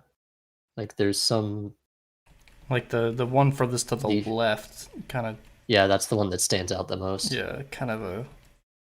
It boils It's like out moving near like the a slug underline up her arm. of her Yeah. arm. And also the in between of the arm line, actually. It's dancing a lot. The bottom line of the arm curves inward on both of the keys, I believe. And on the in between, it's curving outward.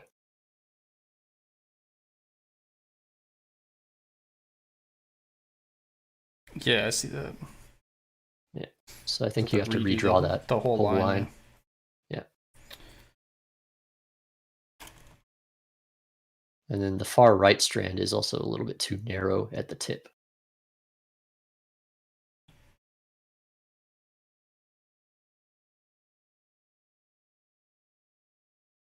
What makes you pick a certain resolution and does it change? Does lower res match up lines or help match up lines? I assume the aliasing helps with color painting, but the black lines will be smoothed at the end. Yeah, you choose a resolution where the extra resolution doesn't create too much detail. So an animation cell is kind of like a piece of pixel art, but if you make that pixel art too high resolution, you'll have to draw just infinite amounts of detail that nobody will ever see. And I kind of covered this a little bit earlier, but if you're working with scanned drawings, it will pick up all of the noise within a single line if the resolution is too high. So you want the resolution to be in a sweet spot, whereas it recognizes the lines, but not a bunch of holes. It doesn't pick up a bunch of holes in the lines. Because otherwise the paint or trace artist would have to go through and manually fill in like hundreds of tiny little holes along every single line. They just want that clean single black line. How common is worrying about line weight in anime? From my experience, it comes down to like the Douga artist, right? Yeah, for Douga, if they it's want a constant worry. Like they might be able to get by with. Can't they get by without doing tapering on some productions? But like if they like tapering their lines, they should do it. Kind of like. I mean, you're supposed to, but a lot of people don't because the pay's bad. So it comes down to that, I think, more than anything.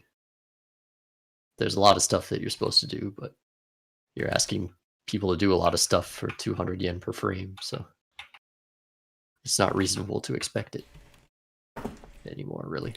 I was having a conversation with some of our Douga people recently with Tonari about switching to hourly pay for Douga. Do you think that makes more sense than per frame? I do, yeah, for sure. I feel like it makes a lot more sense because it's almost hard to quantify why a frame is 200 yen versus 400 yen or whatever. Yeah, and what naysayers will say to that is that if you pay by hour, then people they'll run work the clock hard to get faster. Yeah. Yeah. But if you have like a clear scale that says if you're able to get, you know, it's kind of hard to put a objective metric on it, but like if they are a certain speed, they should get a raise, an hourly raise, because they're outputting more, they're more productive, so they get a raise. I feel like that just makes sense.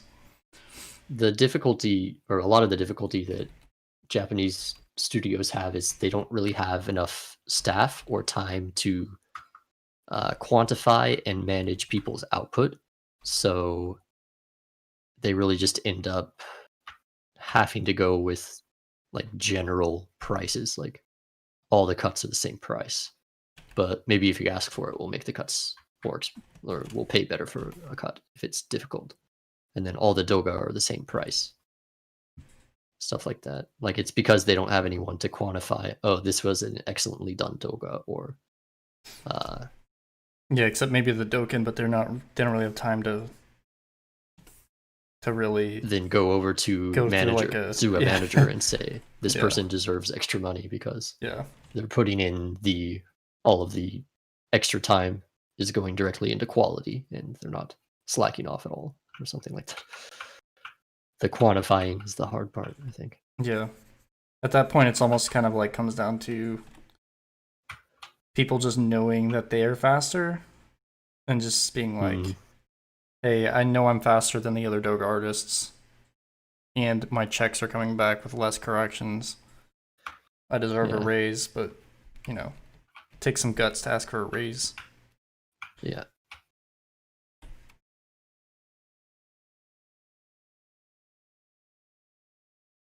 I'm personally a really disagreeable person, so if I feel like I'm getting underpaid, I immediately go to my boss and I'm like, I need a raise. Yeah, it's a good habit, I think. It's one that the anime industry could use more of. Yeah. Yeah, instead of quitting, they should ask for a raise. Yeah. They're like, I'm done with anime. It's like, well, did you try asking for a raise? Can definitely help. Okay, I have a black line here that is not supposed to be black. Pretty sure this is a dot for the polka dot. Yep. That it is. Monthly salary, but with a weekly quota expectation. Contract freelancers are still paid per frame, much like the JP system. Yeah, I think some kind of hybrid system is the best option. But there's too much of the industry that doesn't have a properly enforced quota system. So if you try to enforce it, you're just like that one guy that's being, I don't know, that for some reason cares about quotas, and they're just like, okay, whatever. Something we're actually dude. We're gonna try this at Tonari with SockCon, like our SockCons that we're working on, like indie projects. We're gonna have a weekly quota for the SockCon checks, but we're not gonna do a per. It's just flat salary with a weekly quota. And we'll see how that works out. Good. And it's like if they don't meet their quota for the week, then they work overtime. But they still get the same salary. So if they get everything done faster. Maybe you missed the question, but does one have to draw the in-betweens in Bezier curves, or is it possible to also draw them manually without it being tedious? It's faster and easier to use curves, I think. But I did mention this a little bit before, but there's some studios that force you to use hand-drawn lines. And that's because they want the what do you call it, the line width variance, the tapering. Yeah, there's the line width variance and also subtle curvatures. They say the curve tool kills the lines is the way they explain it, so you're not allowed to use it, but a lot of productions rely on it very heavily because it can make a 3-hour in between, or maybe a 2-hour in between something that you can get done in 40 minutes. So, yeah. And it also takes it like a masterful level of draftsmanship.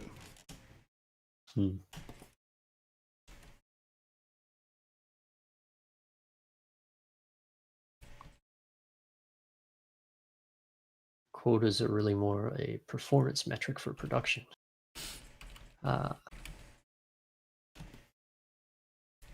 Yeah, I guess you could have like a skip, but even then, like it still varies by. You can't even have. You can't have a quota of like 20 cuts a week or something like that, because 20 cuts of Jigglypuff takes way less time than 20 cuts of Violet Evergarden. So That's exactly what he's saying in the second comment too, because if everyone is missing a quota except your top animators, the time budget is off for the team you have, or in this case, the project. mhm. Exactly. But the issue is that Japanese studios don't measure this, and they don't have the rights most of the time to talk about this with their client or the production committee. So like, hi, we're animating extremely complex and action heavy thing. Can you give us extra time for this?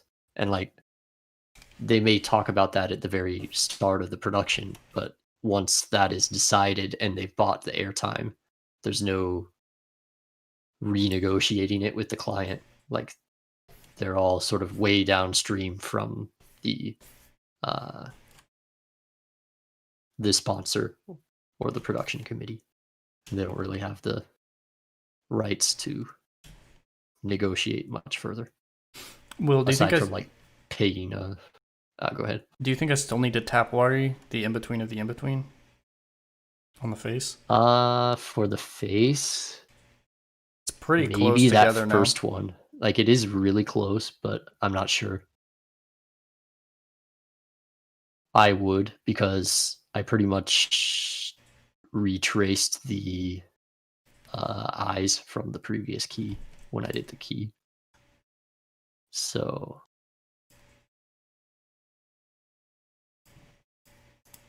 I don't know. What I used to do is, like, for eyebrows, I would do senwadi for one side and then shift it according to that senwadi and do the other side of the eyebrows.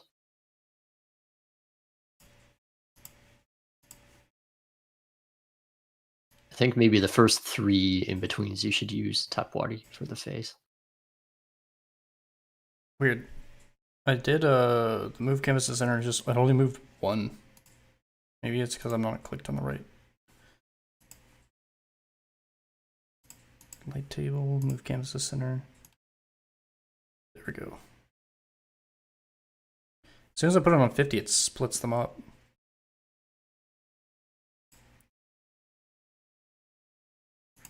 Splits what up? Like the positioning of the keys.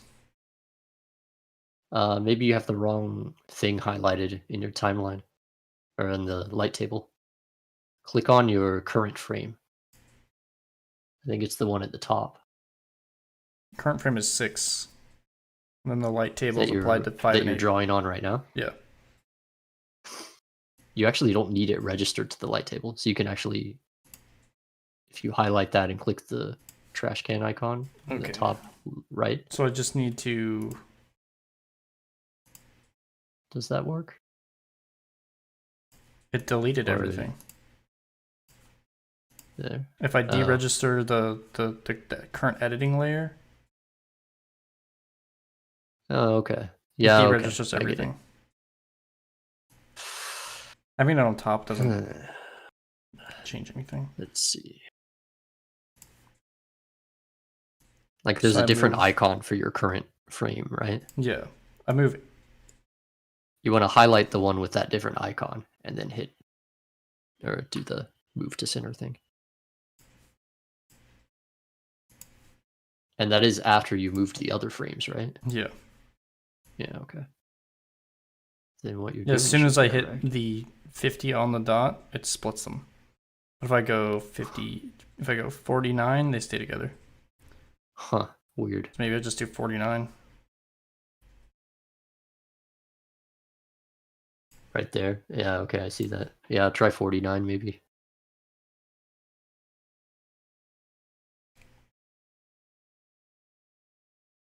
That is weird. You can also input the number with number keys.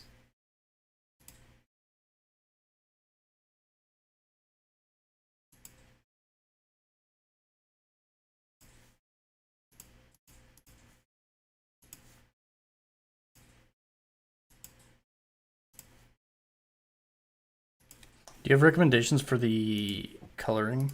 Is this half color is fine? I like to use the original coloring, but I just changed the opacity on one so I can tell the difference between the two. Because half color is kind of confusing to me because I can't see the lines. So basically, you're Maybe- like if they're both black and white for the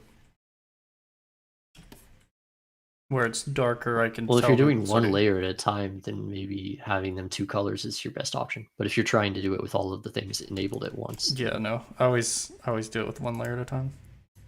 yeah, then I would use different color for each frame. It's the easiest to see.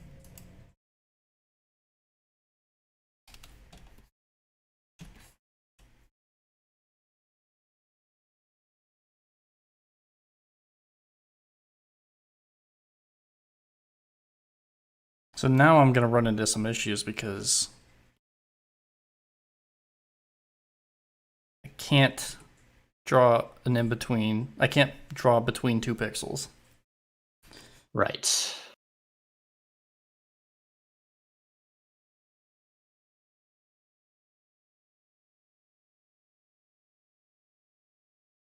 So I just have it like Well, if it's one or the other, that's partially. the closest you can get, I think.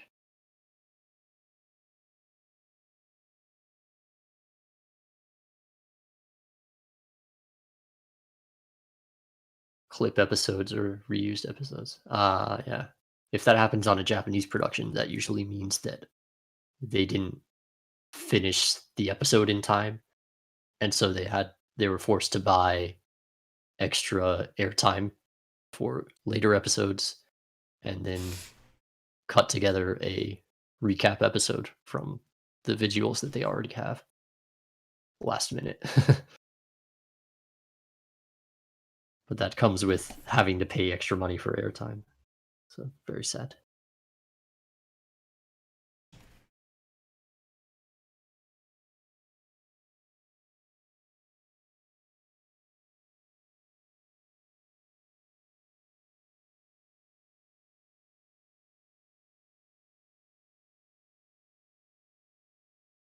How does Yutaka Nakamura animate the way he does? I hear he uses visual checks a lot.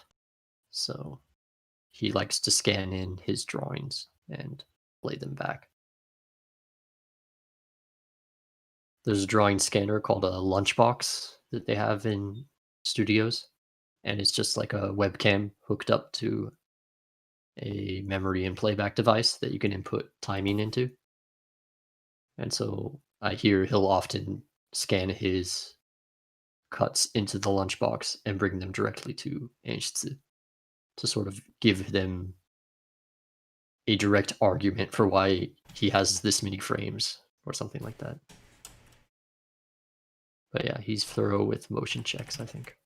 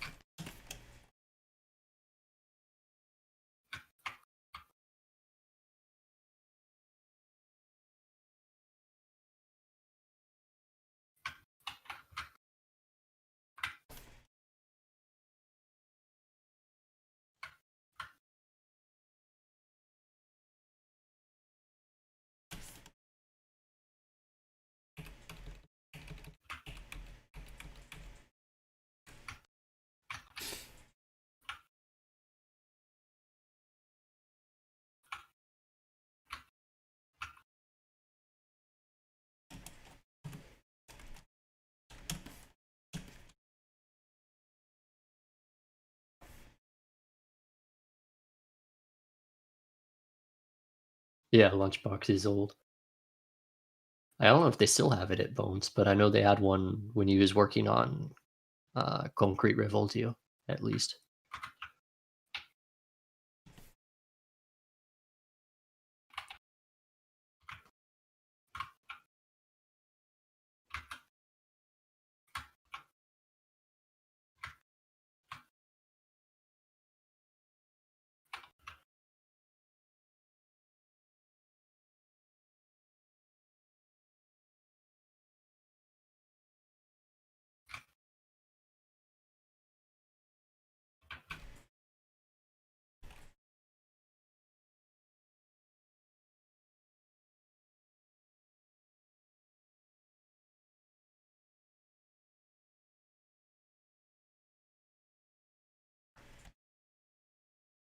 Is motion checking not a common thing to do among animators in Japan?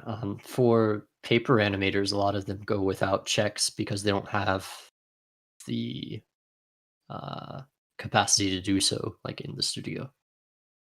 So I do know some people that put an app on their phone and try checking it that way. But if you want to check the motion of your keys, it's kind of hard to do so in a lot of studio environments. To compensate that, they try to be very meticulous about how you place keys, like having good logic behind it can sort of save uh, having to check excessively.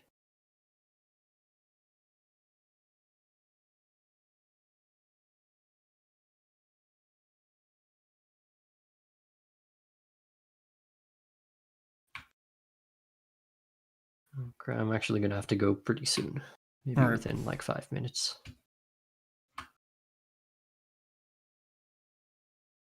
What time did you want to stream again?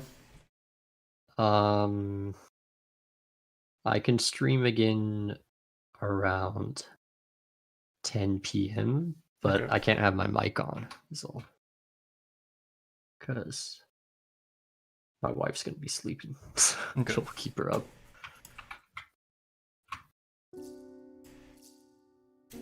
So if that's okay with the chat, then I'll join you guys just with text.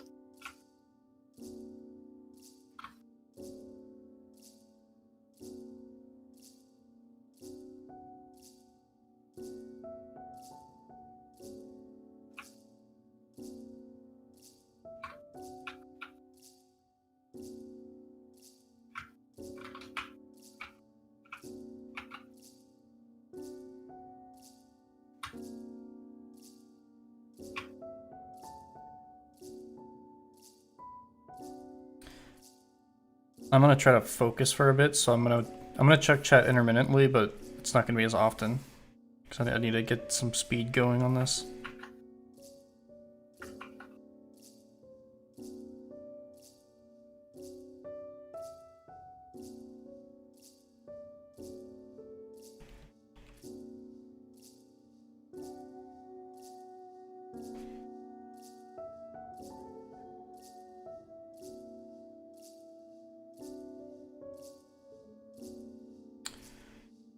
Cool music. Yeah.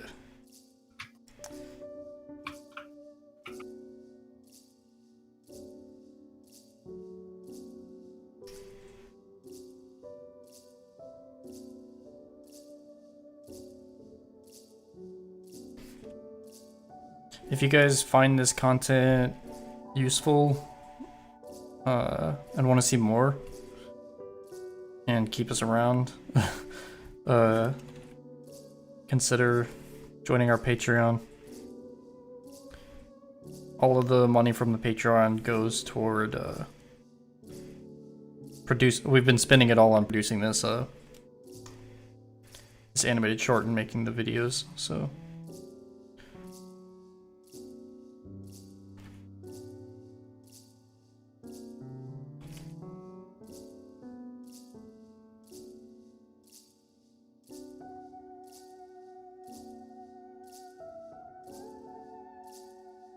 Have I heard about Arifumi Imai and the Levi versus Beast Titan fight? Yeah, I like his work a lot, actually. I've been rewatching Attack on Titan lately. It's like some of the best animation on TV, I think. It's produced on that show.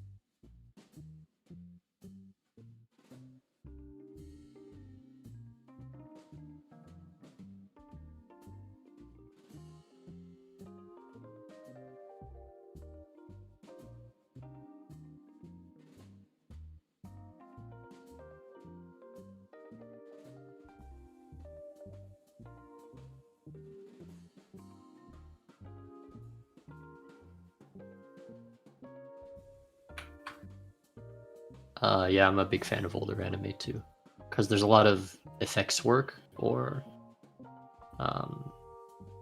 timing work that's sort of becoming lost technology, and I want to sort of look through and find all the treasures that I can out of that, if there's anything interesting. So yeah, I like lots of old shows too.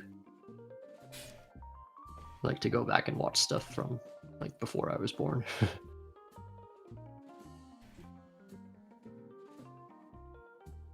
Okay, I think I actually have to go now, so I will be back in, let's see, 4 or 5 hours for another stream, but I can't have my mic on, that's all, so sorry about that. I'll try to answer some stuff in the questions and also get work done though. Try to balance it out.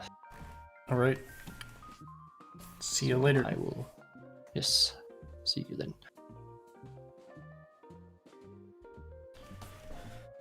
I'm gonna try to finish this. This is not on 1s, it is actually on 4s.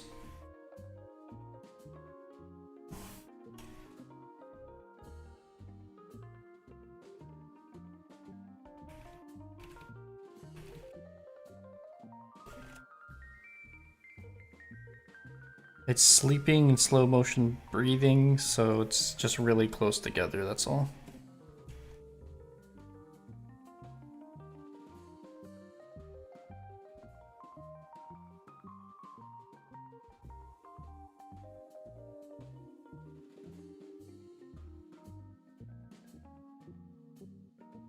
What I'm really nervous about too is it's very possible that I'm gonna have to redo most of this.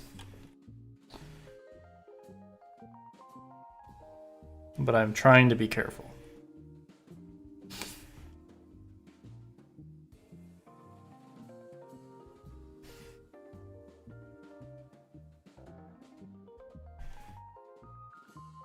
We're setting a really high standard for this because we're trying to use it as an example of good production.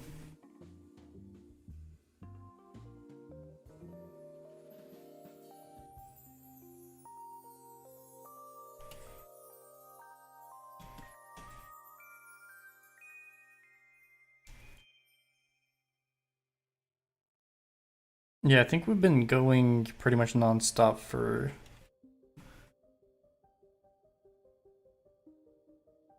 8 hours?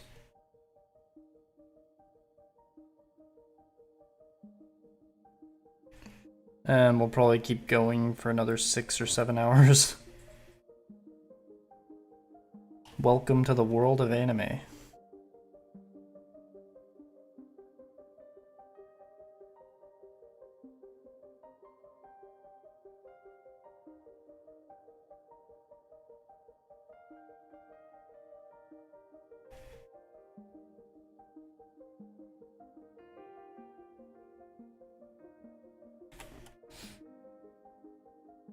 I saw that the world record for like the world's longest stream is only like 11 days long. I bet we could break that record pretty easily doing anime streams.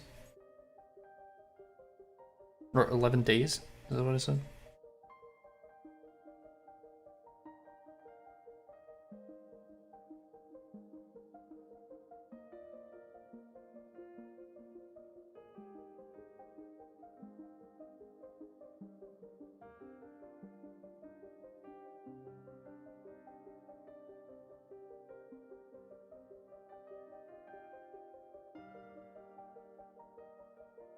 Hi, Alessandra. Thank you for the subscribe. Post-production, you can't see pixels, so how do you get that anime look and soft feel afterwards? I can show you in a second how it works.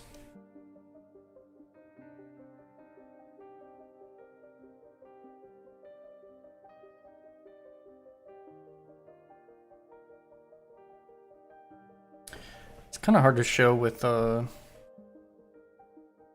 without something colored. So I will use this alarm clock as an example. That'll be a quick color.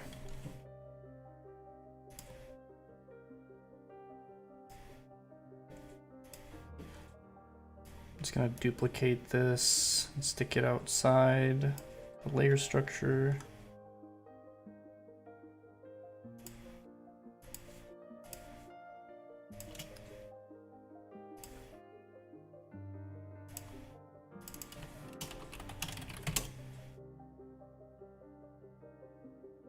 Take care of my eyes. I'm already blind.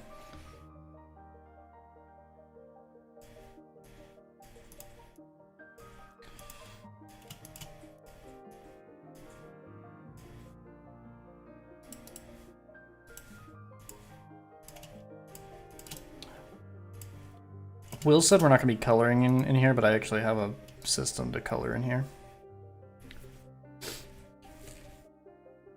We don't know what colors this thing's going to be, so I'm just going to make up some colors. Let's say it's pink. I think this looks like something that'd be pink.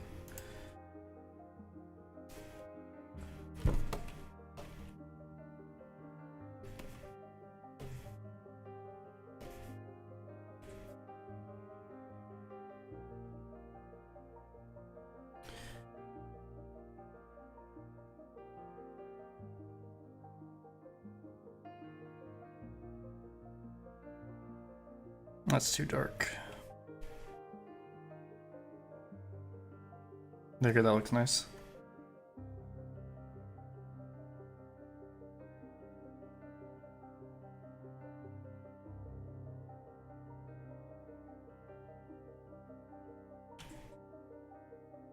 Let's make its eyes like lighter. Let's do blue. Maybe we'll make the inside the ears that blue as well.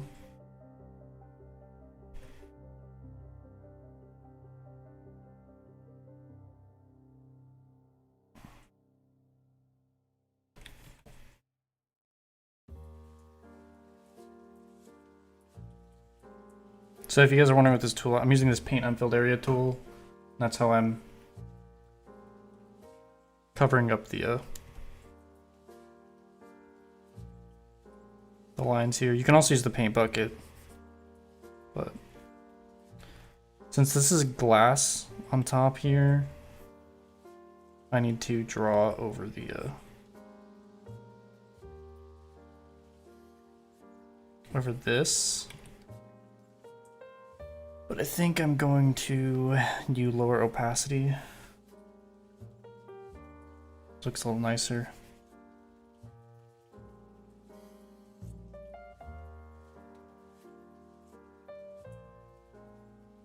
Make the this pink as well.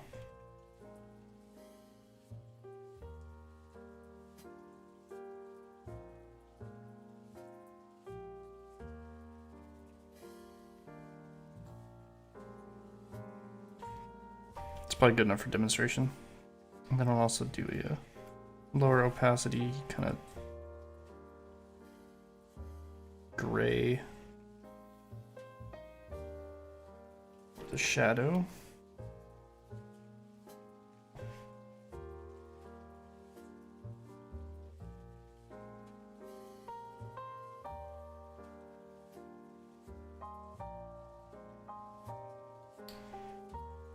Why is it not taking over that? Probably got to go 100% first, yeah. Okay. Now, this is where that anime look comes in.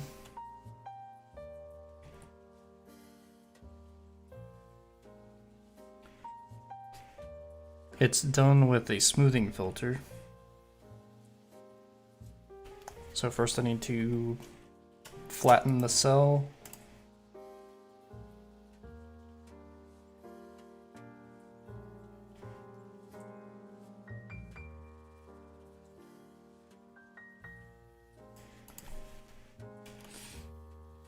I need that glass low opacity for the bottom middle of the highlight.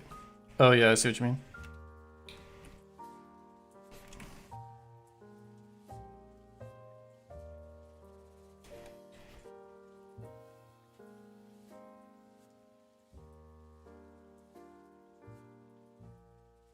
Also, welcome Albert. Albert is, or Sar is a co-owner of Tonari Animation. Okay. Close enough. This is just for literally where I'm just showing them how the smoothing filter works. You wouldn't normally look at it this close, but just for sake of demonstration, we'll look at it this close.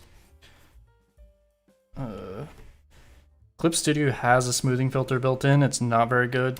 Actually, wait, one more thing. Let's go for like stylized anime. Let's make the line color a different color. Brown looks nice. Let's see. Looks cute. Okay. Go filter, blur, smoothing. There you go.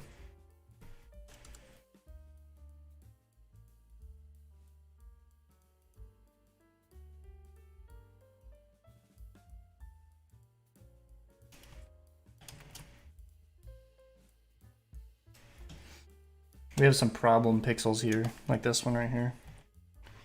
That's why Clip Studio doesn't have the best smoothing filter.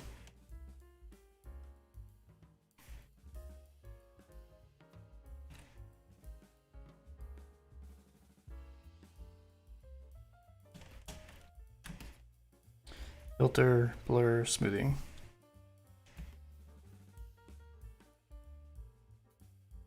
Does that make sense? And then when you see it at, we're still zoomed into 200%. When you go back to 100, it's crisp.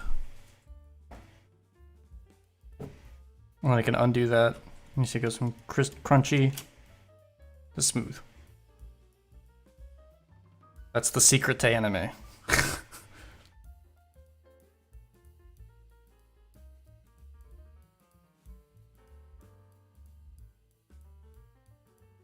All right, thanks for sticking around the stream, Emily.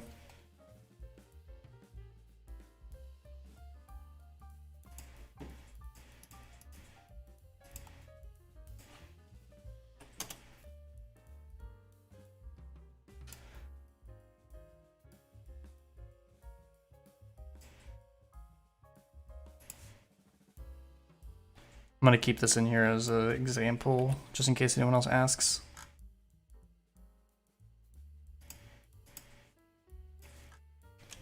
Okay, back to Douga.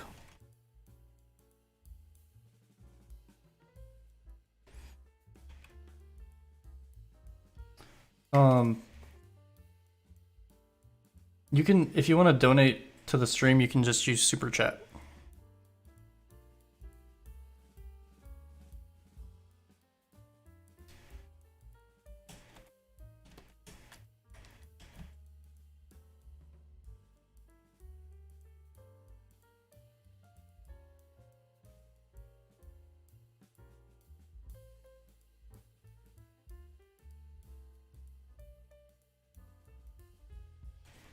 Every frame gets smoothed out at the end in After Effects. You just click one button and it does it for the entire cut.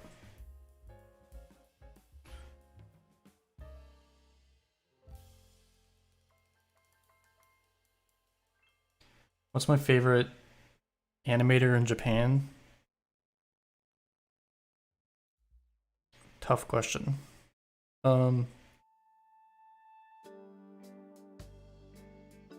Probably Hayao Miyazaki. I mean, if you count him as an animator.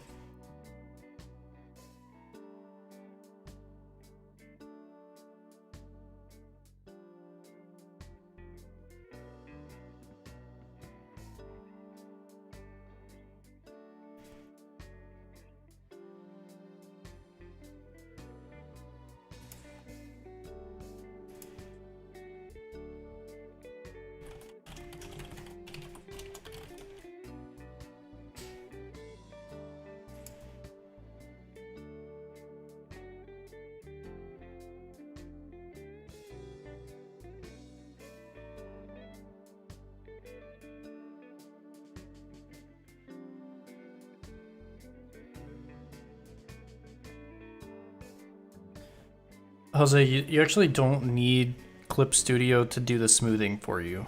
The only time you need Clip Studio to do the smoothing is if you aren't actually leaving Clip Studio for your final compositing. But I wouldn't recommend compositing in Clip Studio.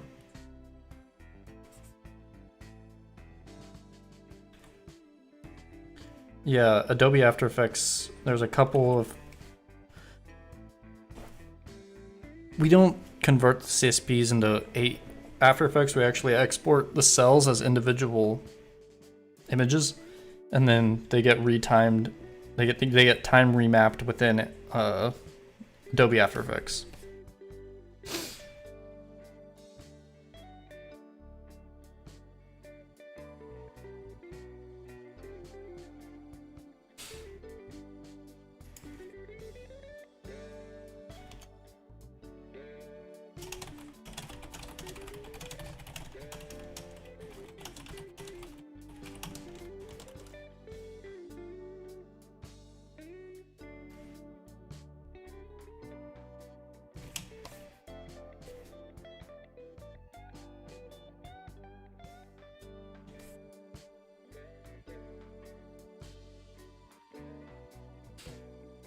OpenTunes compositing, is it good?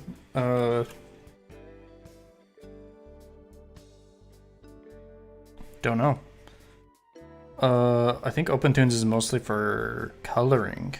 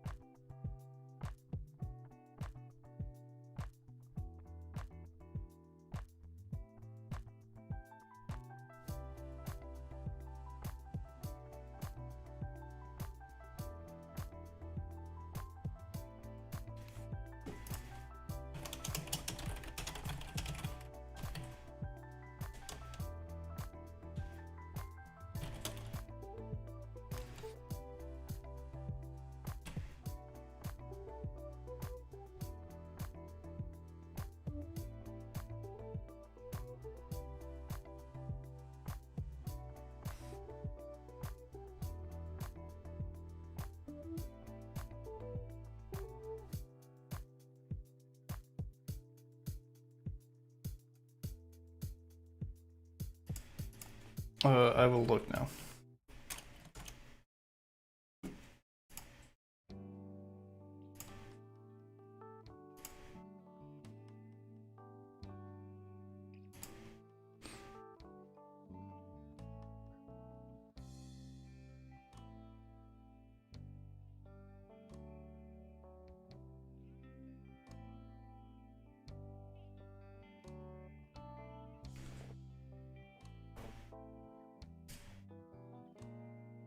Let's see.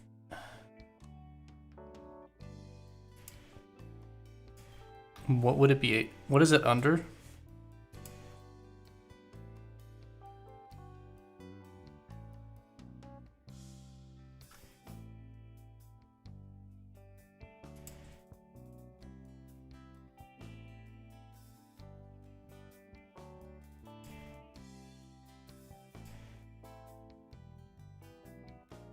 My channel is the only one that teaches animation to this level in English. Yes. Currently, there's no one else that I know of that does this in English.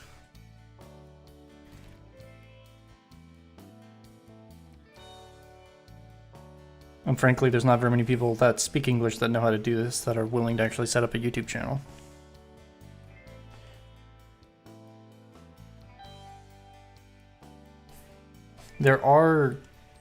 There is actually one guy, I'm trying to remember what his name was. He's got some really good videos on Japanese animation production. See if I can find him.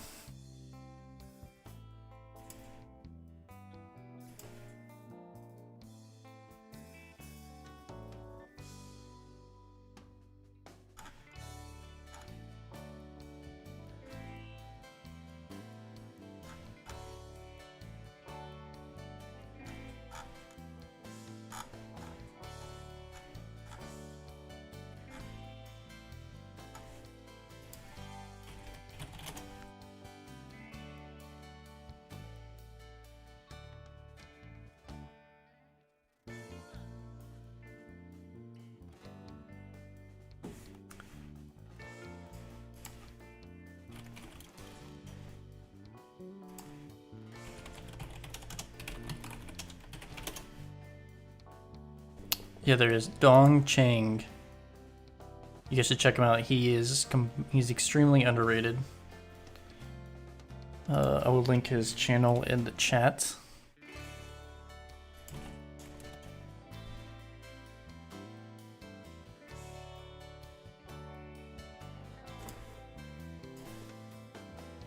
Edward, I don't know if we received it.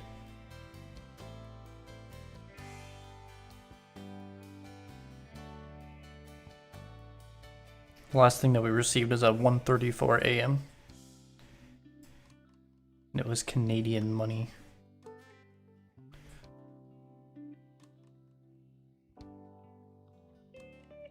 Yeah, Nika's highly recommended as well.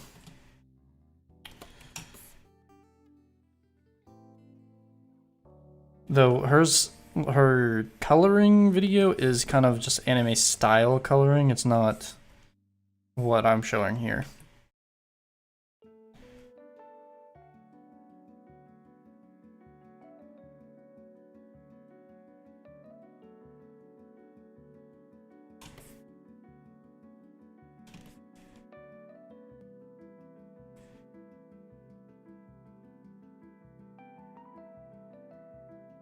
There was actually one cut on Oda-chan episode 1 that Nika did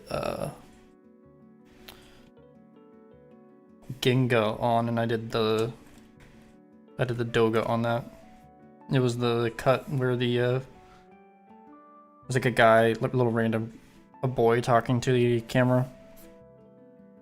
It was like a mom and her child in the background.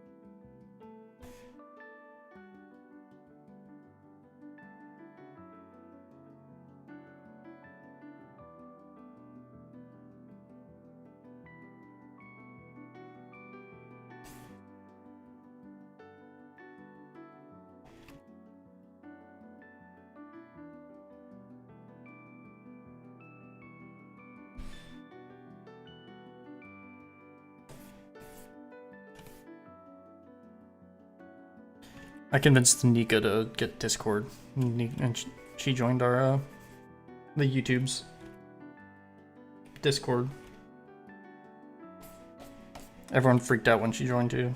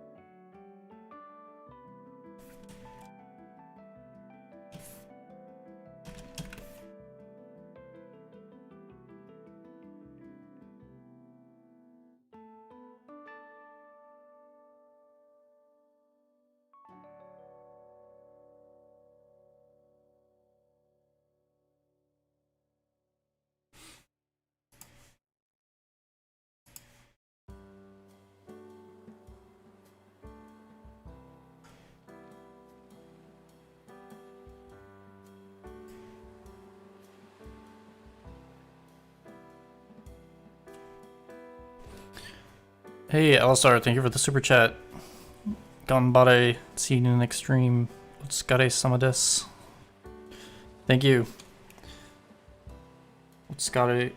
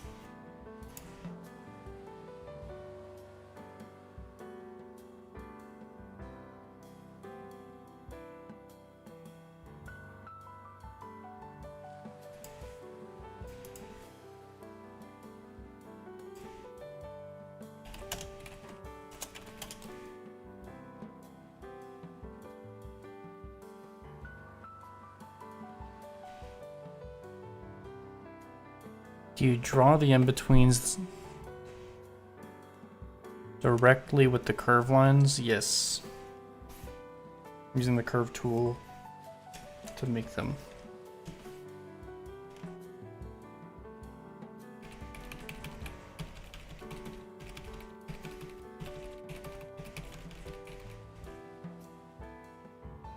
Alright, time for red.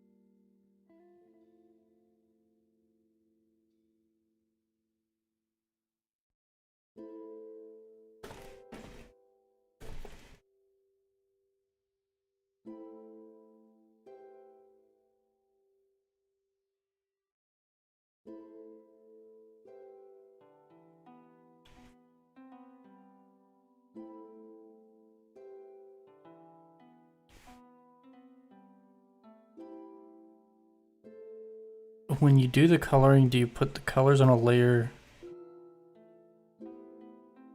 Wait. Do you put the colors on a layer on top of the color line layers or do something else? The coloring is gonna basically take over all the line layers as you color it. And the outlines should stay on top.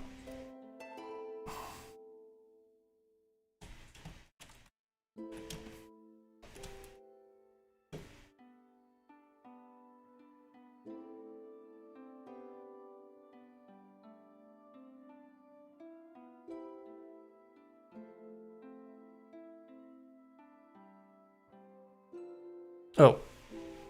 Yeah, Edward just saw that. Yeah, we definitely received it. Thank you for the donation.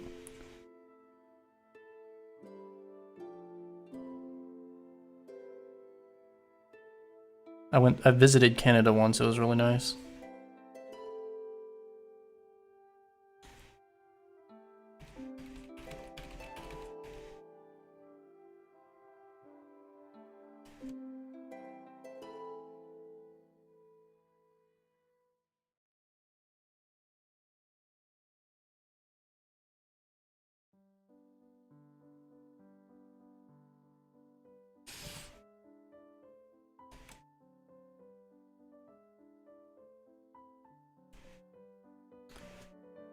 How are effects animations made in 2D animation software? Which effects specifically? Because there's a lot of different types of effects.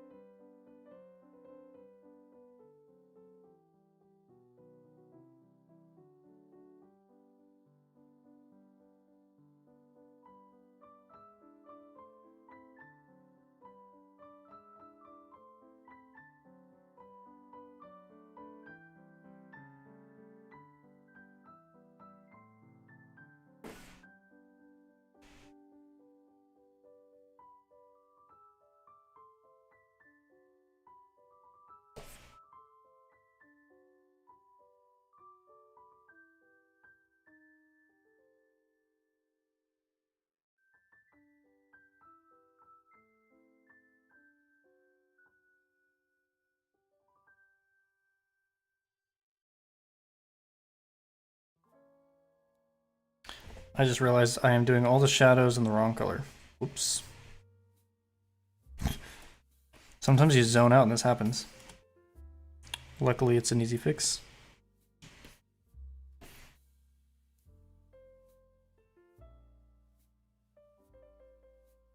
Especially when you're working with vectors.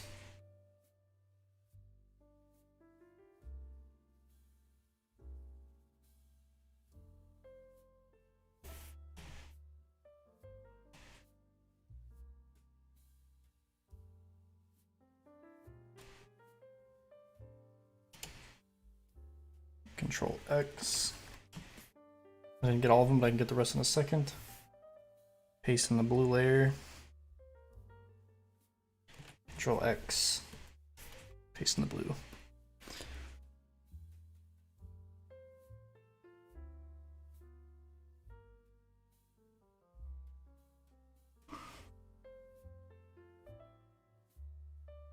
Spark and lightning effects seem really high res and detailed. Sometimes they'll make those just when in After Effects. Or sometimes they're drawn. And then they're just kind of given glow effects and things like that.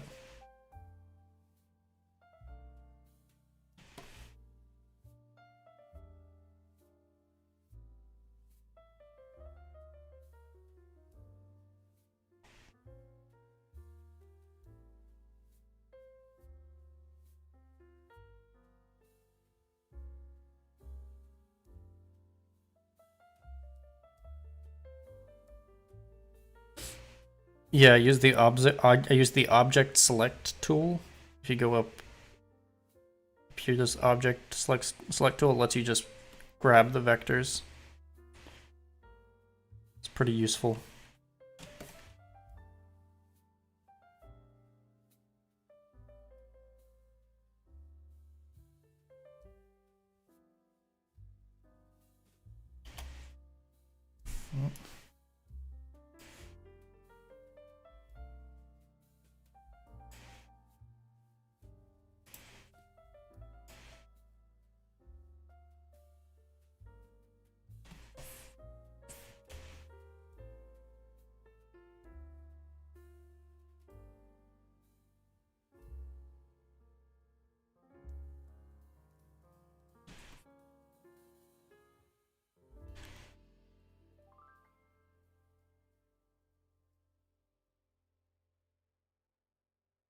Thanks for coming to the stream, Snow Sugar.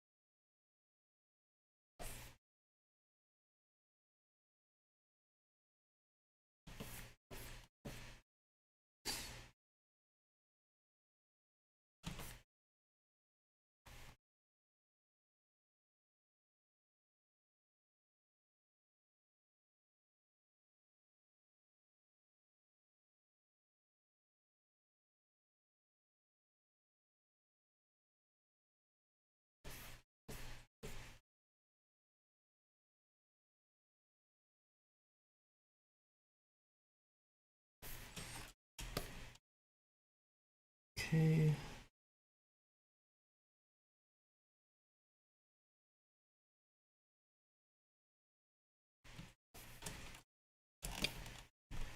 Almost done with this one.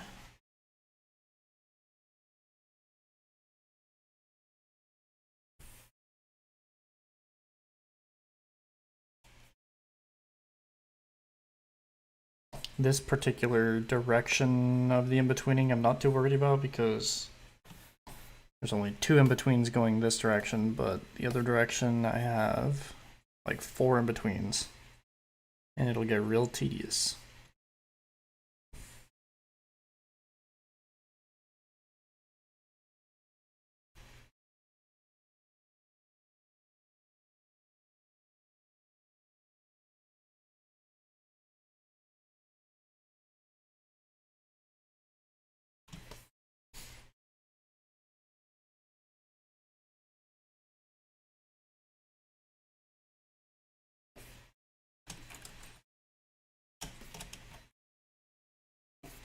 Okay, let's see what it looks like.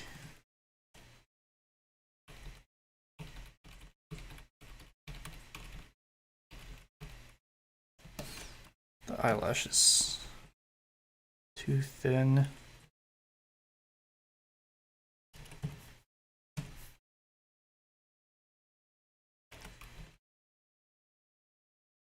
It's gonna be all filled in black at the end, so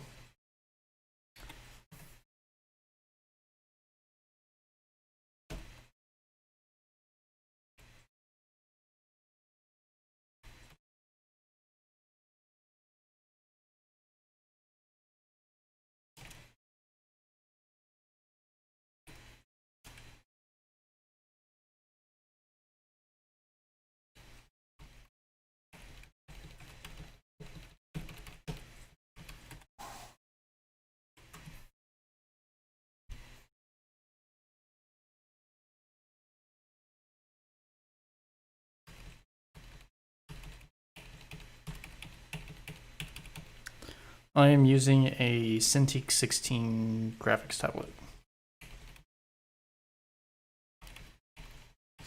I would not recommend using a mouse or use a mouse myself because last time I did Douga using a mouse I got tendonitis.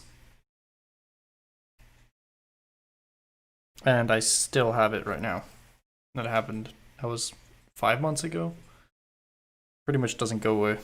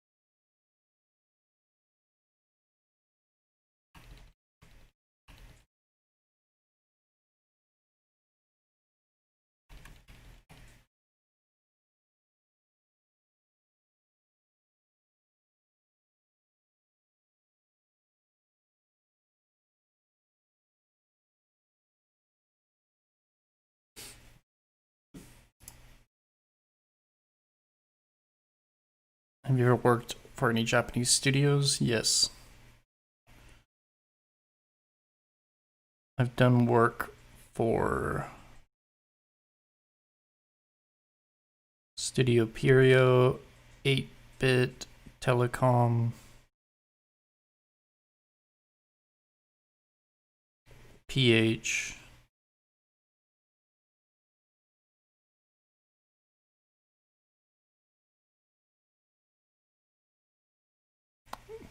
A few others I can't remember.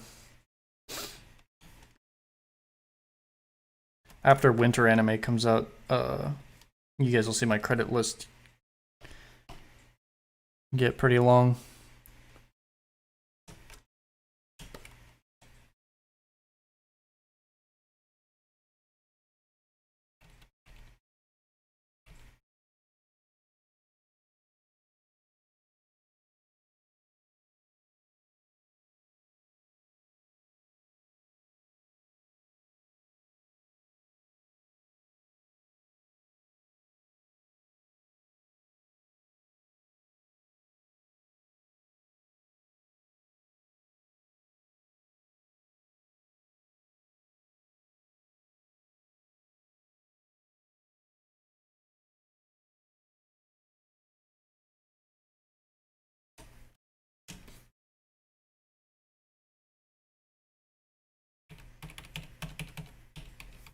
Ooh, big issue right here.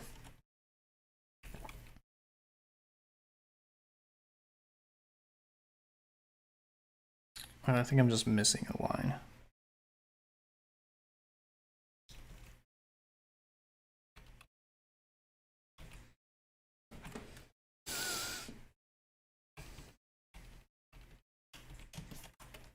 This is too short.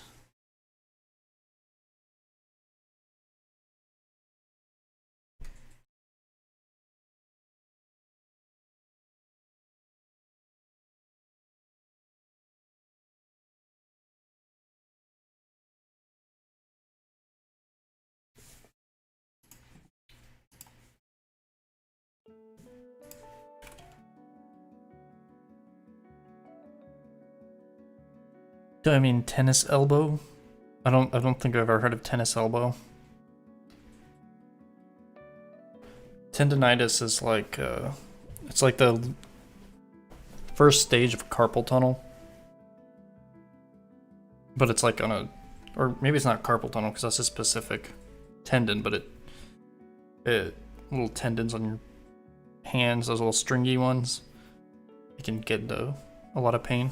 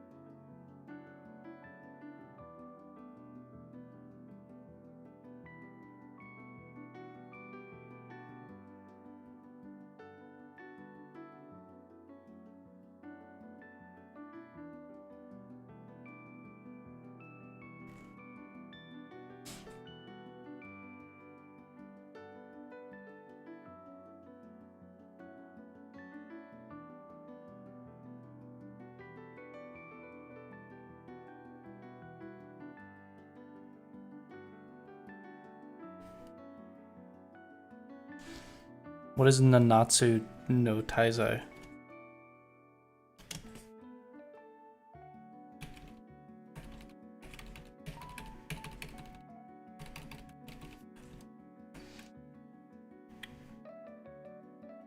I bet we could almost see the animation play out. Let's see.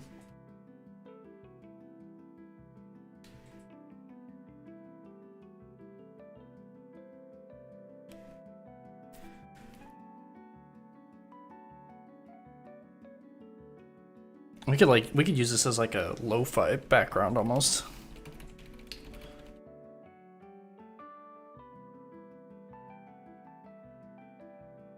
Maybe we could partner with like a lo-fi artist and have like a little animation, striving for animation, lo-fi beats to study to.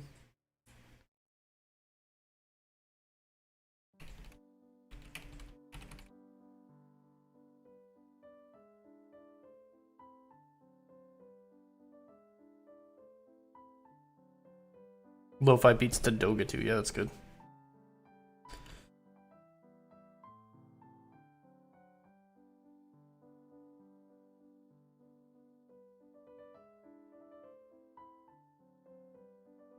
All right, what do I want to do next?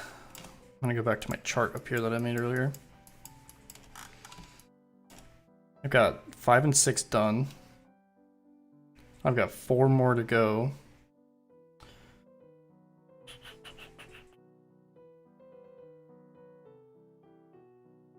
I guess I'll do 4. 4 is the next middle position that I need to do.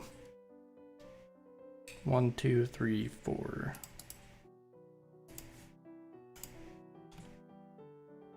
I guess I'll go ahead and label A6.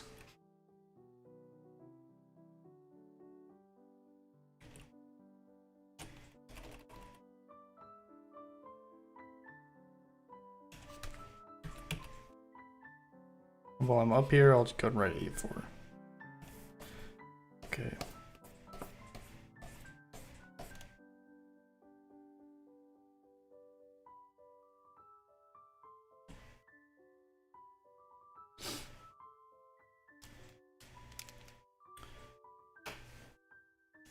I am going to go grab some coffee.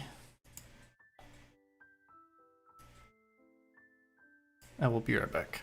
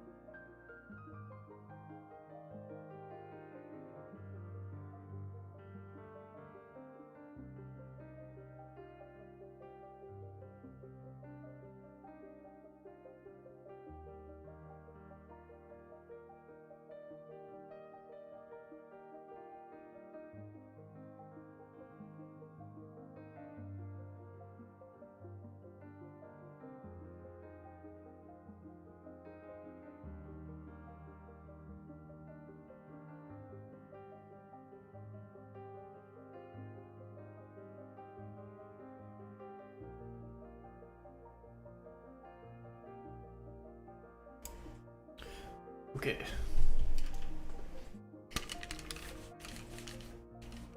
Got my pumpkin spice coffee and I'm good to go.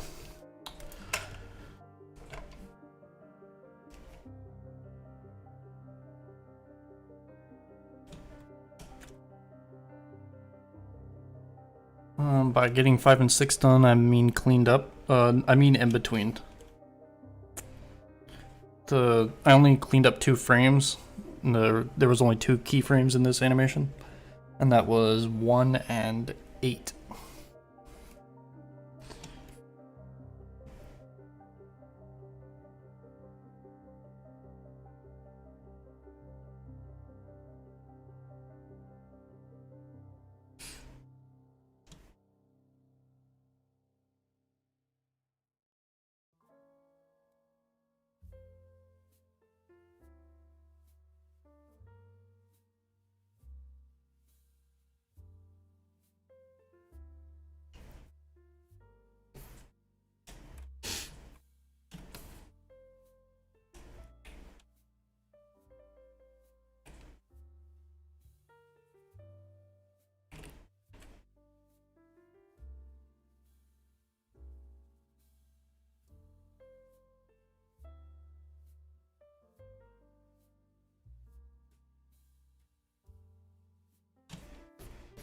I'm gonna try to not see what happens if I don't use tap water here. I might get in trouble. We'll see.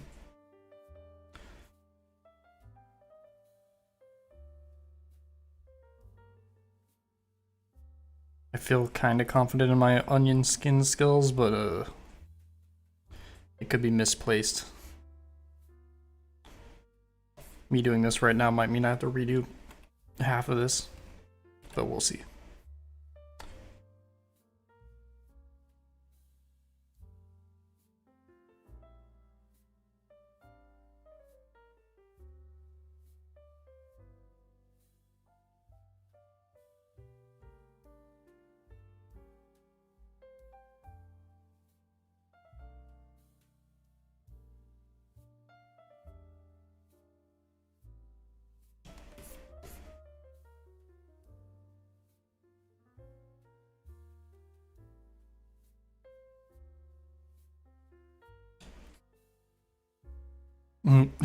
Yes, I am still awake.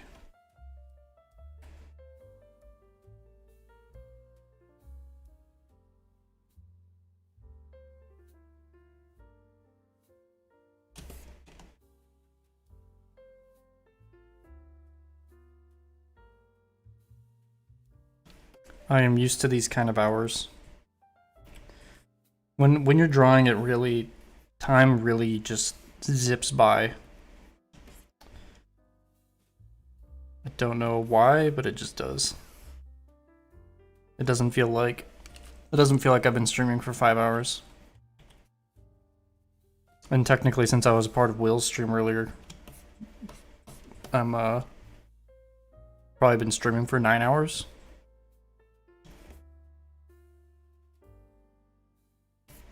And before the stream, I did Douga for a couple hours this morning.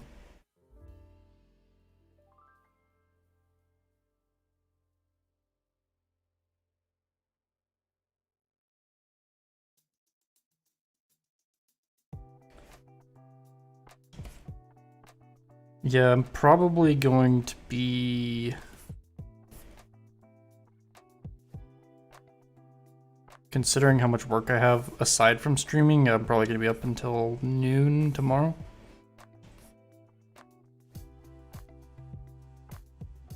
Yes, I'm using a Bezier curve.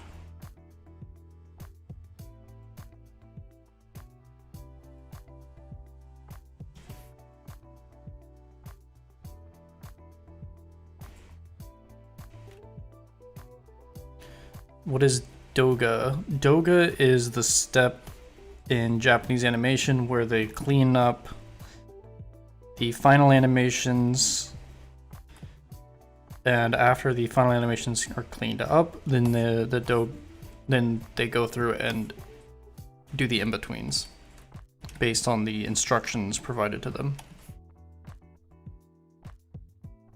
The instructions will come in the form of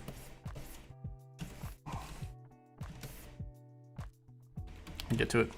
Timing charts like this, which shows the spacing of the animations. And usually you do the in-betweens in either thirds or halves. And I'm doing this in halves, which means I'm starting with the middle position, which is 5, and then doing the next middle position 4 and 6, and then I'll do 7 and 3, and then I'll do 2.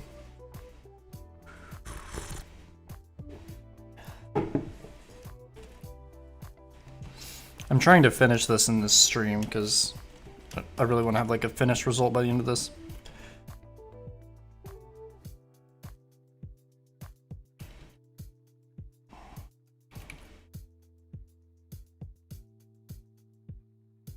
Why are we only seeing one?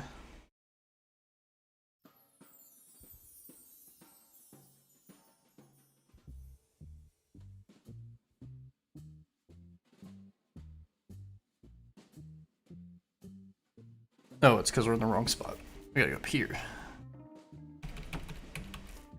Okay.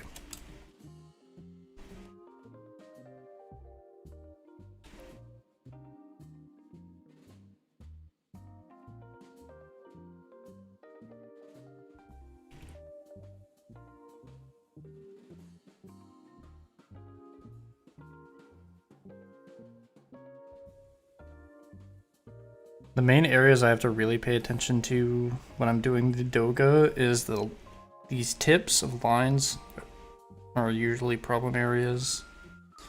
So I need to make sure that they're actually positioned in the center.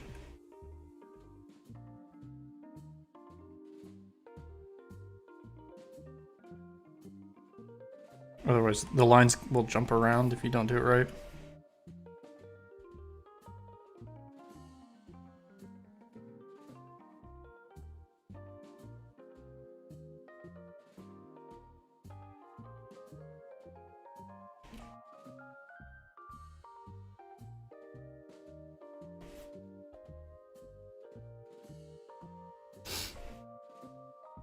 Something else I have to pay attention to as well is when it looks really chaotic like this, you have to really know. This is what I think is the huge advantage to the way Japanese animation does in-betweens, is you first start by cleaning up the frames, the first and last frames, or all the keyframes, whatever. And you have it gives you a really good understanding of what these shapes are. Like, even though I'm zoomed in right here, I can tell you that this curve right here is her pinky. These are bangs, you have sideburn hair coming out over her hand. You have the bottom of the thumb right here.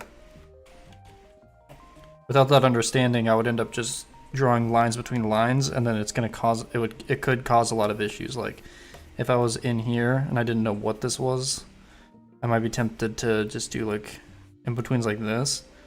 Then you'd end up with this zigzagging arm. But I know that this is an arm, so I would do the in-between like it's one solid piece. And then I'll split it with the eraser.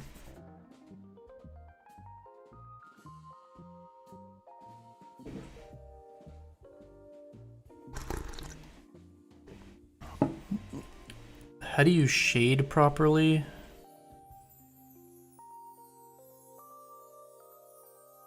Good question. You really have to think about the form of the object and how light would hit it. It's not really an intuitive thing. If you have trouble with it, like maybe get a lamp like that you can carry, or a flashlight or something. Like a dim flashlight maybe, and you can use it to help you figure out how to shade hands and forms.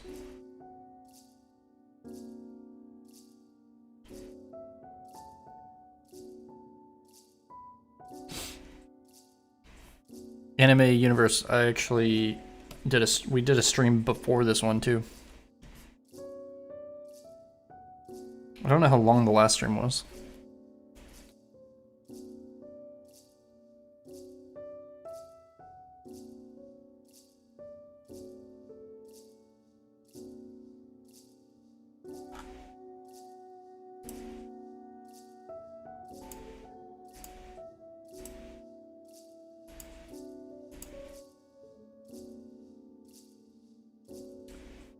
Last stream was 4 hours. So I'm on 9 hours.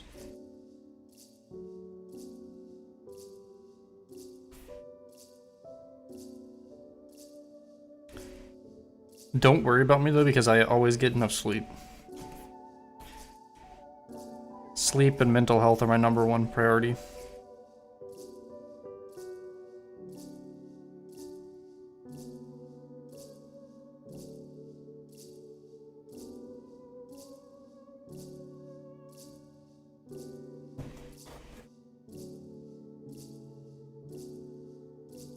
I should be streaming for at least another 4 hours, 3 or 4 hours. Though Will, I think, is going to be getting on. It's in 2 hours. I'm trying to finish before he gets on because I just want to be able to post this so you guys can check it out.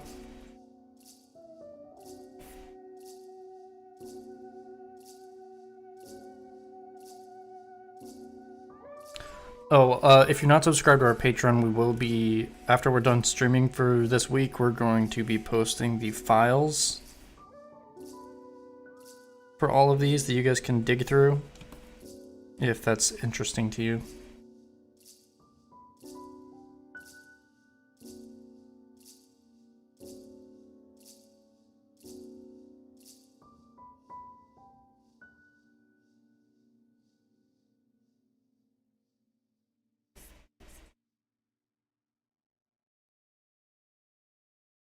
And the paywall for that is literally just $1.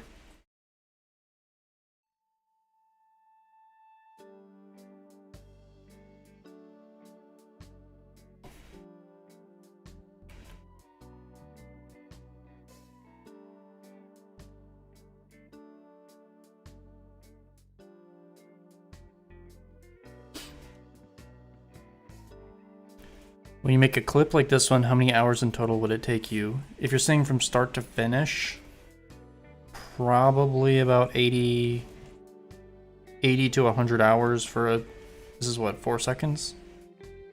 Yeah.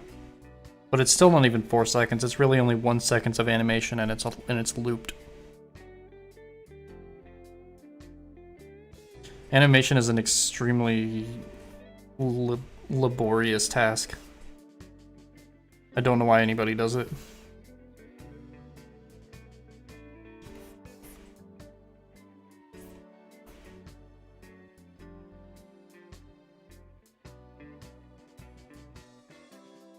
I think it's kind of like a abusive relationship or something, I don't know. Stockholm syndrome. We get like addicted to it somehow. I think it's like there's kind of like a magic element to it. I think that's what keeps people going.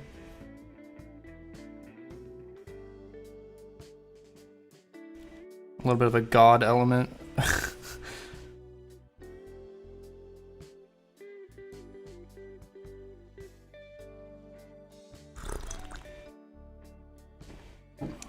I'm not great at art. I want to be, but I do want to post my work. Should I even start doing it if it's not great? Everybody starts out terrible.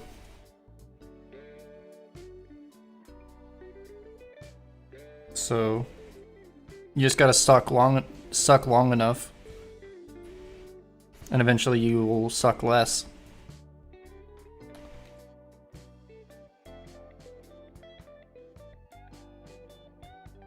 I think definitely persistence matters the most.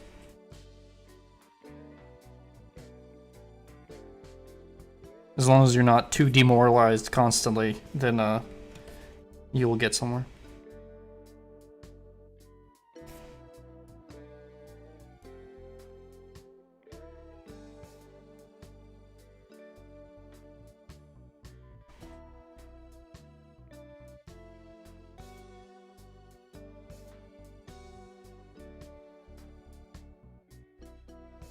Uh, 80 to 100 hours for 1 second. I need help taking care of my animations. I need to start taking more care of my animations. I'm helping animate this show and we're on a huge time crunch. Would starting the hardest cuts be a good idea?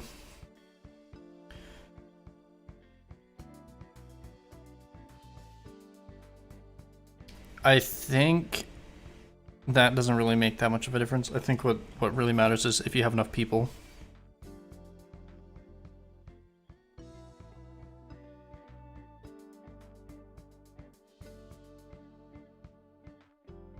If you only have like 5 people working on it, you're not going to get very far very soon.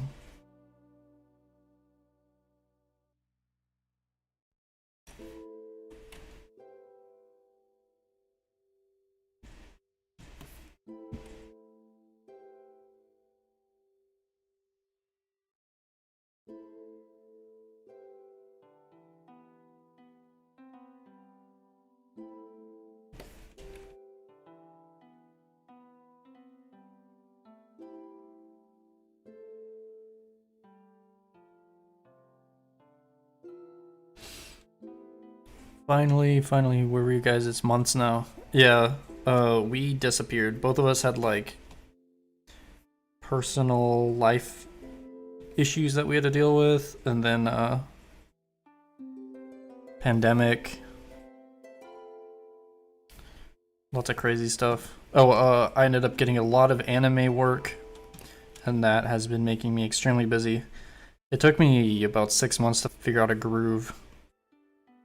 The only reason that, like I've got a little bit of a break right now between my freelance work, so that's how I'm able to actually stream. I actually am neglecting some work that I should be doing right now by streaming, but I think it's really important that we get back into this YouTube stuff.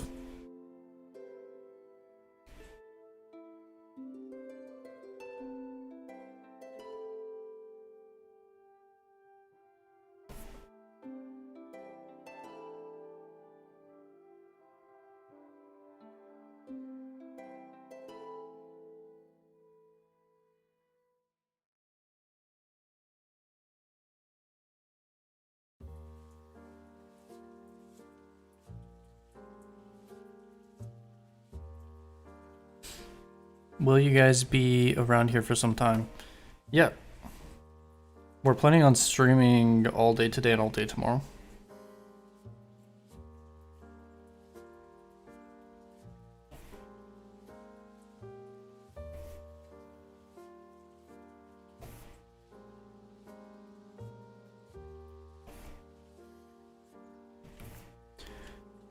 There is another thing that we could stream. I don't know if it would be interesting or not, but we could stream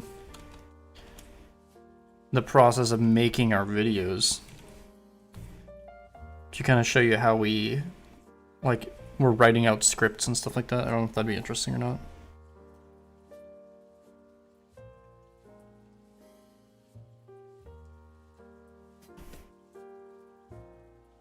There's a lot of research and involved and stuff like that.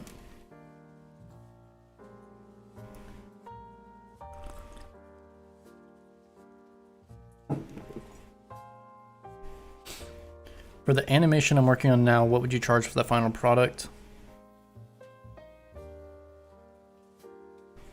It's 30 seconds long, and I would probably say $200 to $250 a second. Which... let's see, what is that? 30 times 250, so $7,500 for 30 seconds. The price of a decently shaped used car.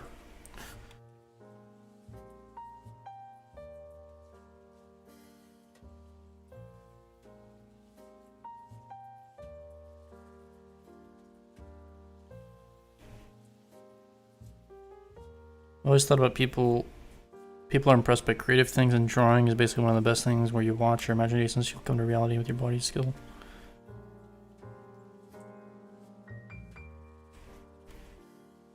Yeah, that's definitely a huge component. We do freelancing. We do not use Fiverr. I don't think I would recommend anybody to use Fiverr. It's not where you're gonna go to develop quality relationships with ongoing clients, and you're competing with a lot of people that are undercutting the industry.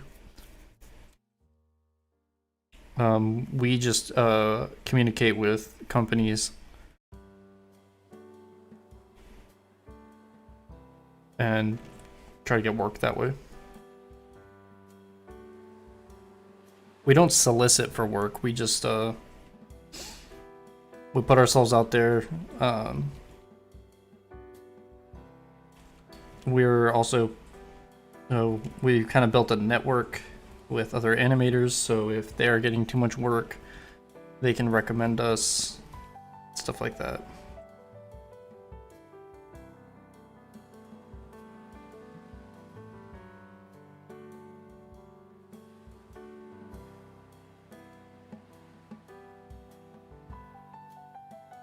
For the most part, though, there are people in Japan called production assistants.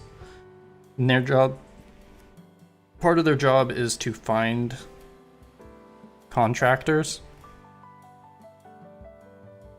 And when all of the contractors are booked, which is usually the case, they have to go looking elsewhere. And currently they look on Twitter to see if they can find talented animators. And they'll just PM people directly on Twitter.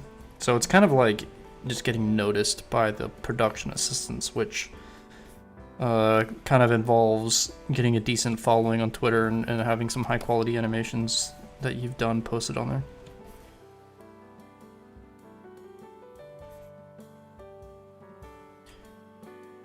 Do I have advice for young aspiring animators?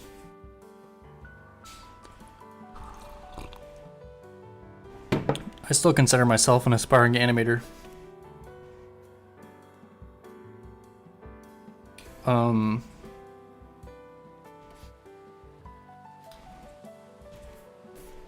That's a tough one. I would say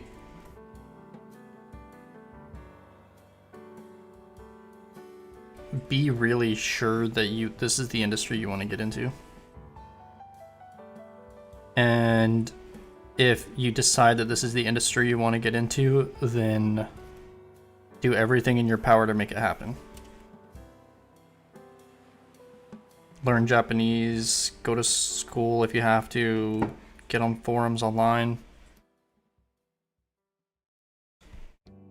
Try to make friends with people that are in the industry. If everything fails and you can't get into the industry through traditional ways, then pave your own path into the industry. That could be maybe you work a part-time job and you just try to gather a group of people and make an animation. And you guys fund it with your spare money or something.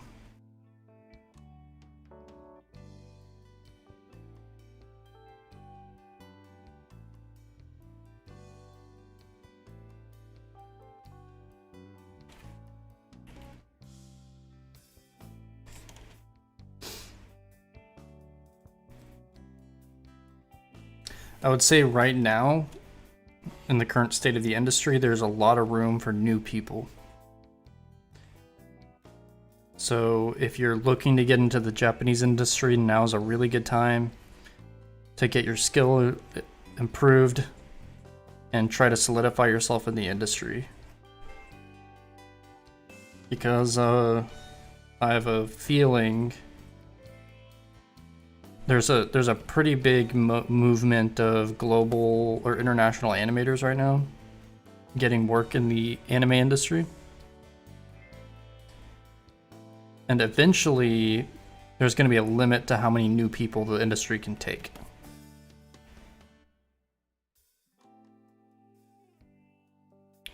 You're a bit too young at the moment for that.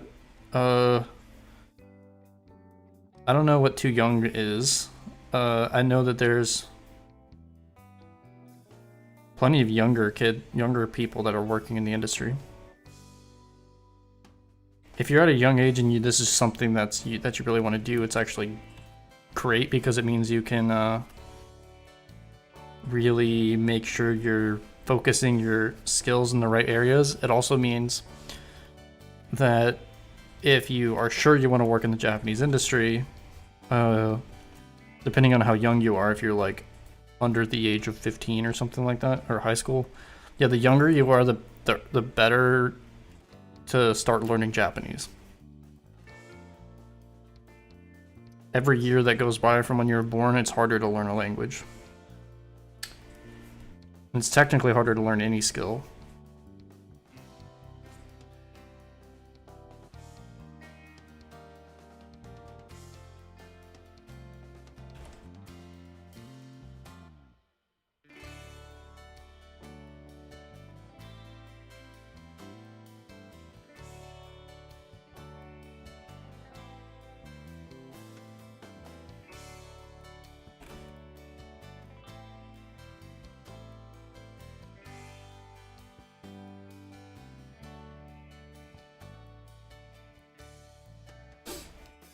The better you can get while your brain is still forming, the better you'll be in the long run.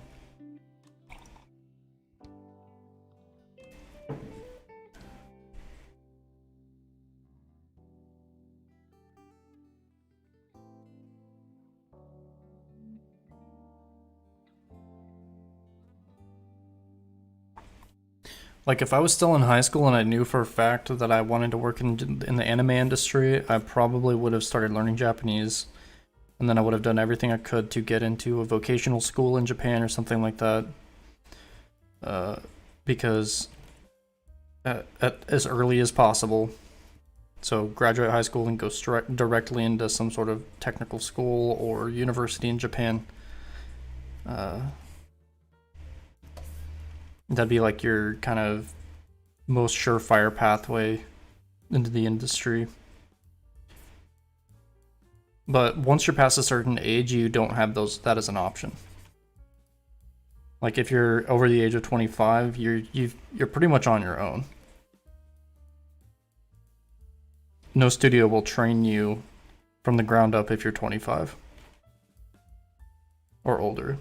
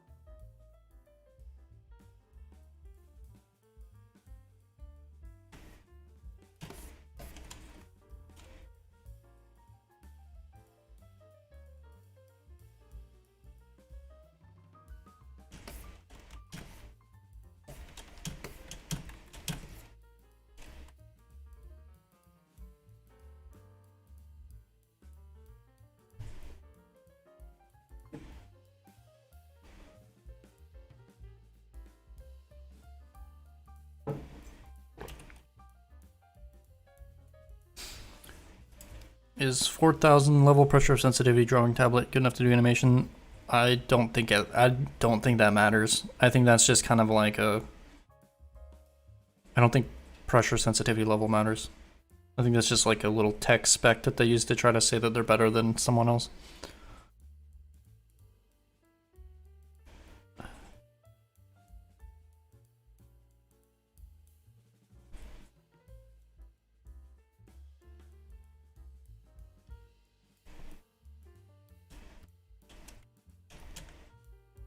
Any tablet's going to be good enough for doing animation, in my opinion. But I do think that if you want to work quickly, a screen tablet's definitely the way to go. If you're just getting into it though, it might not be worth the investment because you might start working in animation and be like, I hate this is miserable. And then you've only wasted $60. But if you spend $800 or something on a tablet, and then it ends up gathering dust, then that's kind of pointless.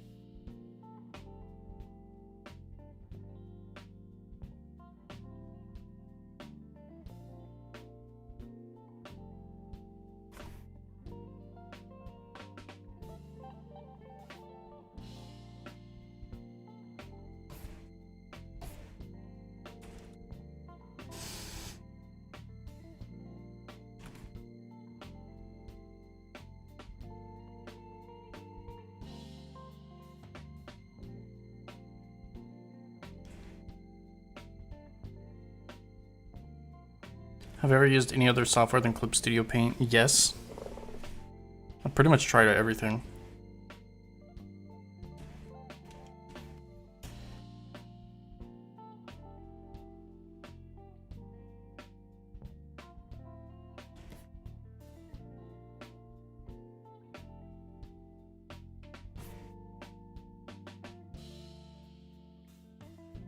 Clip Studio, I think, is one of the better future-proofed softwares because I don't know if you guys remember Manga Studio, but this used to be Manga Studio, and it was made by a company called Smith Micro. But this software got bought by this Japanese company called Celsius, which is the company that made Redis Studio, which was the kind of monopoly software in anime. And Redis is calling this the successor to,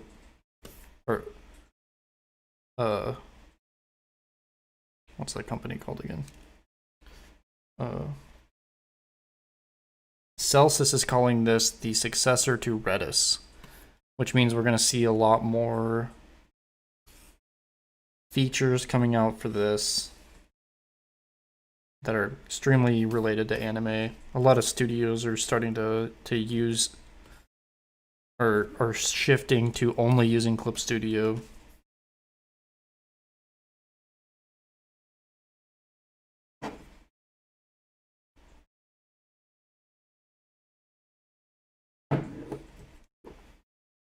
Apart from sheer practice, what's a good way to get better at drawing?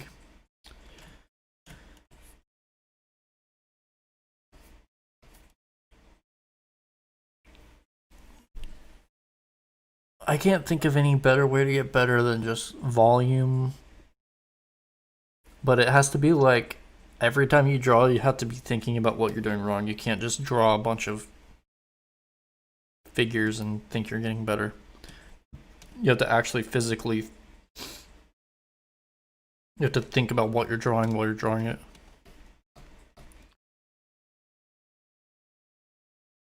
Have you tried traditional animation with pencil and paper? Yes. When I was in college, I was the president of it. Like I started an animation club at my college. And one of the things that we wanted to try to do, and this is before I knew how to do anything, this was back in 2014 or 2012 or something, I can't remember how long ago. We wanted to make a traditional 2D animation, like a 5-minute film. And that was we bought a bunch of light boxes and we tried to make a little cartoon. we created all of the animation for it, and then we ended up stopping because we didn't realize how much work Douga and Paint was going to be. So we canceled it, but I think it's fun to animate on paper. It's slower though, but it feels cool to like actually touch paper and actually have pencils dragging across paper, and I don't know, it's just cool. I hope that people keep that medium alive somehow. Maybe there's like historians or something that will keep making 2D animations like that.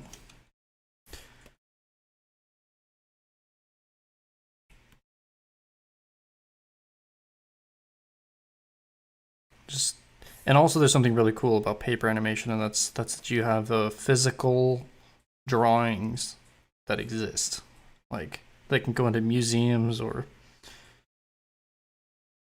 be sold to collectors and stuff like that.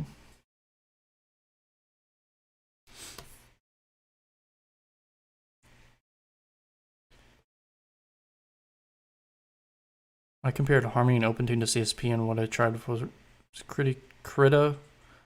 All are good, but CSP seems to be improving the fastest in custom stuff in Harmony.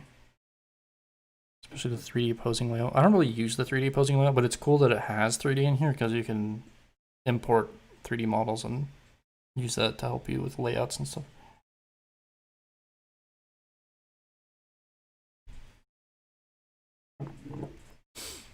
If there's good features in other softwares, why not just pirate it until it becomes stable in the animation industry?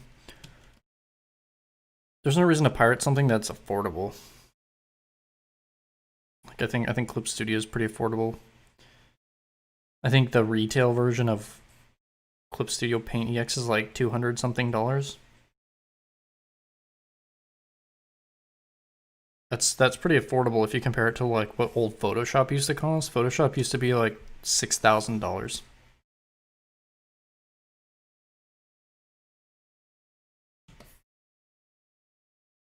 If someone's charging $6,000 for software, then you should pirate it.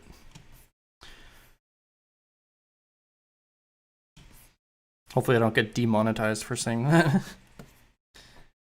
It's kind of like a protest thing though. It's like nothing should be that like a piece of software should not be that expensive unless it's like curing cancer or something.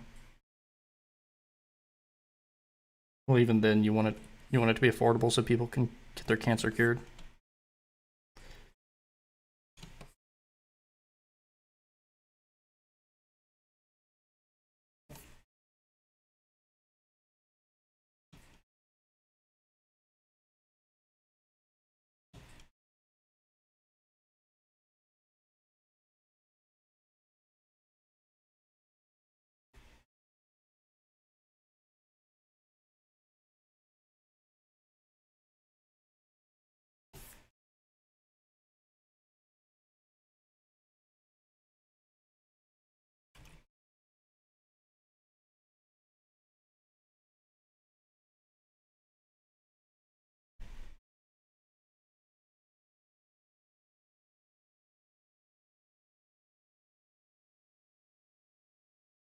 Still Galaxy, yes, I am still tweening the same cut.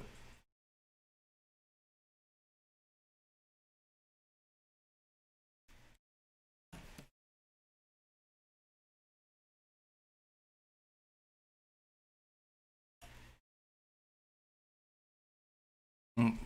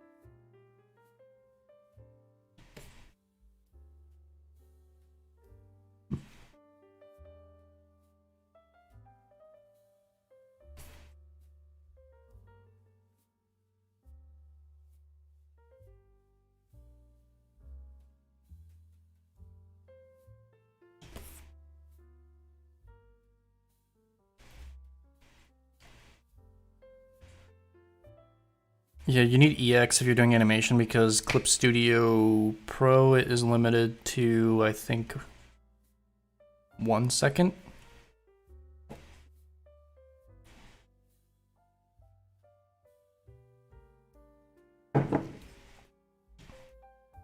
Technically, though, you don't even need a timeline to do animation. It's just for instant playback. You can just use frames and then flip through the... I mean, you can use folders and flip through the folders, but having a timeline that you can play it and you can like export it as a movie. You can even put audio in it. Like it's... I don't know, I think it's worth it. Like when I was working on Oda-chan, they had the voice acting pre-recorded, so I would import the voice acting into Clip Studio so that it would help me with the character acting.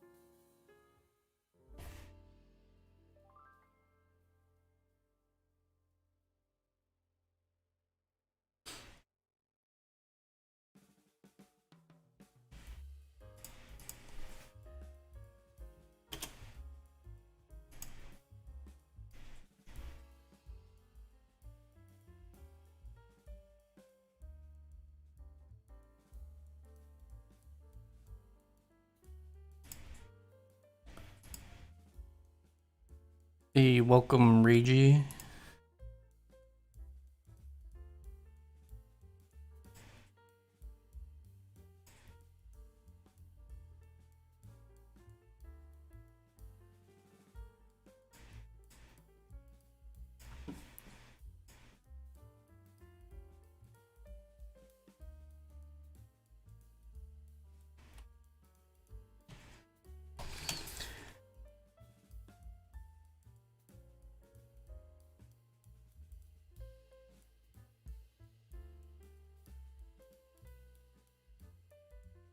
I want a check mark.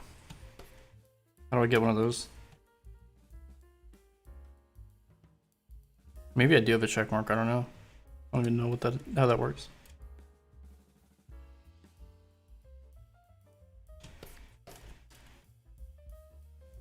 Check marks are like social media status symbols.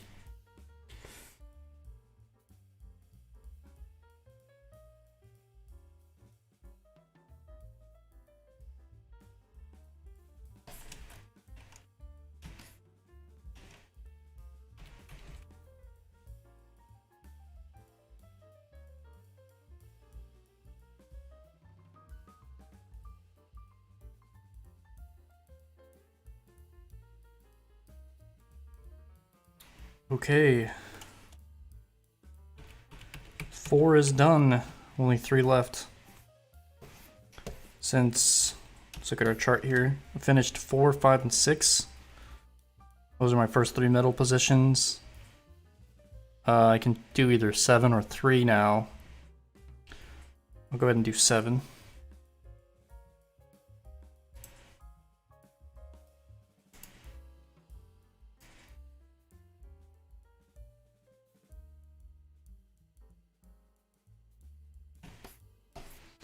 Yeah, we'll hit that 100k eventually, I think. Okay, this is going to be a really interesting in-between because we are looking at stuff that's only a pixel apart.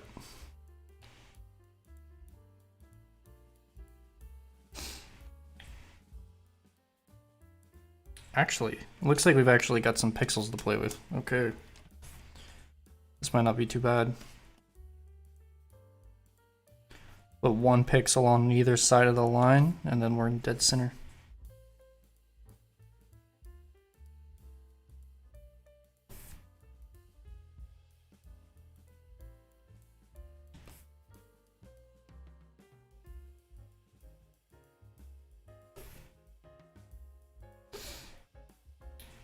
Hey, welcome, Sora.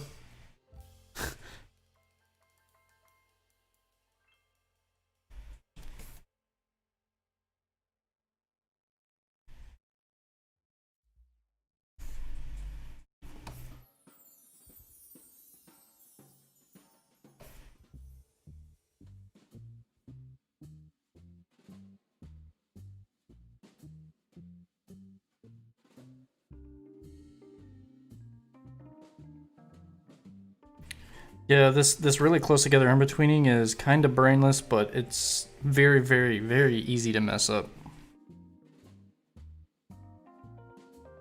Because one pixel can throw off the entire thing.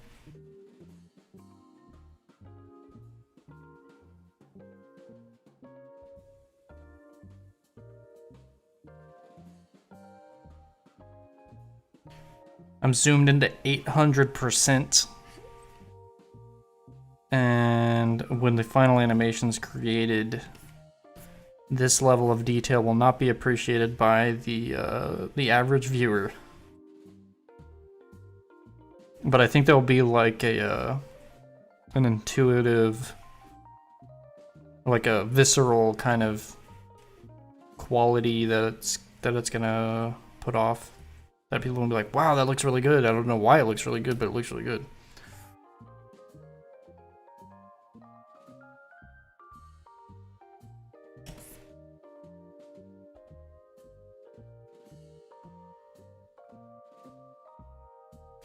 When people put blood, sweat, and tears into something, it usually comes through in some sort of unexplainable way.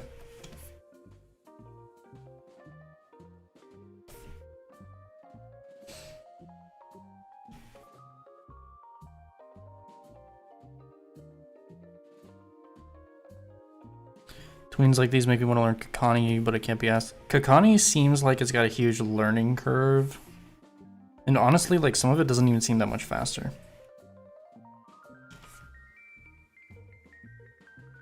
I think Kakani would be great for, like, making 12 FPS stuff into 24 FPS. And I feel like it'd be hard for it to mess it up. But I do know you still have to kind of, like, assign labels to lines and stuff like that. Which seems really tedious. It seems like it could just be faster to just do it manually.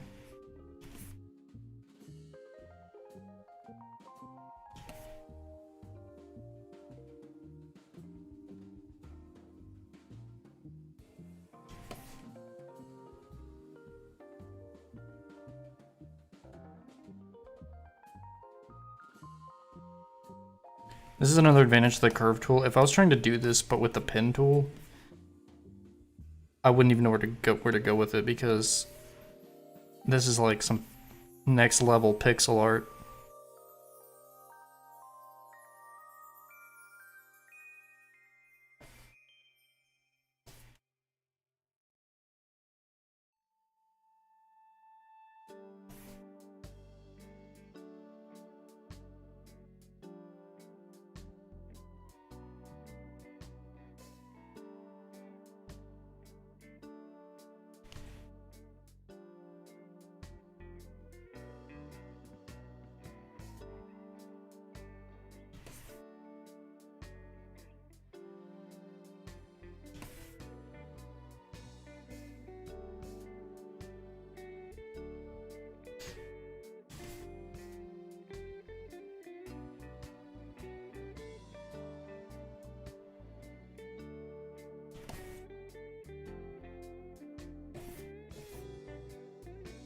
Do you use the curve tool for just in-betweens or for keys too?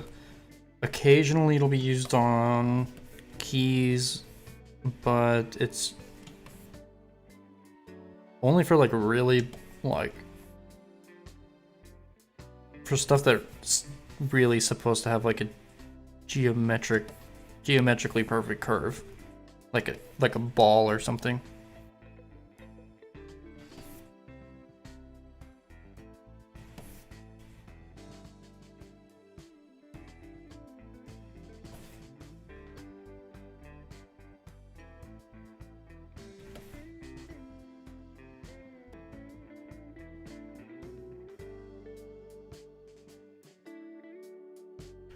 I am a hand draw type of gal.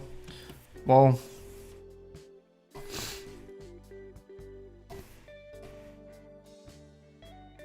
I think most people that start using the curve tool end up just over there to it because I can get the line correct the first try, which is something that you cannot do. Like if I tried to in between this with the pin, like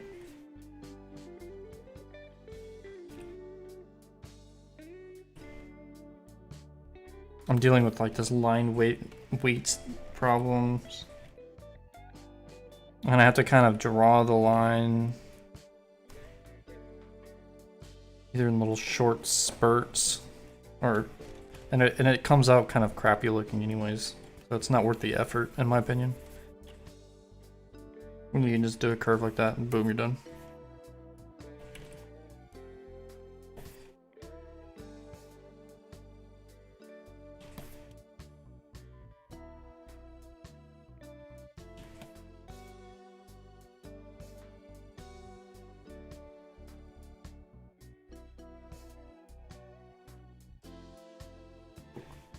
Wisteria would working in higher resolution offer any advantages? Technically, yes. But the thing is like it's gonna get downscaled. So if you could be making more work for yourself. If you downscale it, then you just wasted a bunch of time on stuff that just gets shrunk into nothing. So when you downscale, pixels literally disappear, so.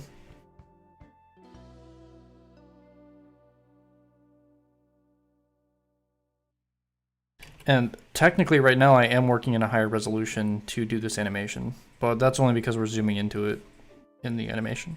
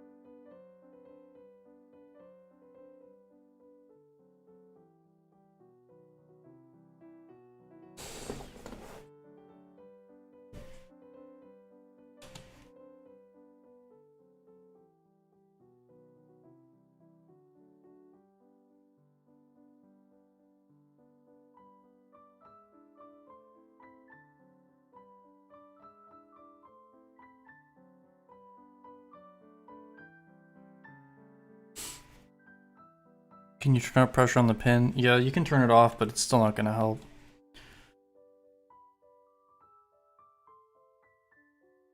I would say if you're really dead set on doing Douga by hand, then you should just work on paper.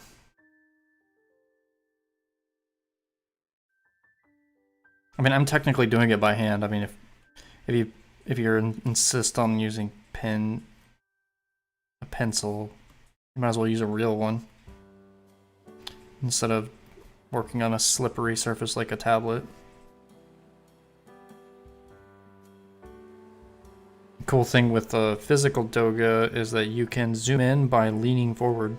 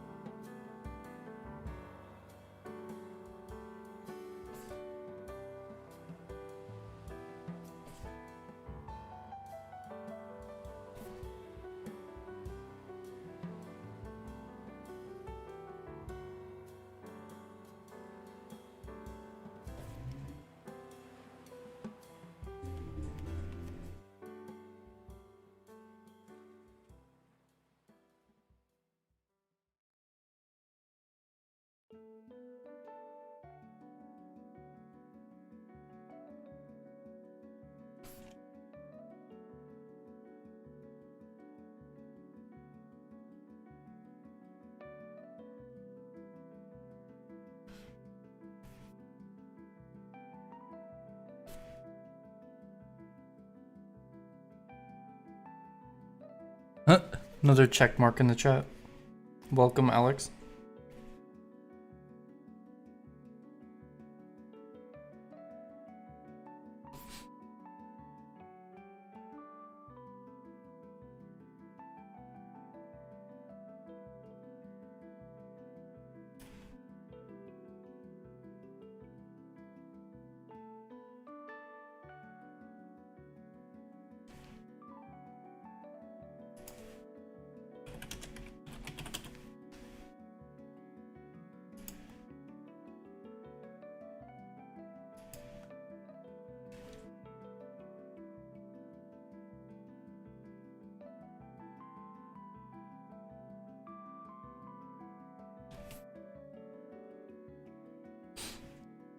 What was your question?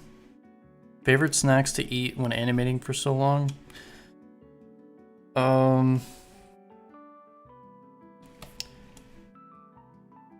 can't really eat while I'm animating because then I'll get like crumbs all over my fingers and grease all over my graphics tablet. I'll usually stop animating though and just eat whatever's in my fridge that'll keep my brain from turning off.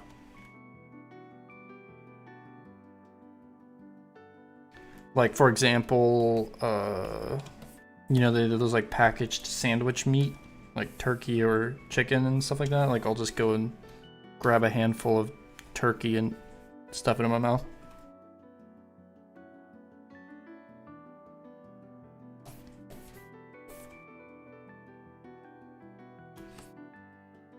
One thing that happens too is I'll forget to eat. Like 8 hours will go by and I'll be like, I'll hit save and then I'll realize that I'm starving.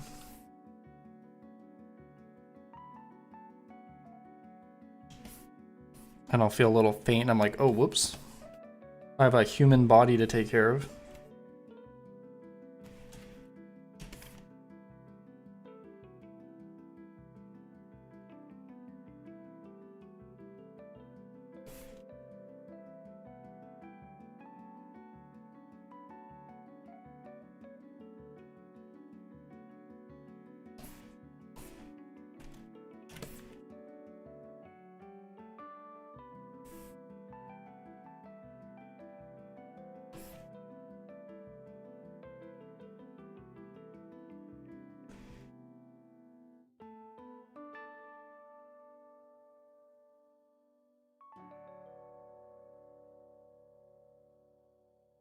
Oh, hey, Barkarot.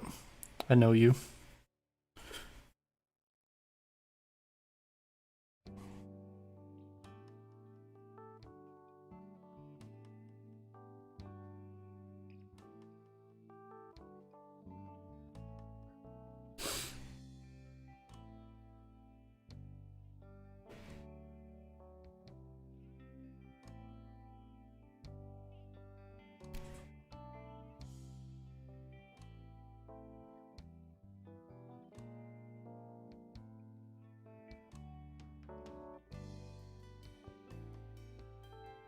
I want pizza. That sounds good. When does Domino's open up? Papa John's? Probably not 5 a.m.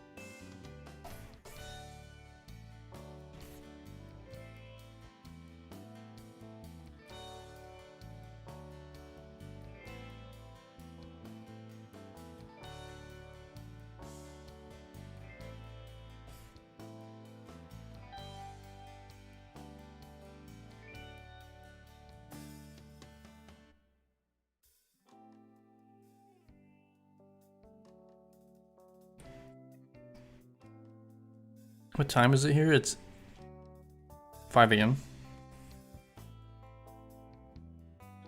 I think the sun will come up soon.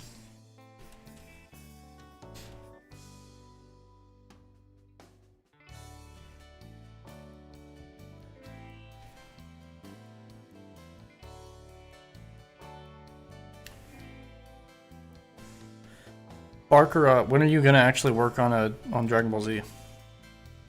Like, have they actually hired you yet?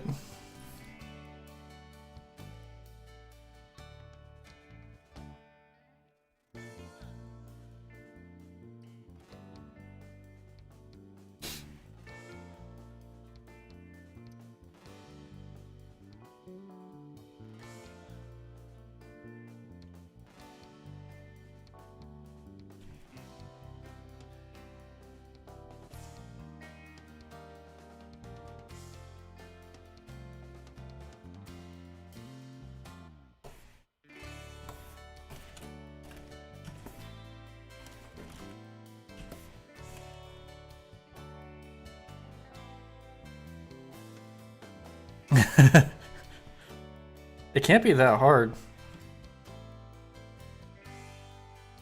Who animates Dragon Ball Z? Is it Toei? Maybe Toei doesn't hire freelancers.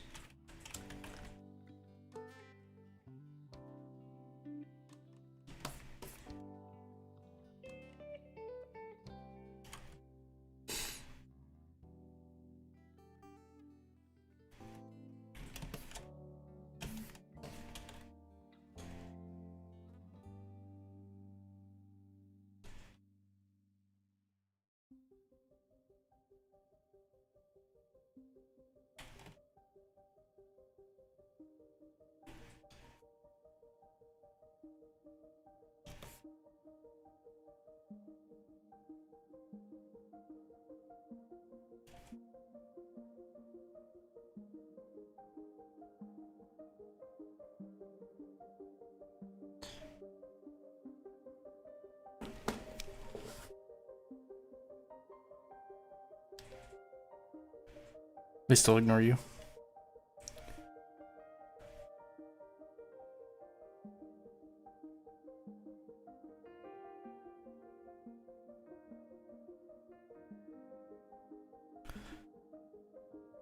Yeah, I think some of your stuff looks better than some of their layout. So, I don't know.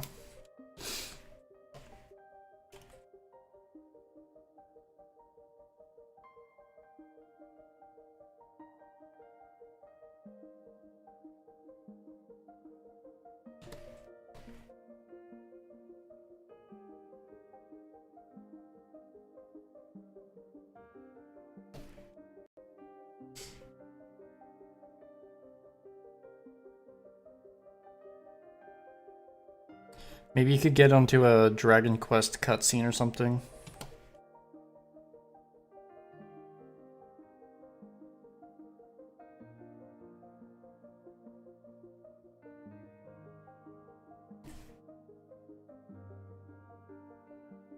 Does Dragon Quest have 2D animation? I don't know.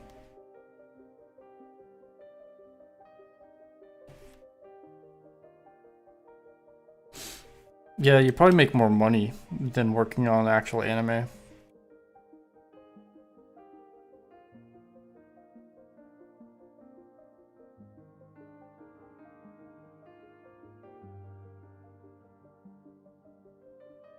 How do I make the lines curve like that? Yeah, it's the curve tool. Get this little stretchy thing that helps me move the curves around, and they can even be edited too. Like if I go to the object, I can click on it and I can grab it again and adjust it if I wanted to, or I can grab the endpoints, move it around.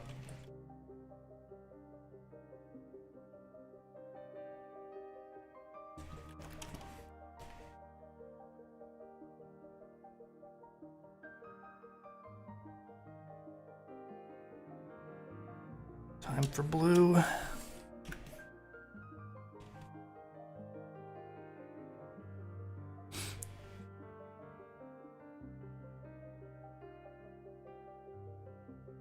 Seems like a lot is done now watching from South Africa. Welcome. Yeah, we're got two or three more frames left, and then Emily will literally be breathing.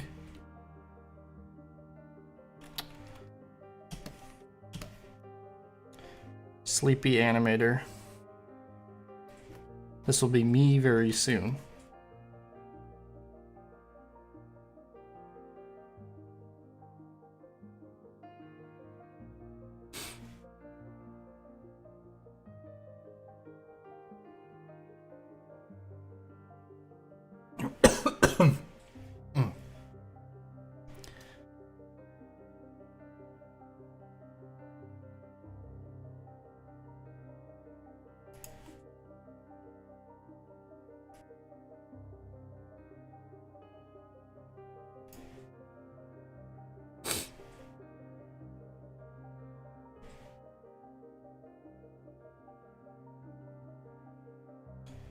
Have I tried OpenTunes? A little bit. The interface made no sense to me, and then I uninstalled it.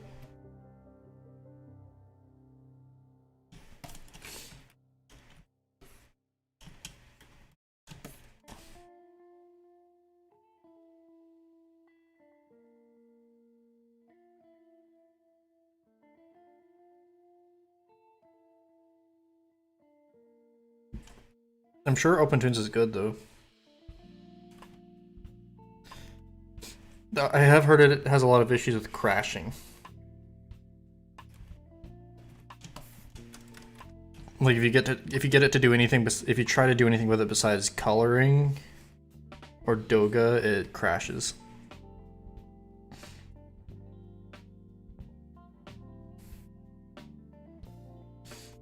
In which case, it's probably better to just use Clip Studio or Redis.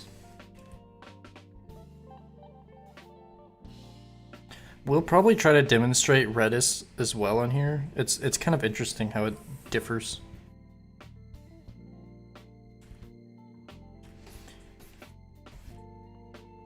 I like good, well-designed UIs, so I like Clip Studio just mainly for that. But Redis really is better. Objectively is better for Douga. It's a lot easier to flip check, and the vector snapping works between color layers, which is insanely powerful.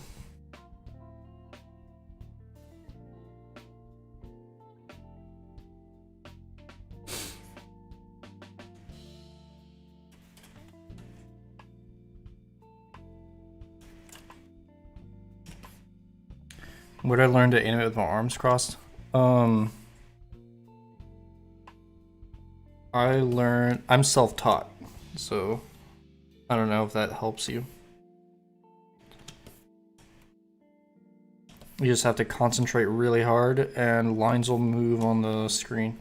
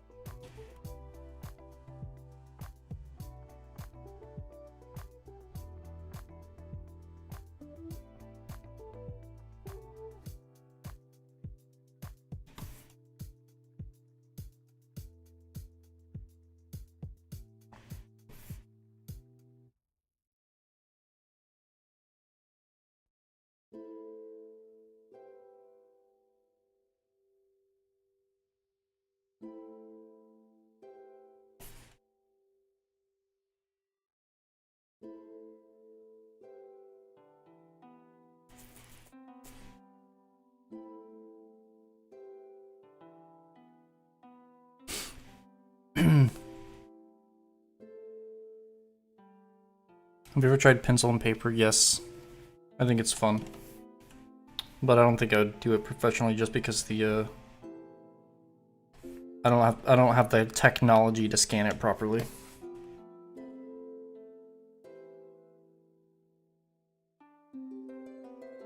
If you're scanning a ton of pages, you really need a scanner that's meant for scanning animations. Or you have to have a nice photography setup, but...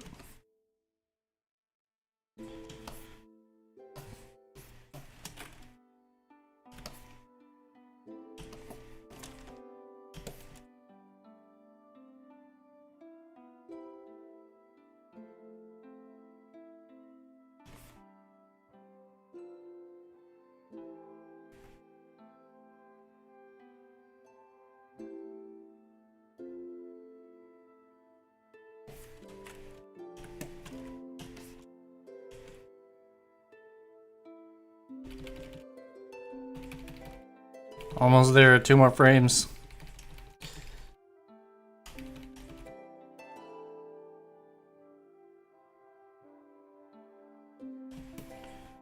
Okay, our next middle position is going to be 3.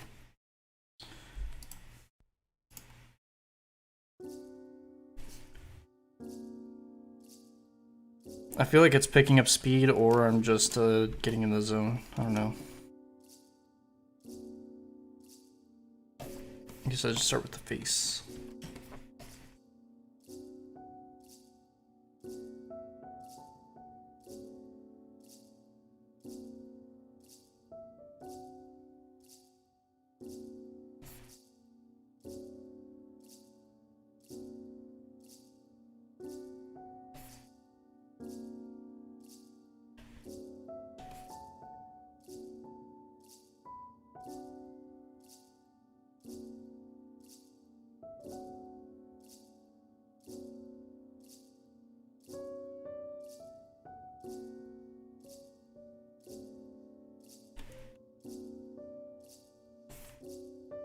The last in between is going to be the hardest because I'm out of pixels at this point. So I don't know how the next one's going to work.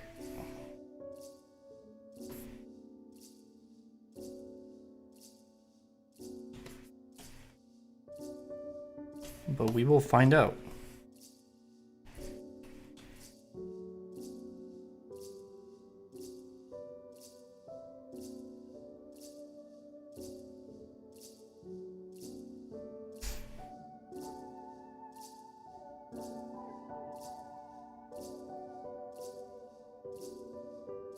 It's very possible that we might just remove that last in between. We shall see.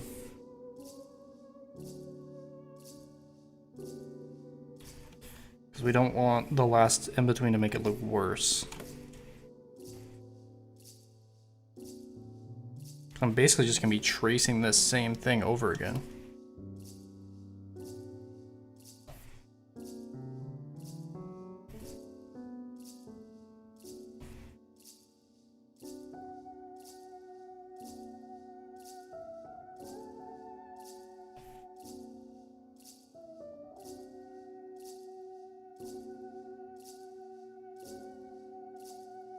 That should not be like that.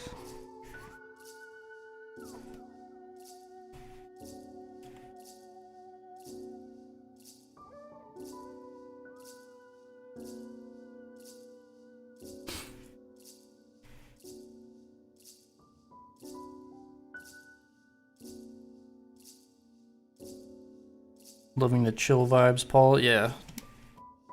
Try to pick out some chill music.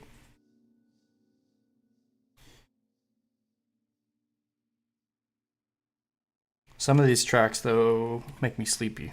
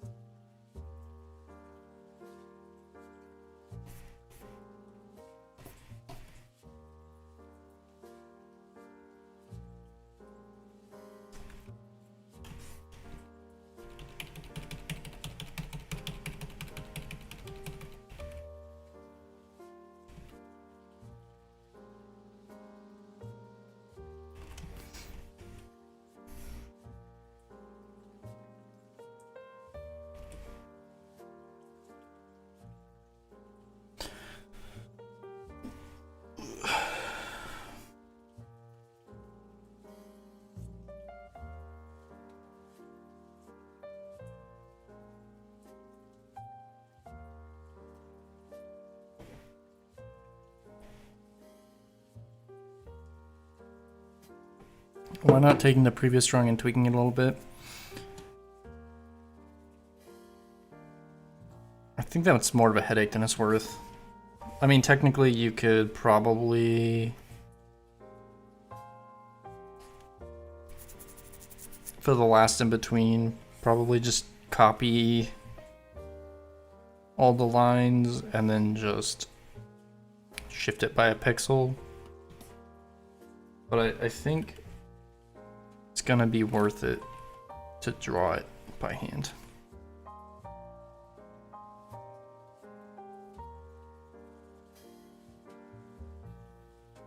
I think Hayao Miyazaki said this, everything's better when it's done by hand. And so far, I believe that is true. Which is why I think as animators, we're gonna have career security even when the AI overlords take over.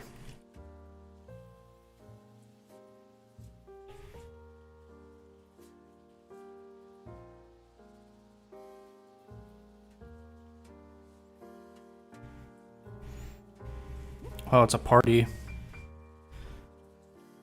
Yin, Flo, and Will are here.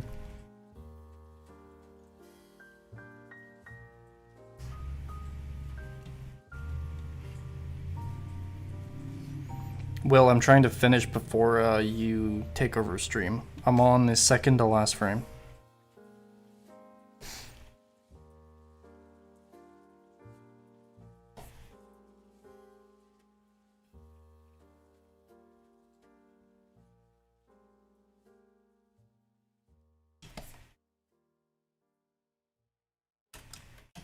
Should be at 800 on this, and I'm at 400.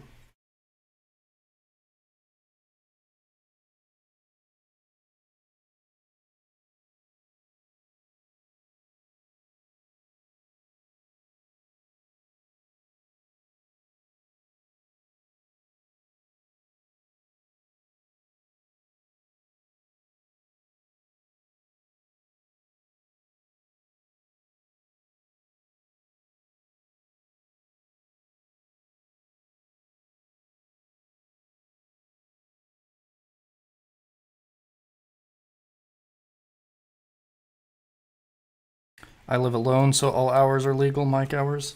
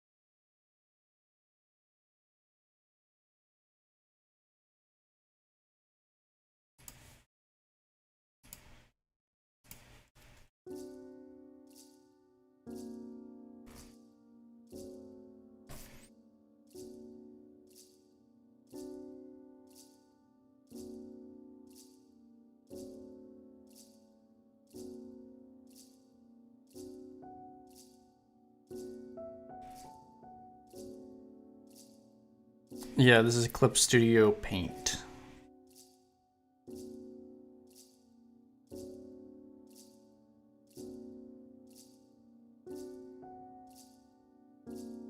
On these last in-betweens, like, some sections are barely even moving. It's like a few pixels here and there.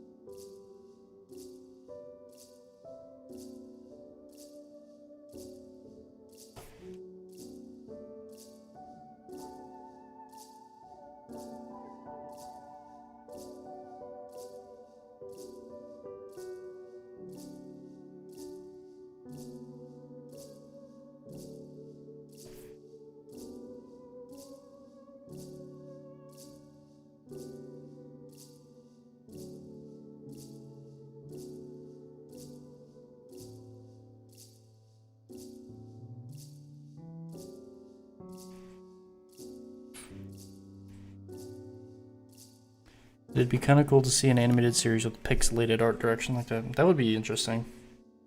We just leave it like this.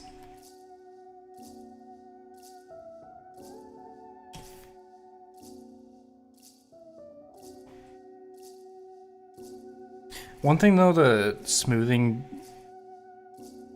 one purpose of smoothing is it kind of hides some mistakes. It's not a crutch to use, but it's definitely a benefit of smoothing stuff out like this.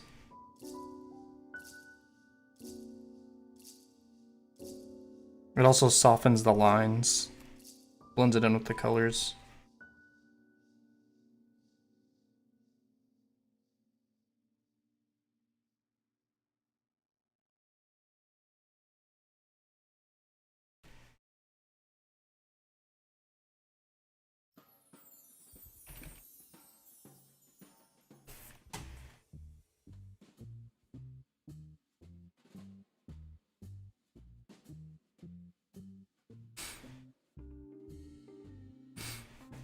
Yeah, like solid pixels at 540. That'd be cool. Then it would actually look like a cutscene from like an old 90s game.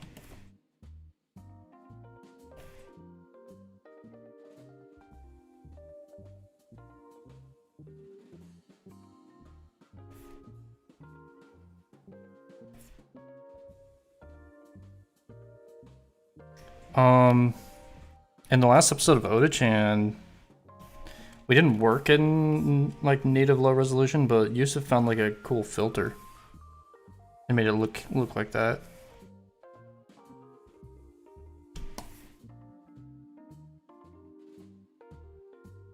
I don't know how he did it.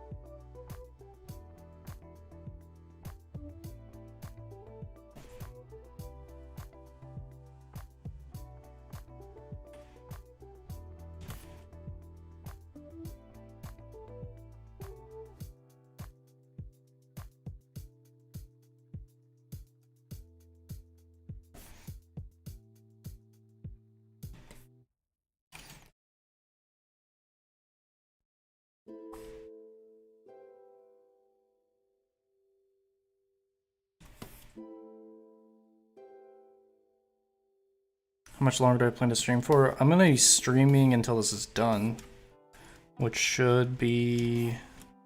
I'm doing this faster than Will said I should do it, but 30 more minutes, 30 minutes to an hour.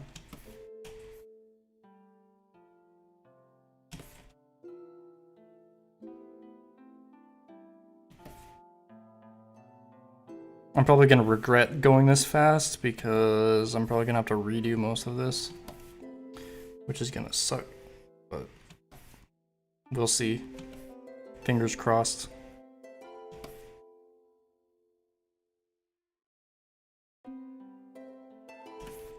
My untrained eyes thinks it looks fine, but there's probably gonna be a million mistakes that I can't see because I don't have the eye yet for it.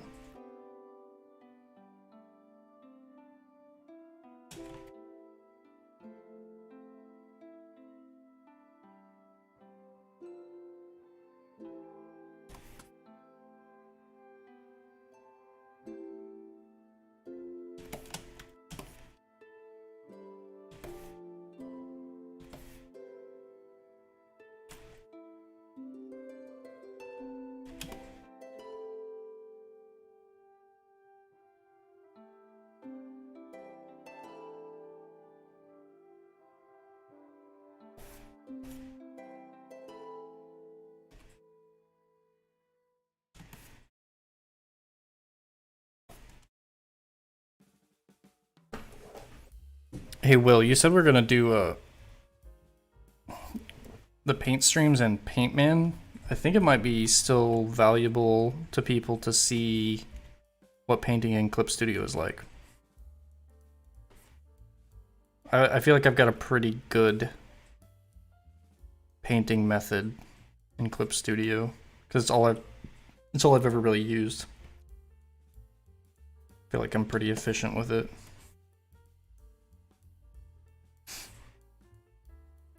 It's like a mix of Flo's method and Nika's method.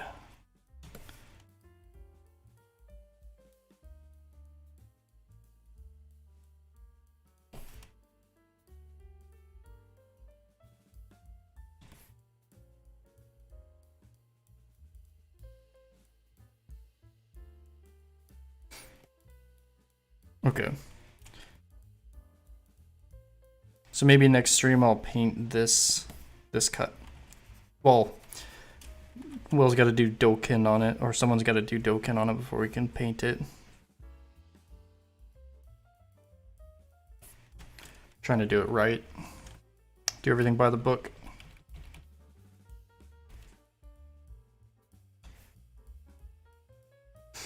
I'm thinking this last in between might not even be necessary.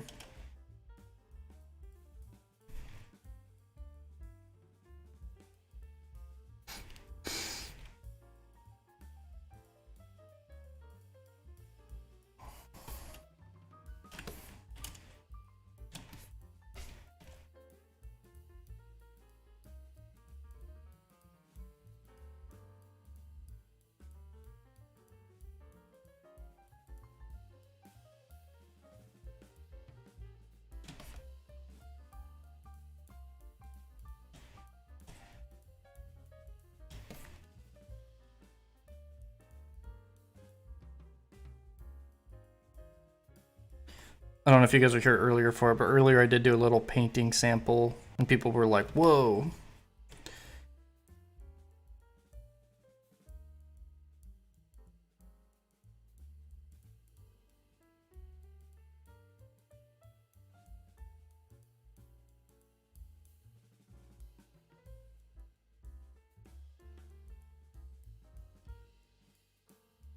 Paintman, what we're doing with the Douga though is literally for Paintman. So I'm with the blue and the red. It's all Paintman color coding, but we kind of figured out a way to reverse engineer the Paintman color coding system to make it work in CSP. I think it works pretty good.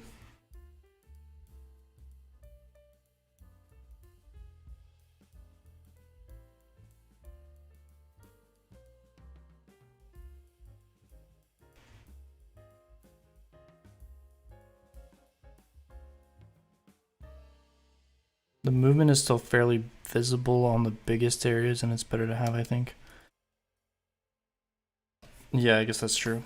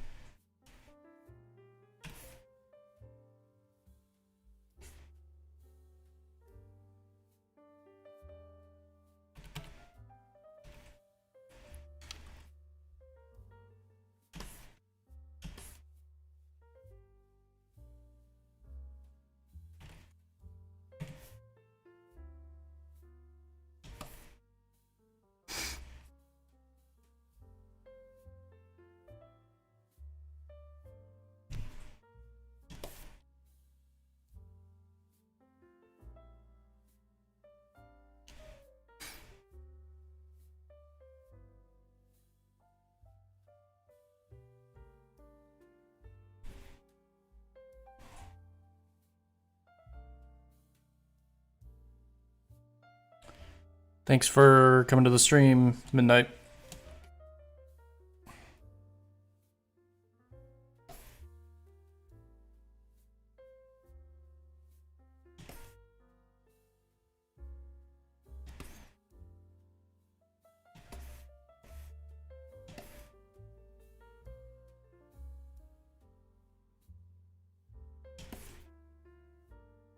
If any of you guys are in the stream interested in working a career in animation, this imagine this stream but times 365 days a year.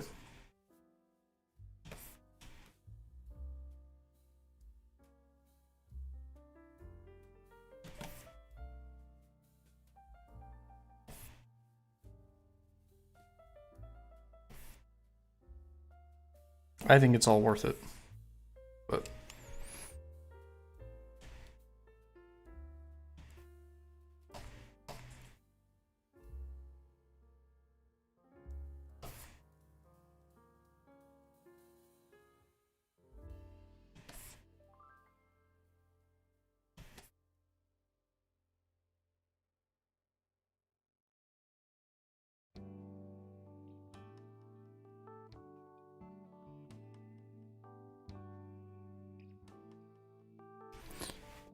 yeah, hopefully we have weekends of vacations. How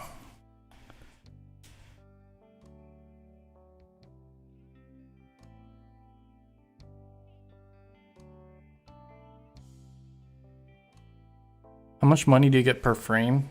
Industry standard is like $2 to $3, 200 to 300 yen. But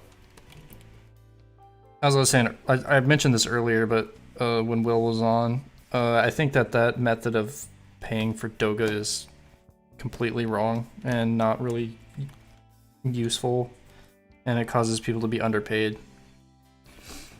We think that the better solution is you have at least this is how our studio is going to do it. We'll have hourly pay for Douga based on your speed, and we'll probably have some sort of a quota that you have to meet if you are getting a certain pay grade.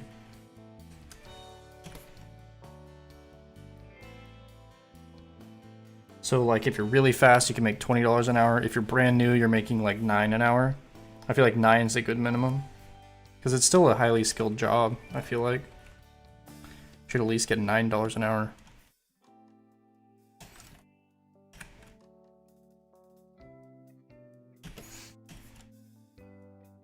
Like even as a new person.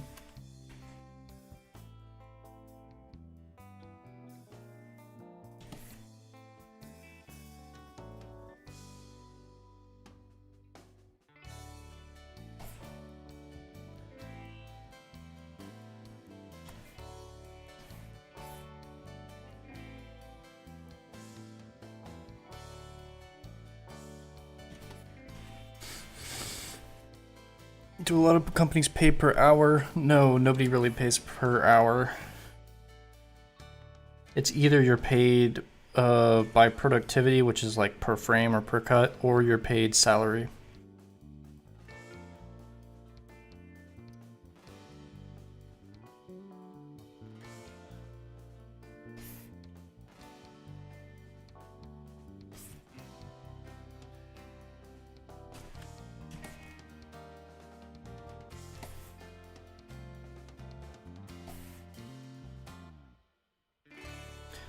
I am going to save a backup of this because I am 7 hours in and I don't want to accidentally delete a whole bunch of stuff and save over it.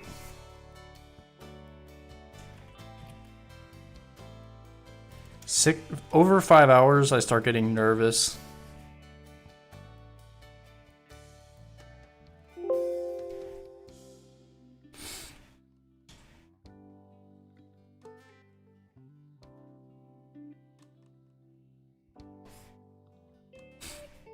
I do feel like per frame breaks down a bit when you start looking at really simple frames. Because like some frames can take you 5 minutes. Some frames take you 2 hours. So it's like, you don't want to pay somebody $250 an hour to animate a bouncing ball, but I don't know. There's probably a more fair way for everybody.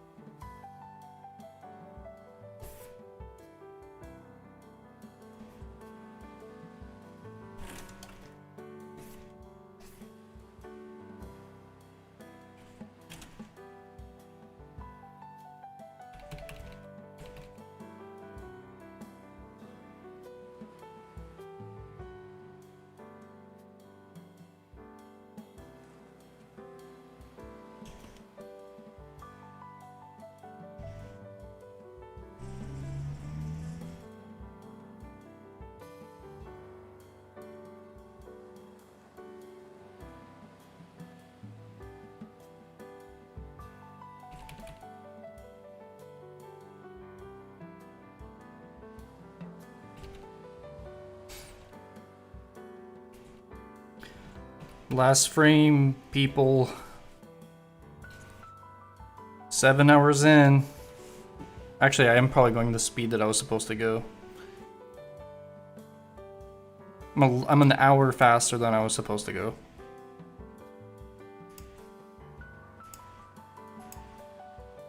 So I'm probably like 40 minutes per frame. 45 minutes per frame, 50 minutes.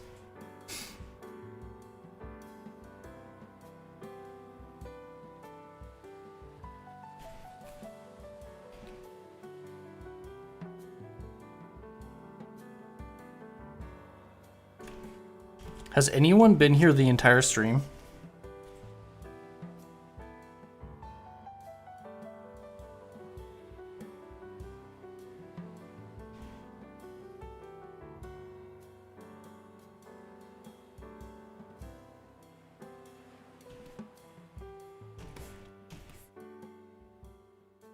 Ooh, Emilio, good job.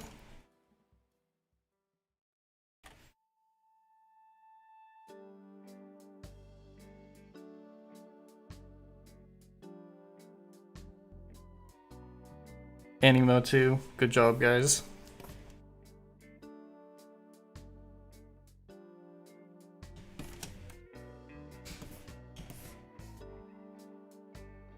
There's not many things that are much slower than Douga that you could watch.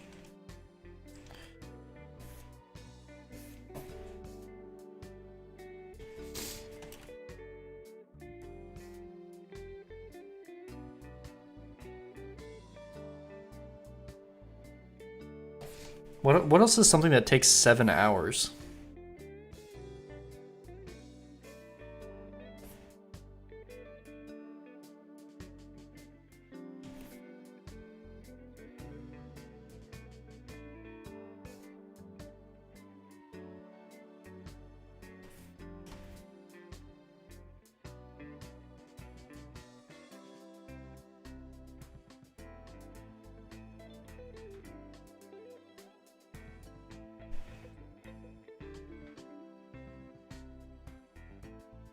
Can you guys think of something else besides this that takes 7 hours?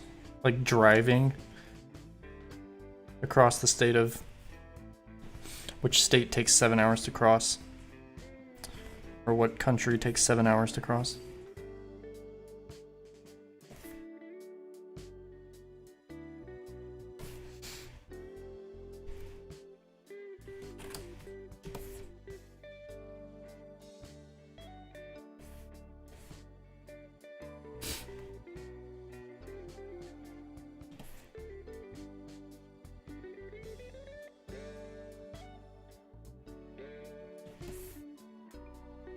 School takes 7 hours, yeah, I guess that's a whole school day. Just for a 4-second Douga animation. It's not really 4 seconds, it's more like it's a loop of 1 second.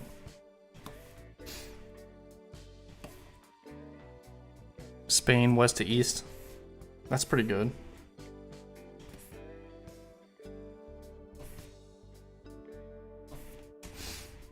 Think about how many times you'd have to drive across Spain, like the equivalent time to make a feature-length animated film. How many times would you have to cross Spain?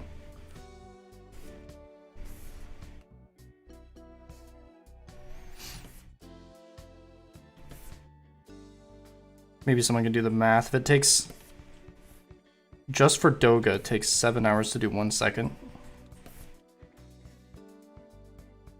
And a feature-length film is how many seconds?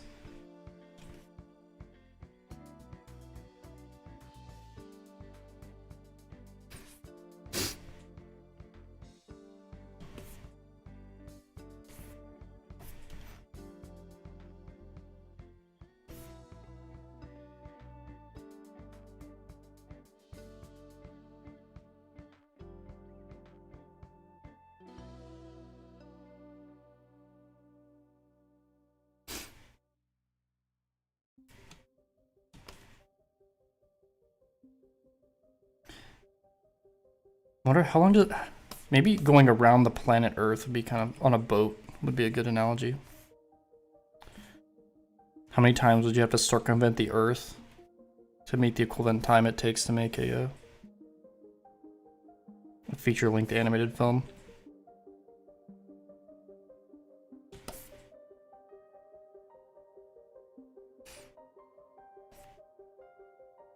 It's probably not a fair analogy though, because there's hundreds of people that work on these things.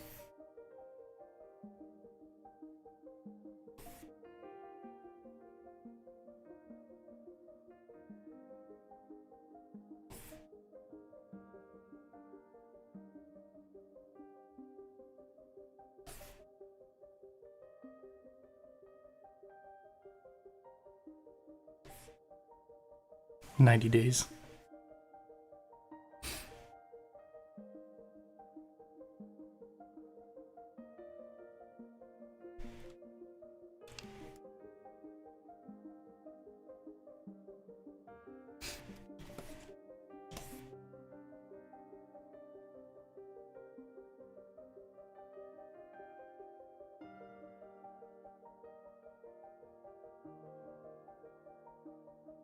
It's almost hard to like quantify how much time it actually takes to make animation. There's so many things that have to go into it.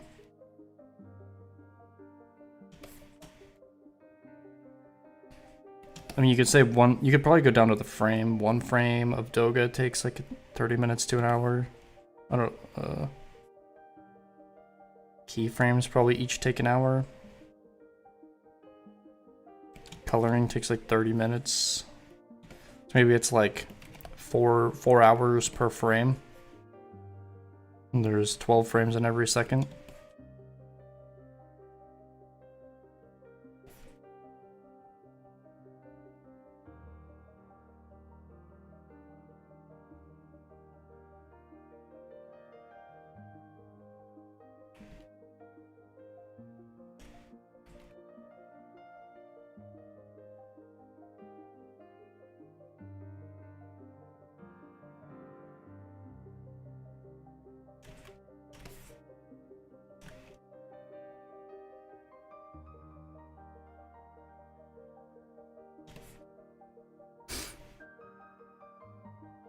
There is a guy that made a feature-length film by himself.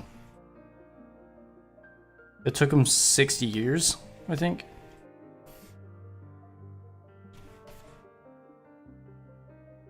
And it didn't turn out very good.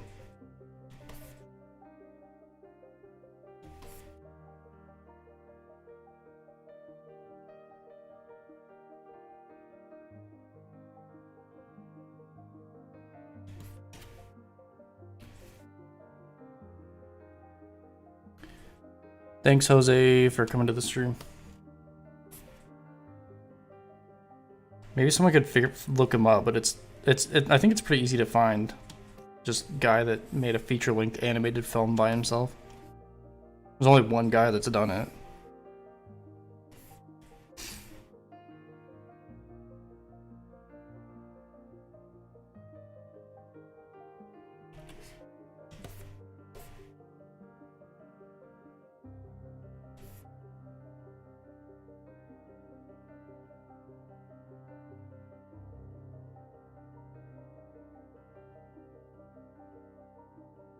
I don't know what the film was called.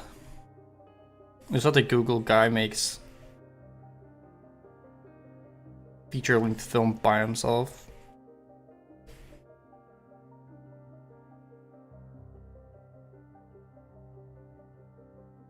I remember, like, I watched some of it. It was like really trippy.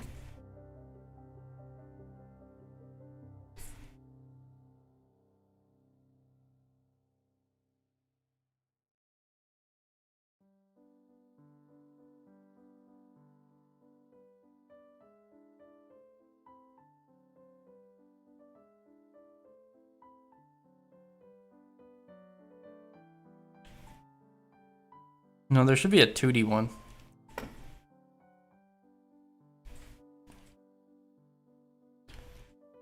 $152,600 frames. I think that's too many frames. Oh, divide that by 2, because anime is usually 12 frames per second.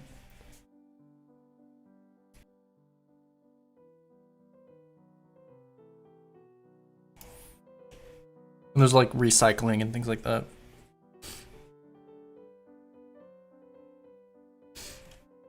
I'm using the curve tool.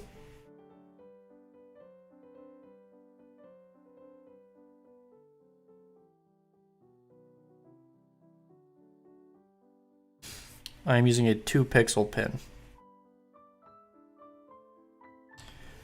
And this animation is going to be in 1080p.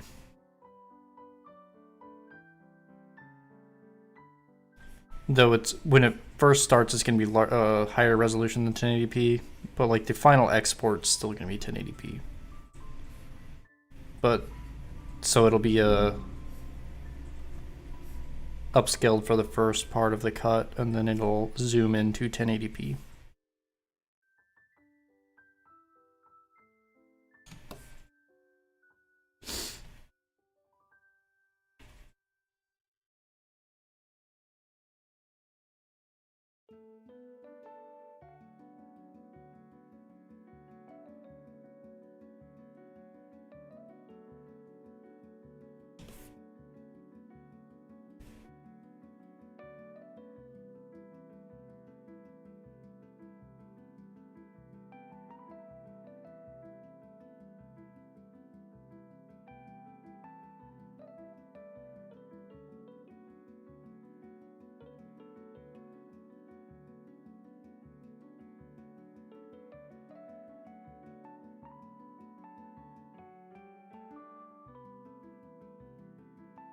These frames are so close together now that most of it's not even, like a lot of it's not even moving at this point.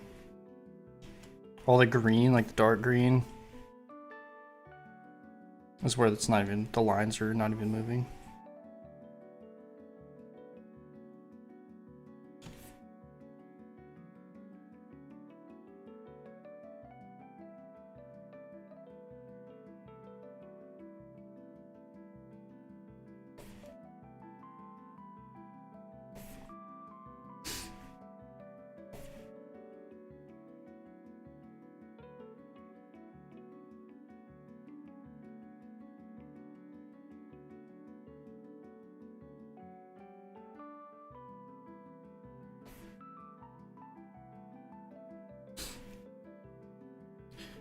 Is work-life balance hard as a freelance animator? No, I don't think so. You just work as much as you want to.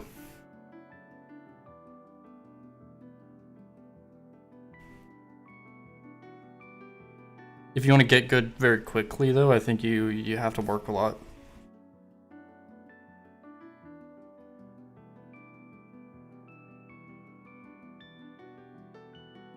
Or if you want to, I guess, survive and have some spare money to spend on things.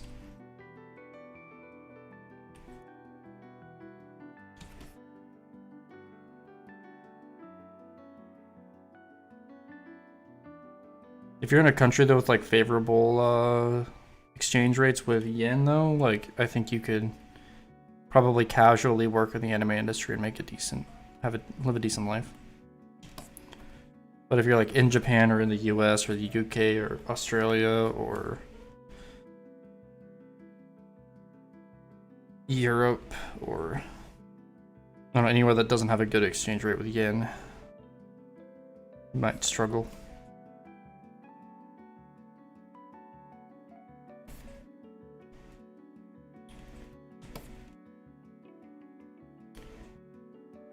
If I didn't live in Louisiana in the US, I probably wouldn't be able to afford to live in a one-bedroom apartment.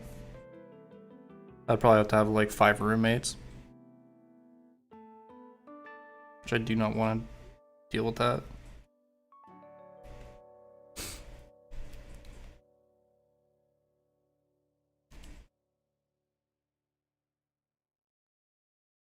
How do you get gigs as a freelancer?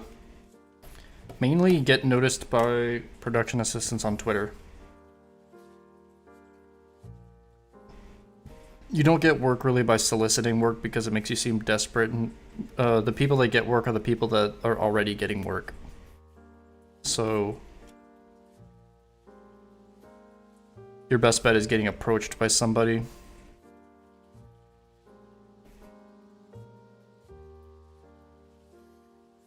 I've seen cases where people beg for work and it doesn't ever work.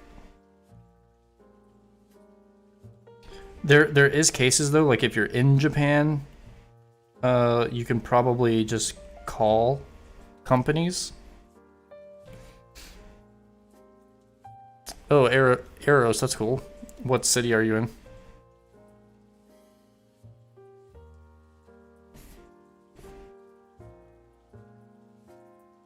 But yeah, if you're in Japan, you can call companies and let them know that you are available for work, and they'll add you to like their rosters. They'll probably want to see some work of yours though.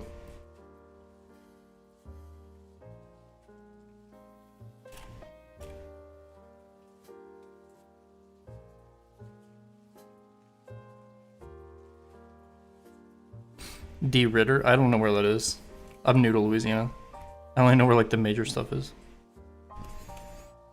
I live down in the bayous. Well, kind of. I'm in Homa.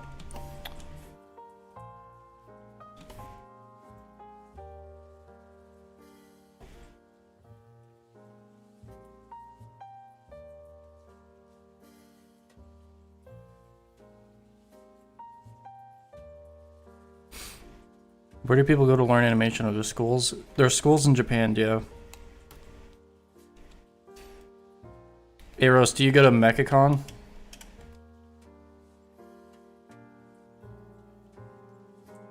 Or any of the cons out here? Oh, so you go to CypherCon probably. Is it CypherCon? That's the one over in Lake Charles.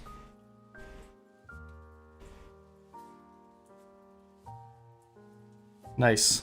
I went in 2019.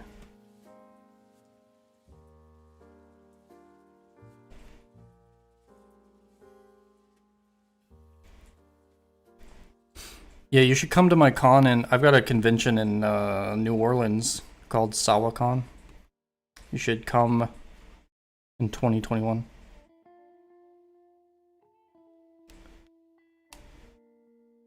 what's the end goal for my company? I want to be like Studio Ghibli, to be honest. I want to just be independent and just make movies of whatever we want to make. But it's a long road to get there.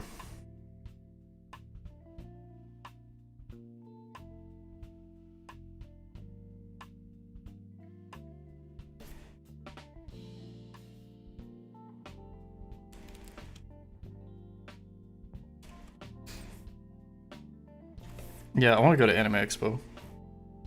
I want them to fly. I want to be a guest there though. I don't want to have to like pay to go there. It's expensive.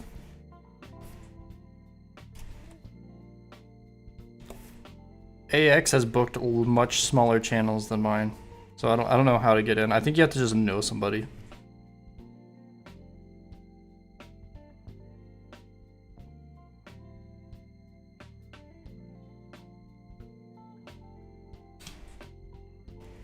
Yeah, that might work. Maybe you just need requests.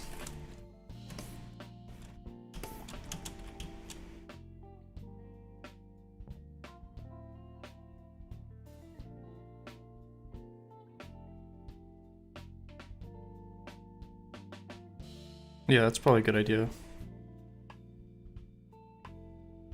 If anyone wants to meet me and Will at a Anime Expo, put in a request. Maybe they'll book us.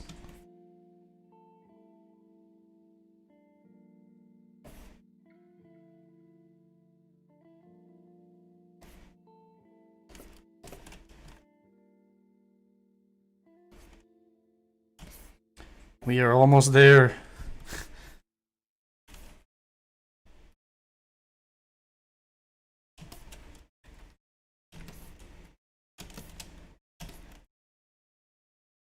I want to color it, but I can't.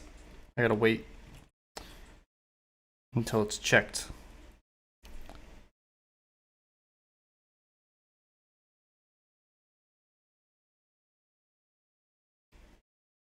Do I have any good stories for a movie? To be honest, I think everybody has good stories for movies as long as they had a life. As long as you write stories about what you know, then it's gonna be good. I don't think like, I don't know, maybe writers would disagree with me, but I think that anybody can write a movie.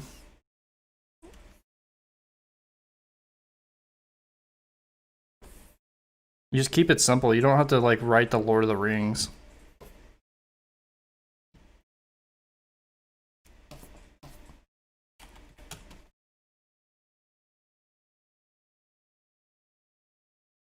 Just have like a little bit of inspiration to tell some sort of story. Have a reason why you're making it. I think that's like all that really matters, is having a reason why you're making the movie. A lot of stuff they're made just to make money, and that's the only purpose. But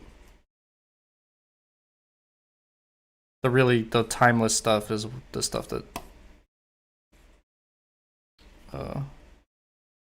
where the writers and directors just had a, you know, vision, story they wanted to tell.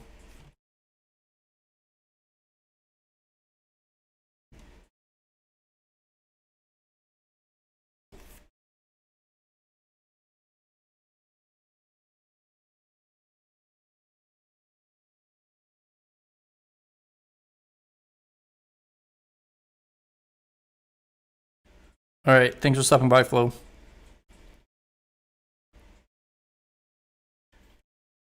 Many of the artists you think of as groundbreaking were broke.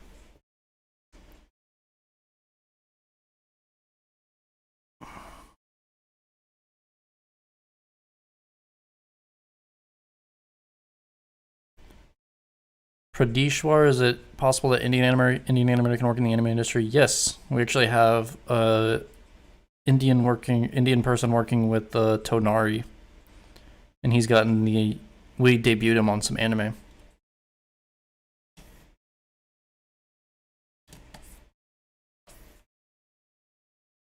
If you're in India too, I think yen to rupees is a good exchange rate.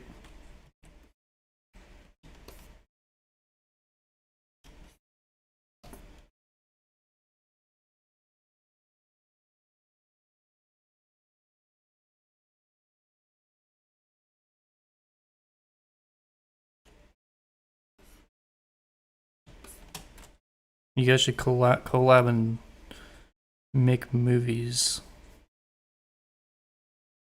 I mean, we've got a company going. Making movies though, the only real hurdle to making a movie is you need like a couple $1 million.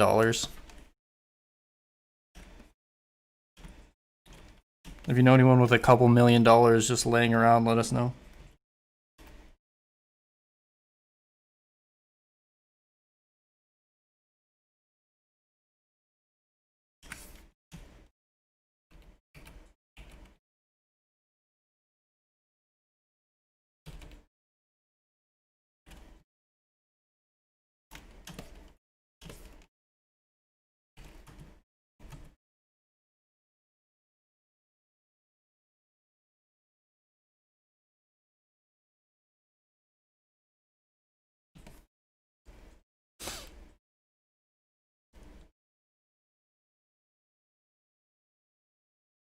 A small loan of $1 million, yeah, there you go.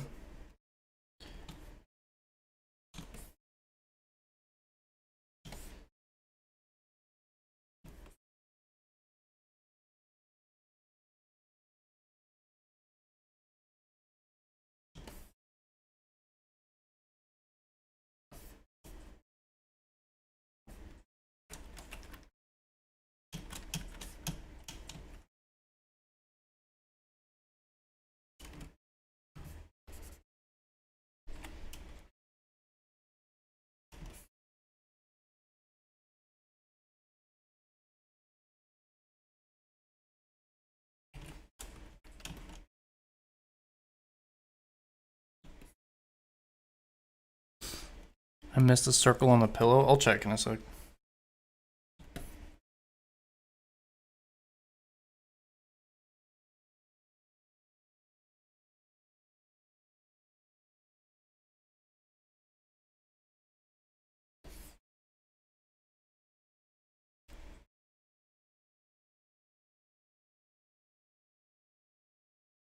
Most movies are actually funded by like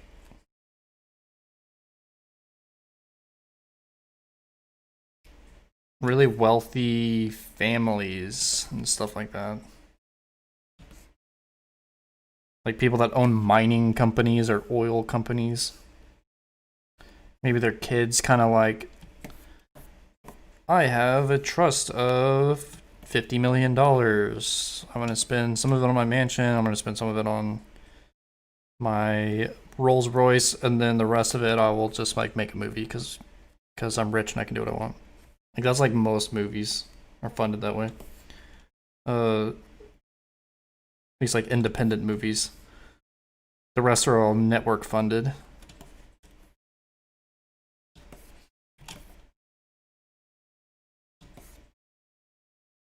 There's very few studios that are independent that can actually like fund their own movies.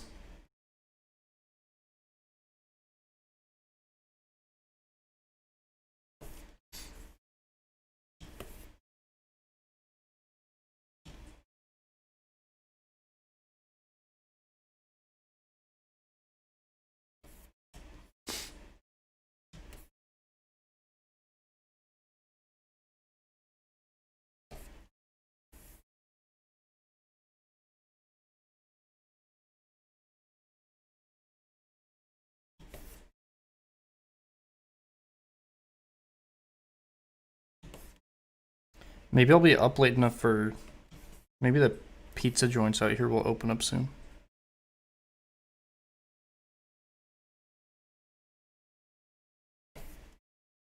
Eat like a whole pizza before I go to bed. That's probably healthy.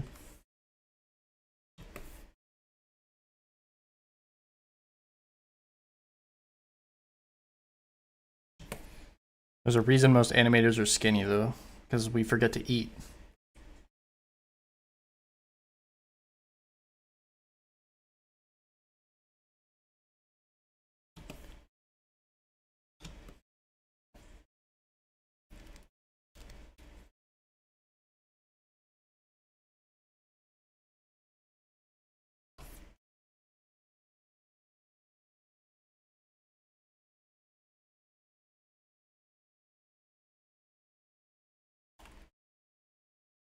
I am doing Douga.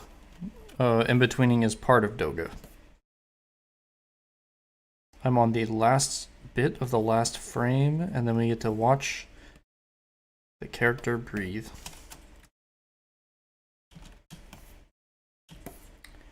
Where's that circle I missed?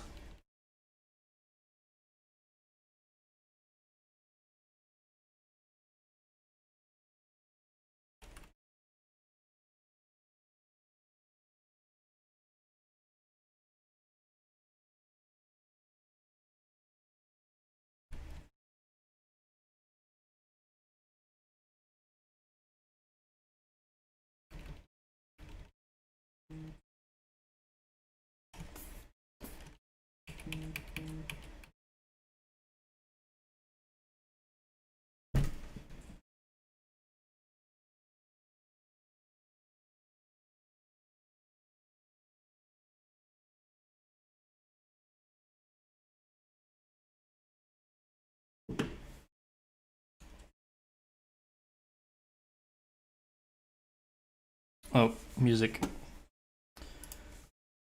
Keep zoning out. You guys gotta tell me the music stops, because sometimes I can't. I zone out.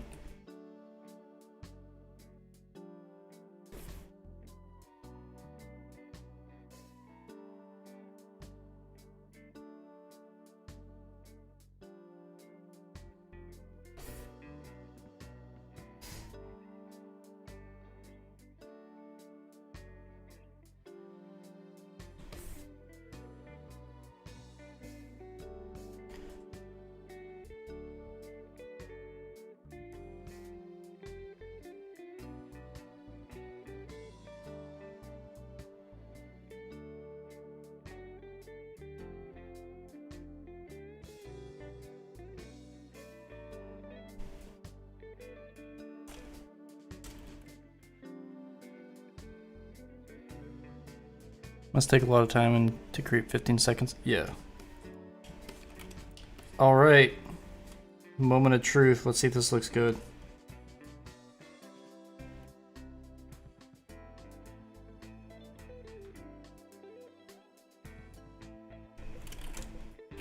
Oh. Already saw something disappear.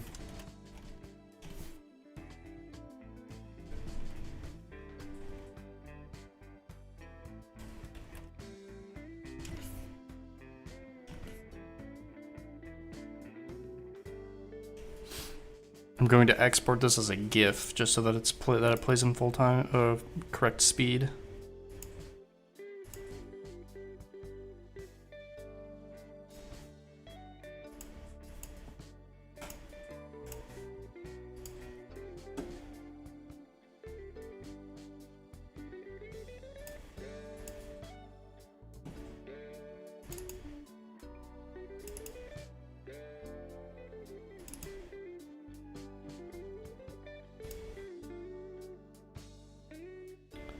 And of course Clip Studio is black, okay.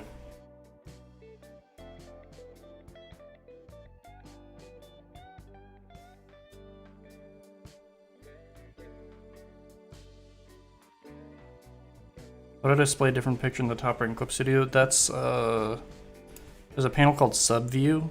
If you go to Window, Subview, you just go over here to the little open button, or you can drag and drop images in. Alright. Oh no, I forgot to turn on the, there we go. Now I gotta re-export.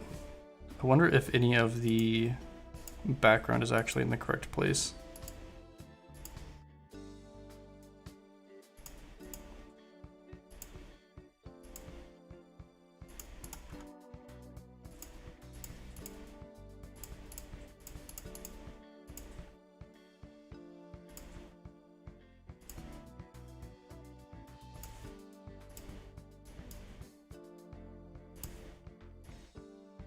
Yeah, let's get the background in a little bit. That'll be cool.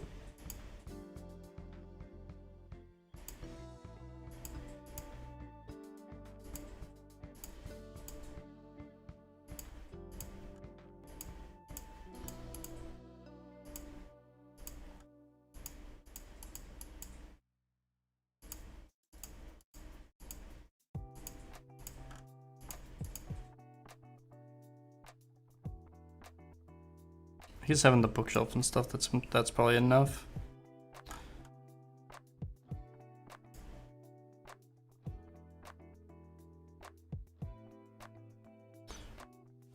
Save.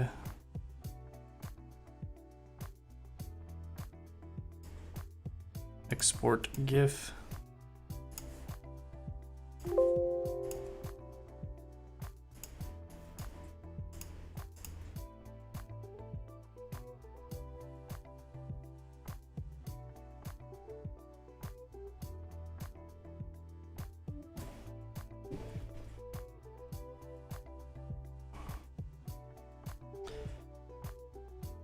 People try to stay organized as they work, but eventually they just kind of get tired and stop naming the layers.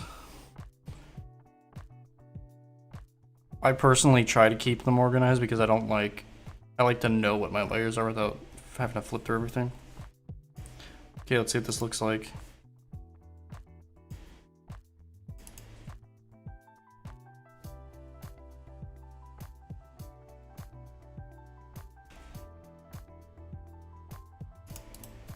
It'll let me zoom in.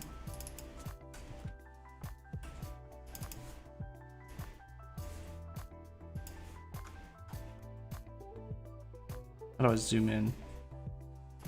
I can drag it.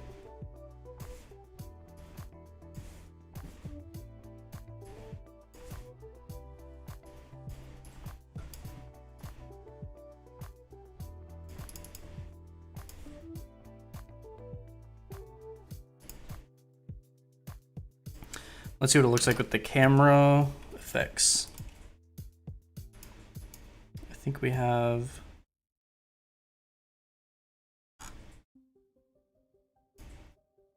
This is our zoom here. Stick our...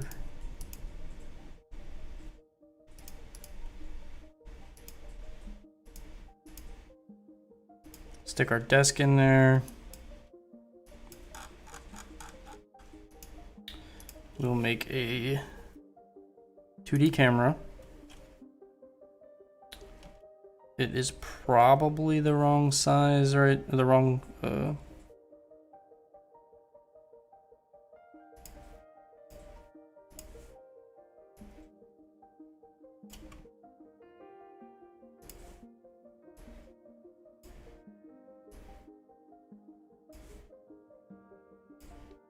I think that's close enough to 1080p, so we're gonna go with it. So we're gonna start here.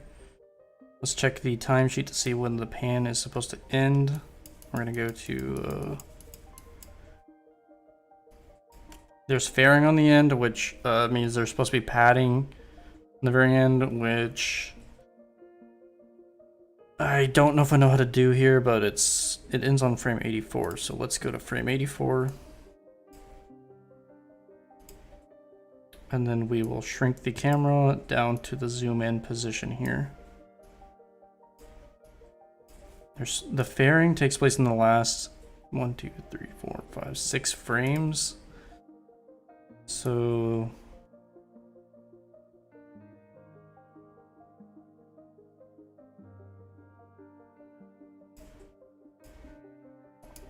we can get into this waveform editor here.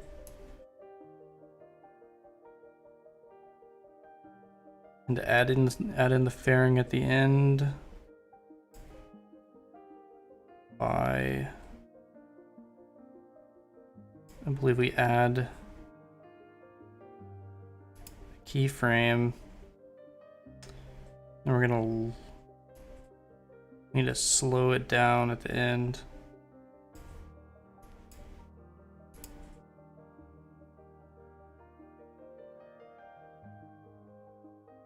Okay, that speeds it up, so we gotta slow it down.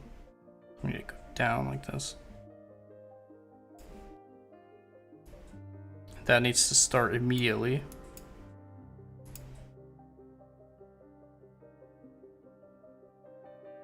When it zooms in, locks, the alarm goes off. Alright, let's see what this looks like. Save. We have to drag everything that we want in the camera.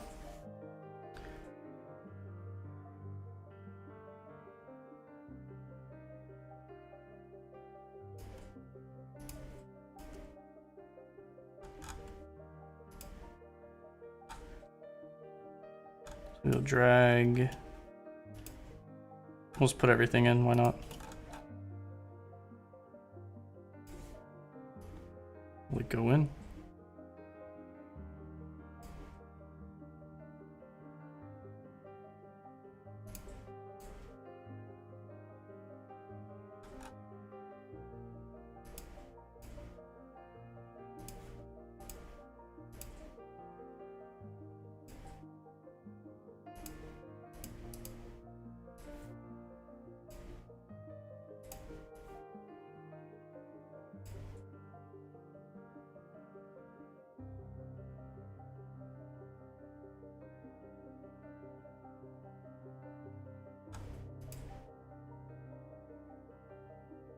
Okay, looks like everything's in.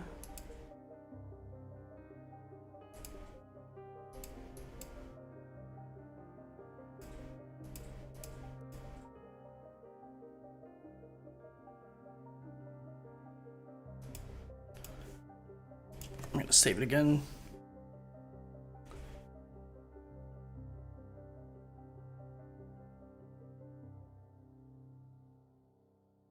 I'm gonna turn off our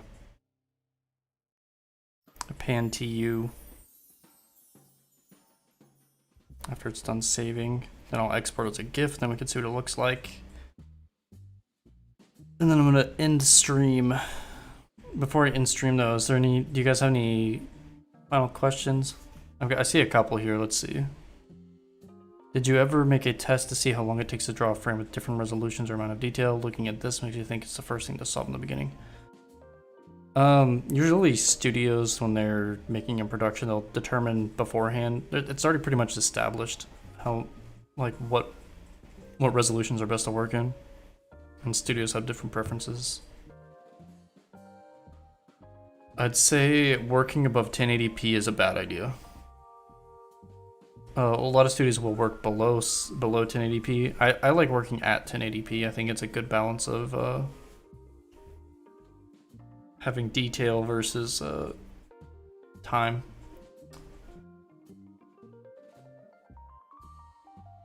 Is iPad suitable for animating? Only if you get a screen protector. Otherwise, it's too slippery. You can get Clip Studio on the iPad too, so you can actually use it for professional work.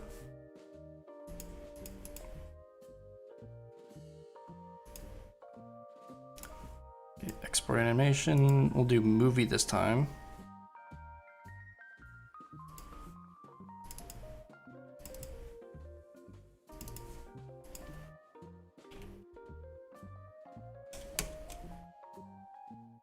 Apply 2D camera effects, okay. Do you only want top tier animators in your studio? Are you okay with average animators getting better by working for you? I think top tier animators are not gonna work for me. So it's better that we cultivate talent. You will not get work in anime from Instagram. You'll maybe get like commissions from Westerners, but Twitter is where it's at.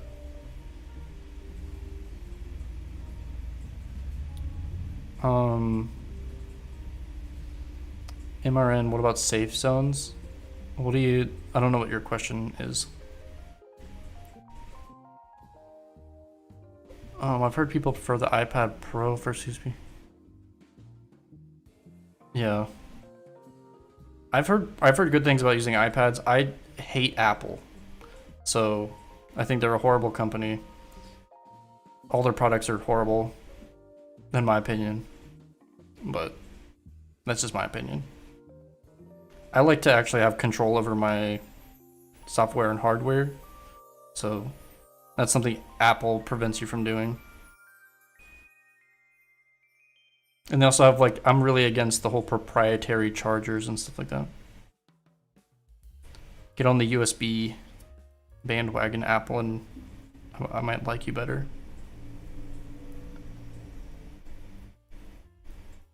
Twitter's great as long as you stay away from the political side of it. It's got a really vibrant art community.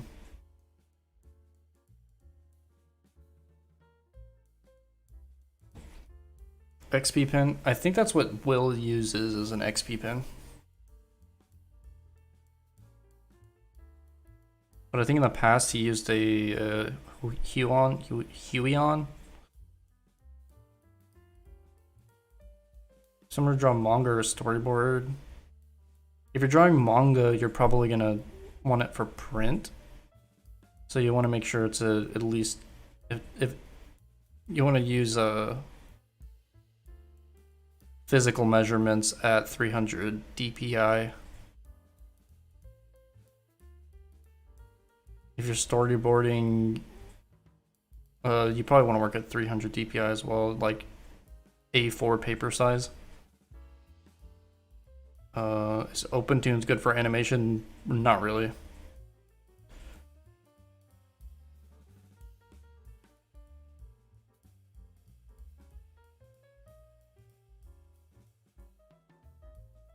Yeah, like I get on my Twitter and I don't see anything political. All I see is anime stuff.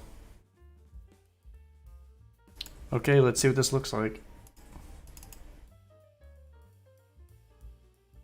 Oof. Can I loop this?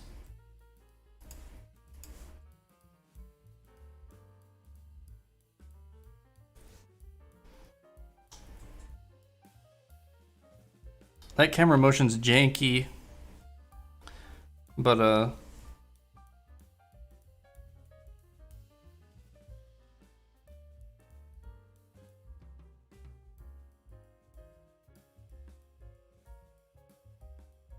it's probably too fast. Clip Studio is not the best for compositing. I can also just zoom in here and go full screen.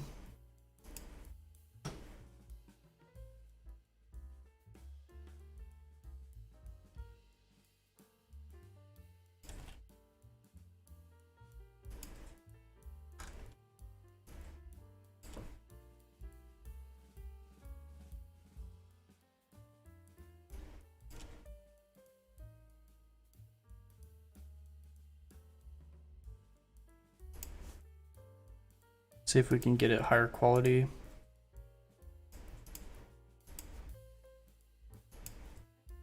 Prefer quality. It's still blurring it a little bit. But there we go. It's 8 hours of work.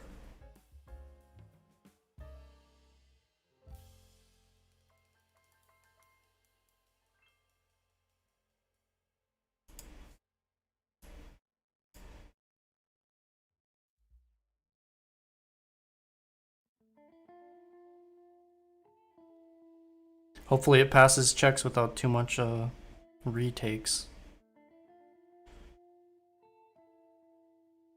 Can't you render the camera motion at higher FPS? Yeah, it might be the stream that's making it lag or something, I don't know.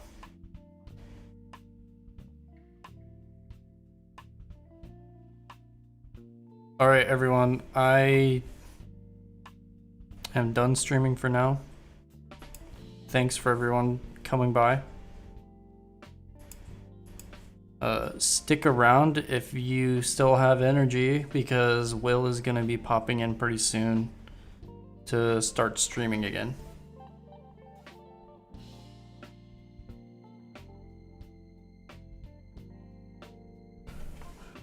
I'm gonna kind of point everybody to kind of resources and stuff to close, if you want to join kind of a animator community, check out sakugafoundry.com. If you want to support the channel, get on Patreon /SakugaFoundry. Make sure to follow us on Twitter, subscribe, etc., etc., etc. You know, generic YouTube ending monologue. I will be streaming again tomorrow, and hopefully I can color, because I want to see this in color. I'm really excited that this is finally getting done.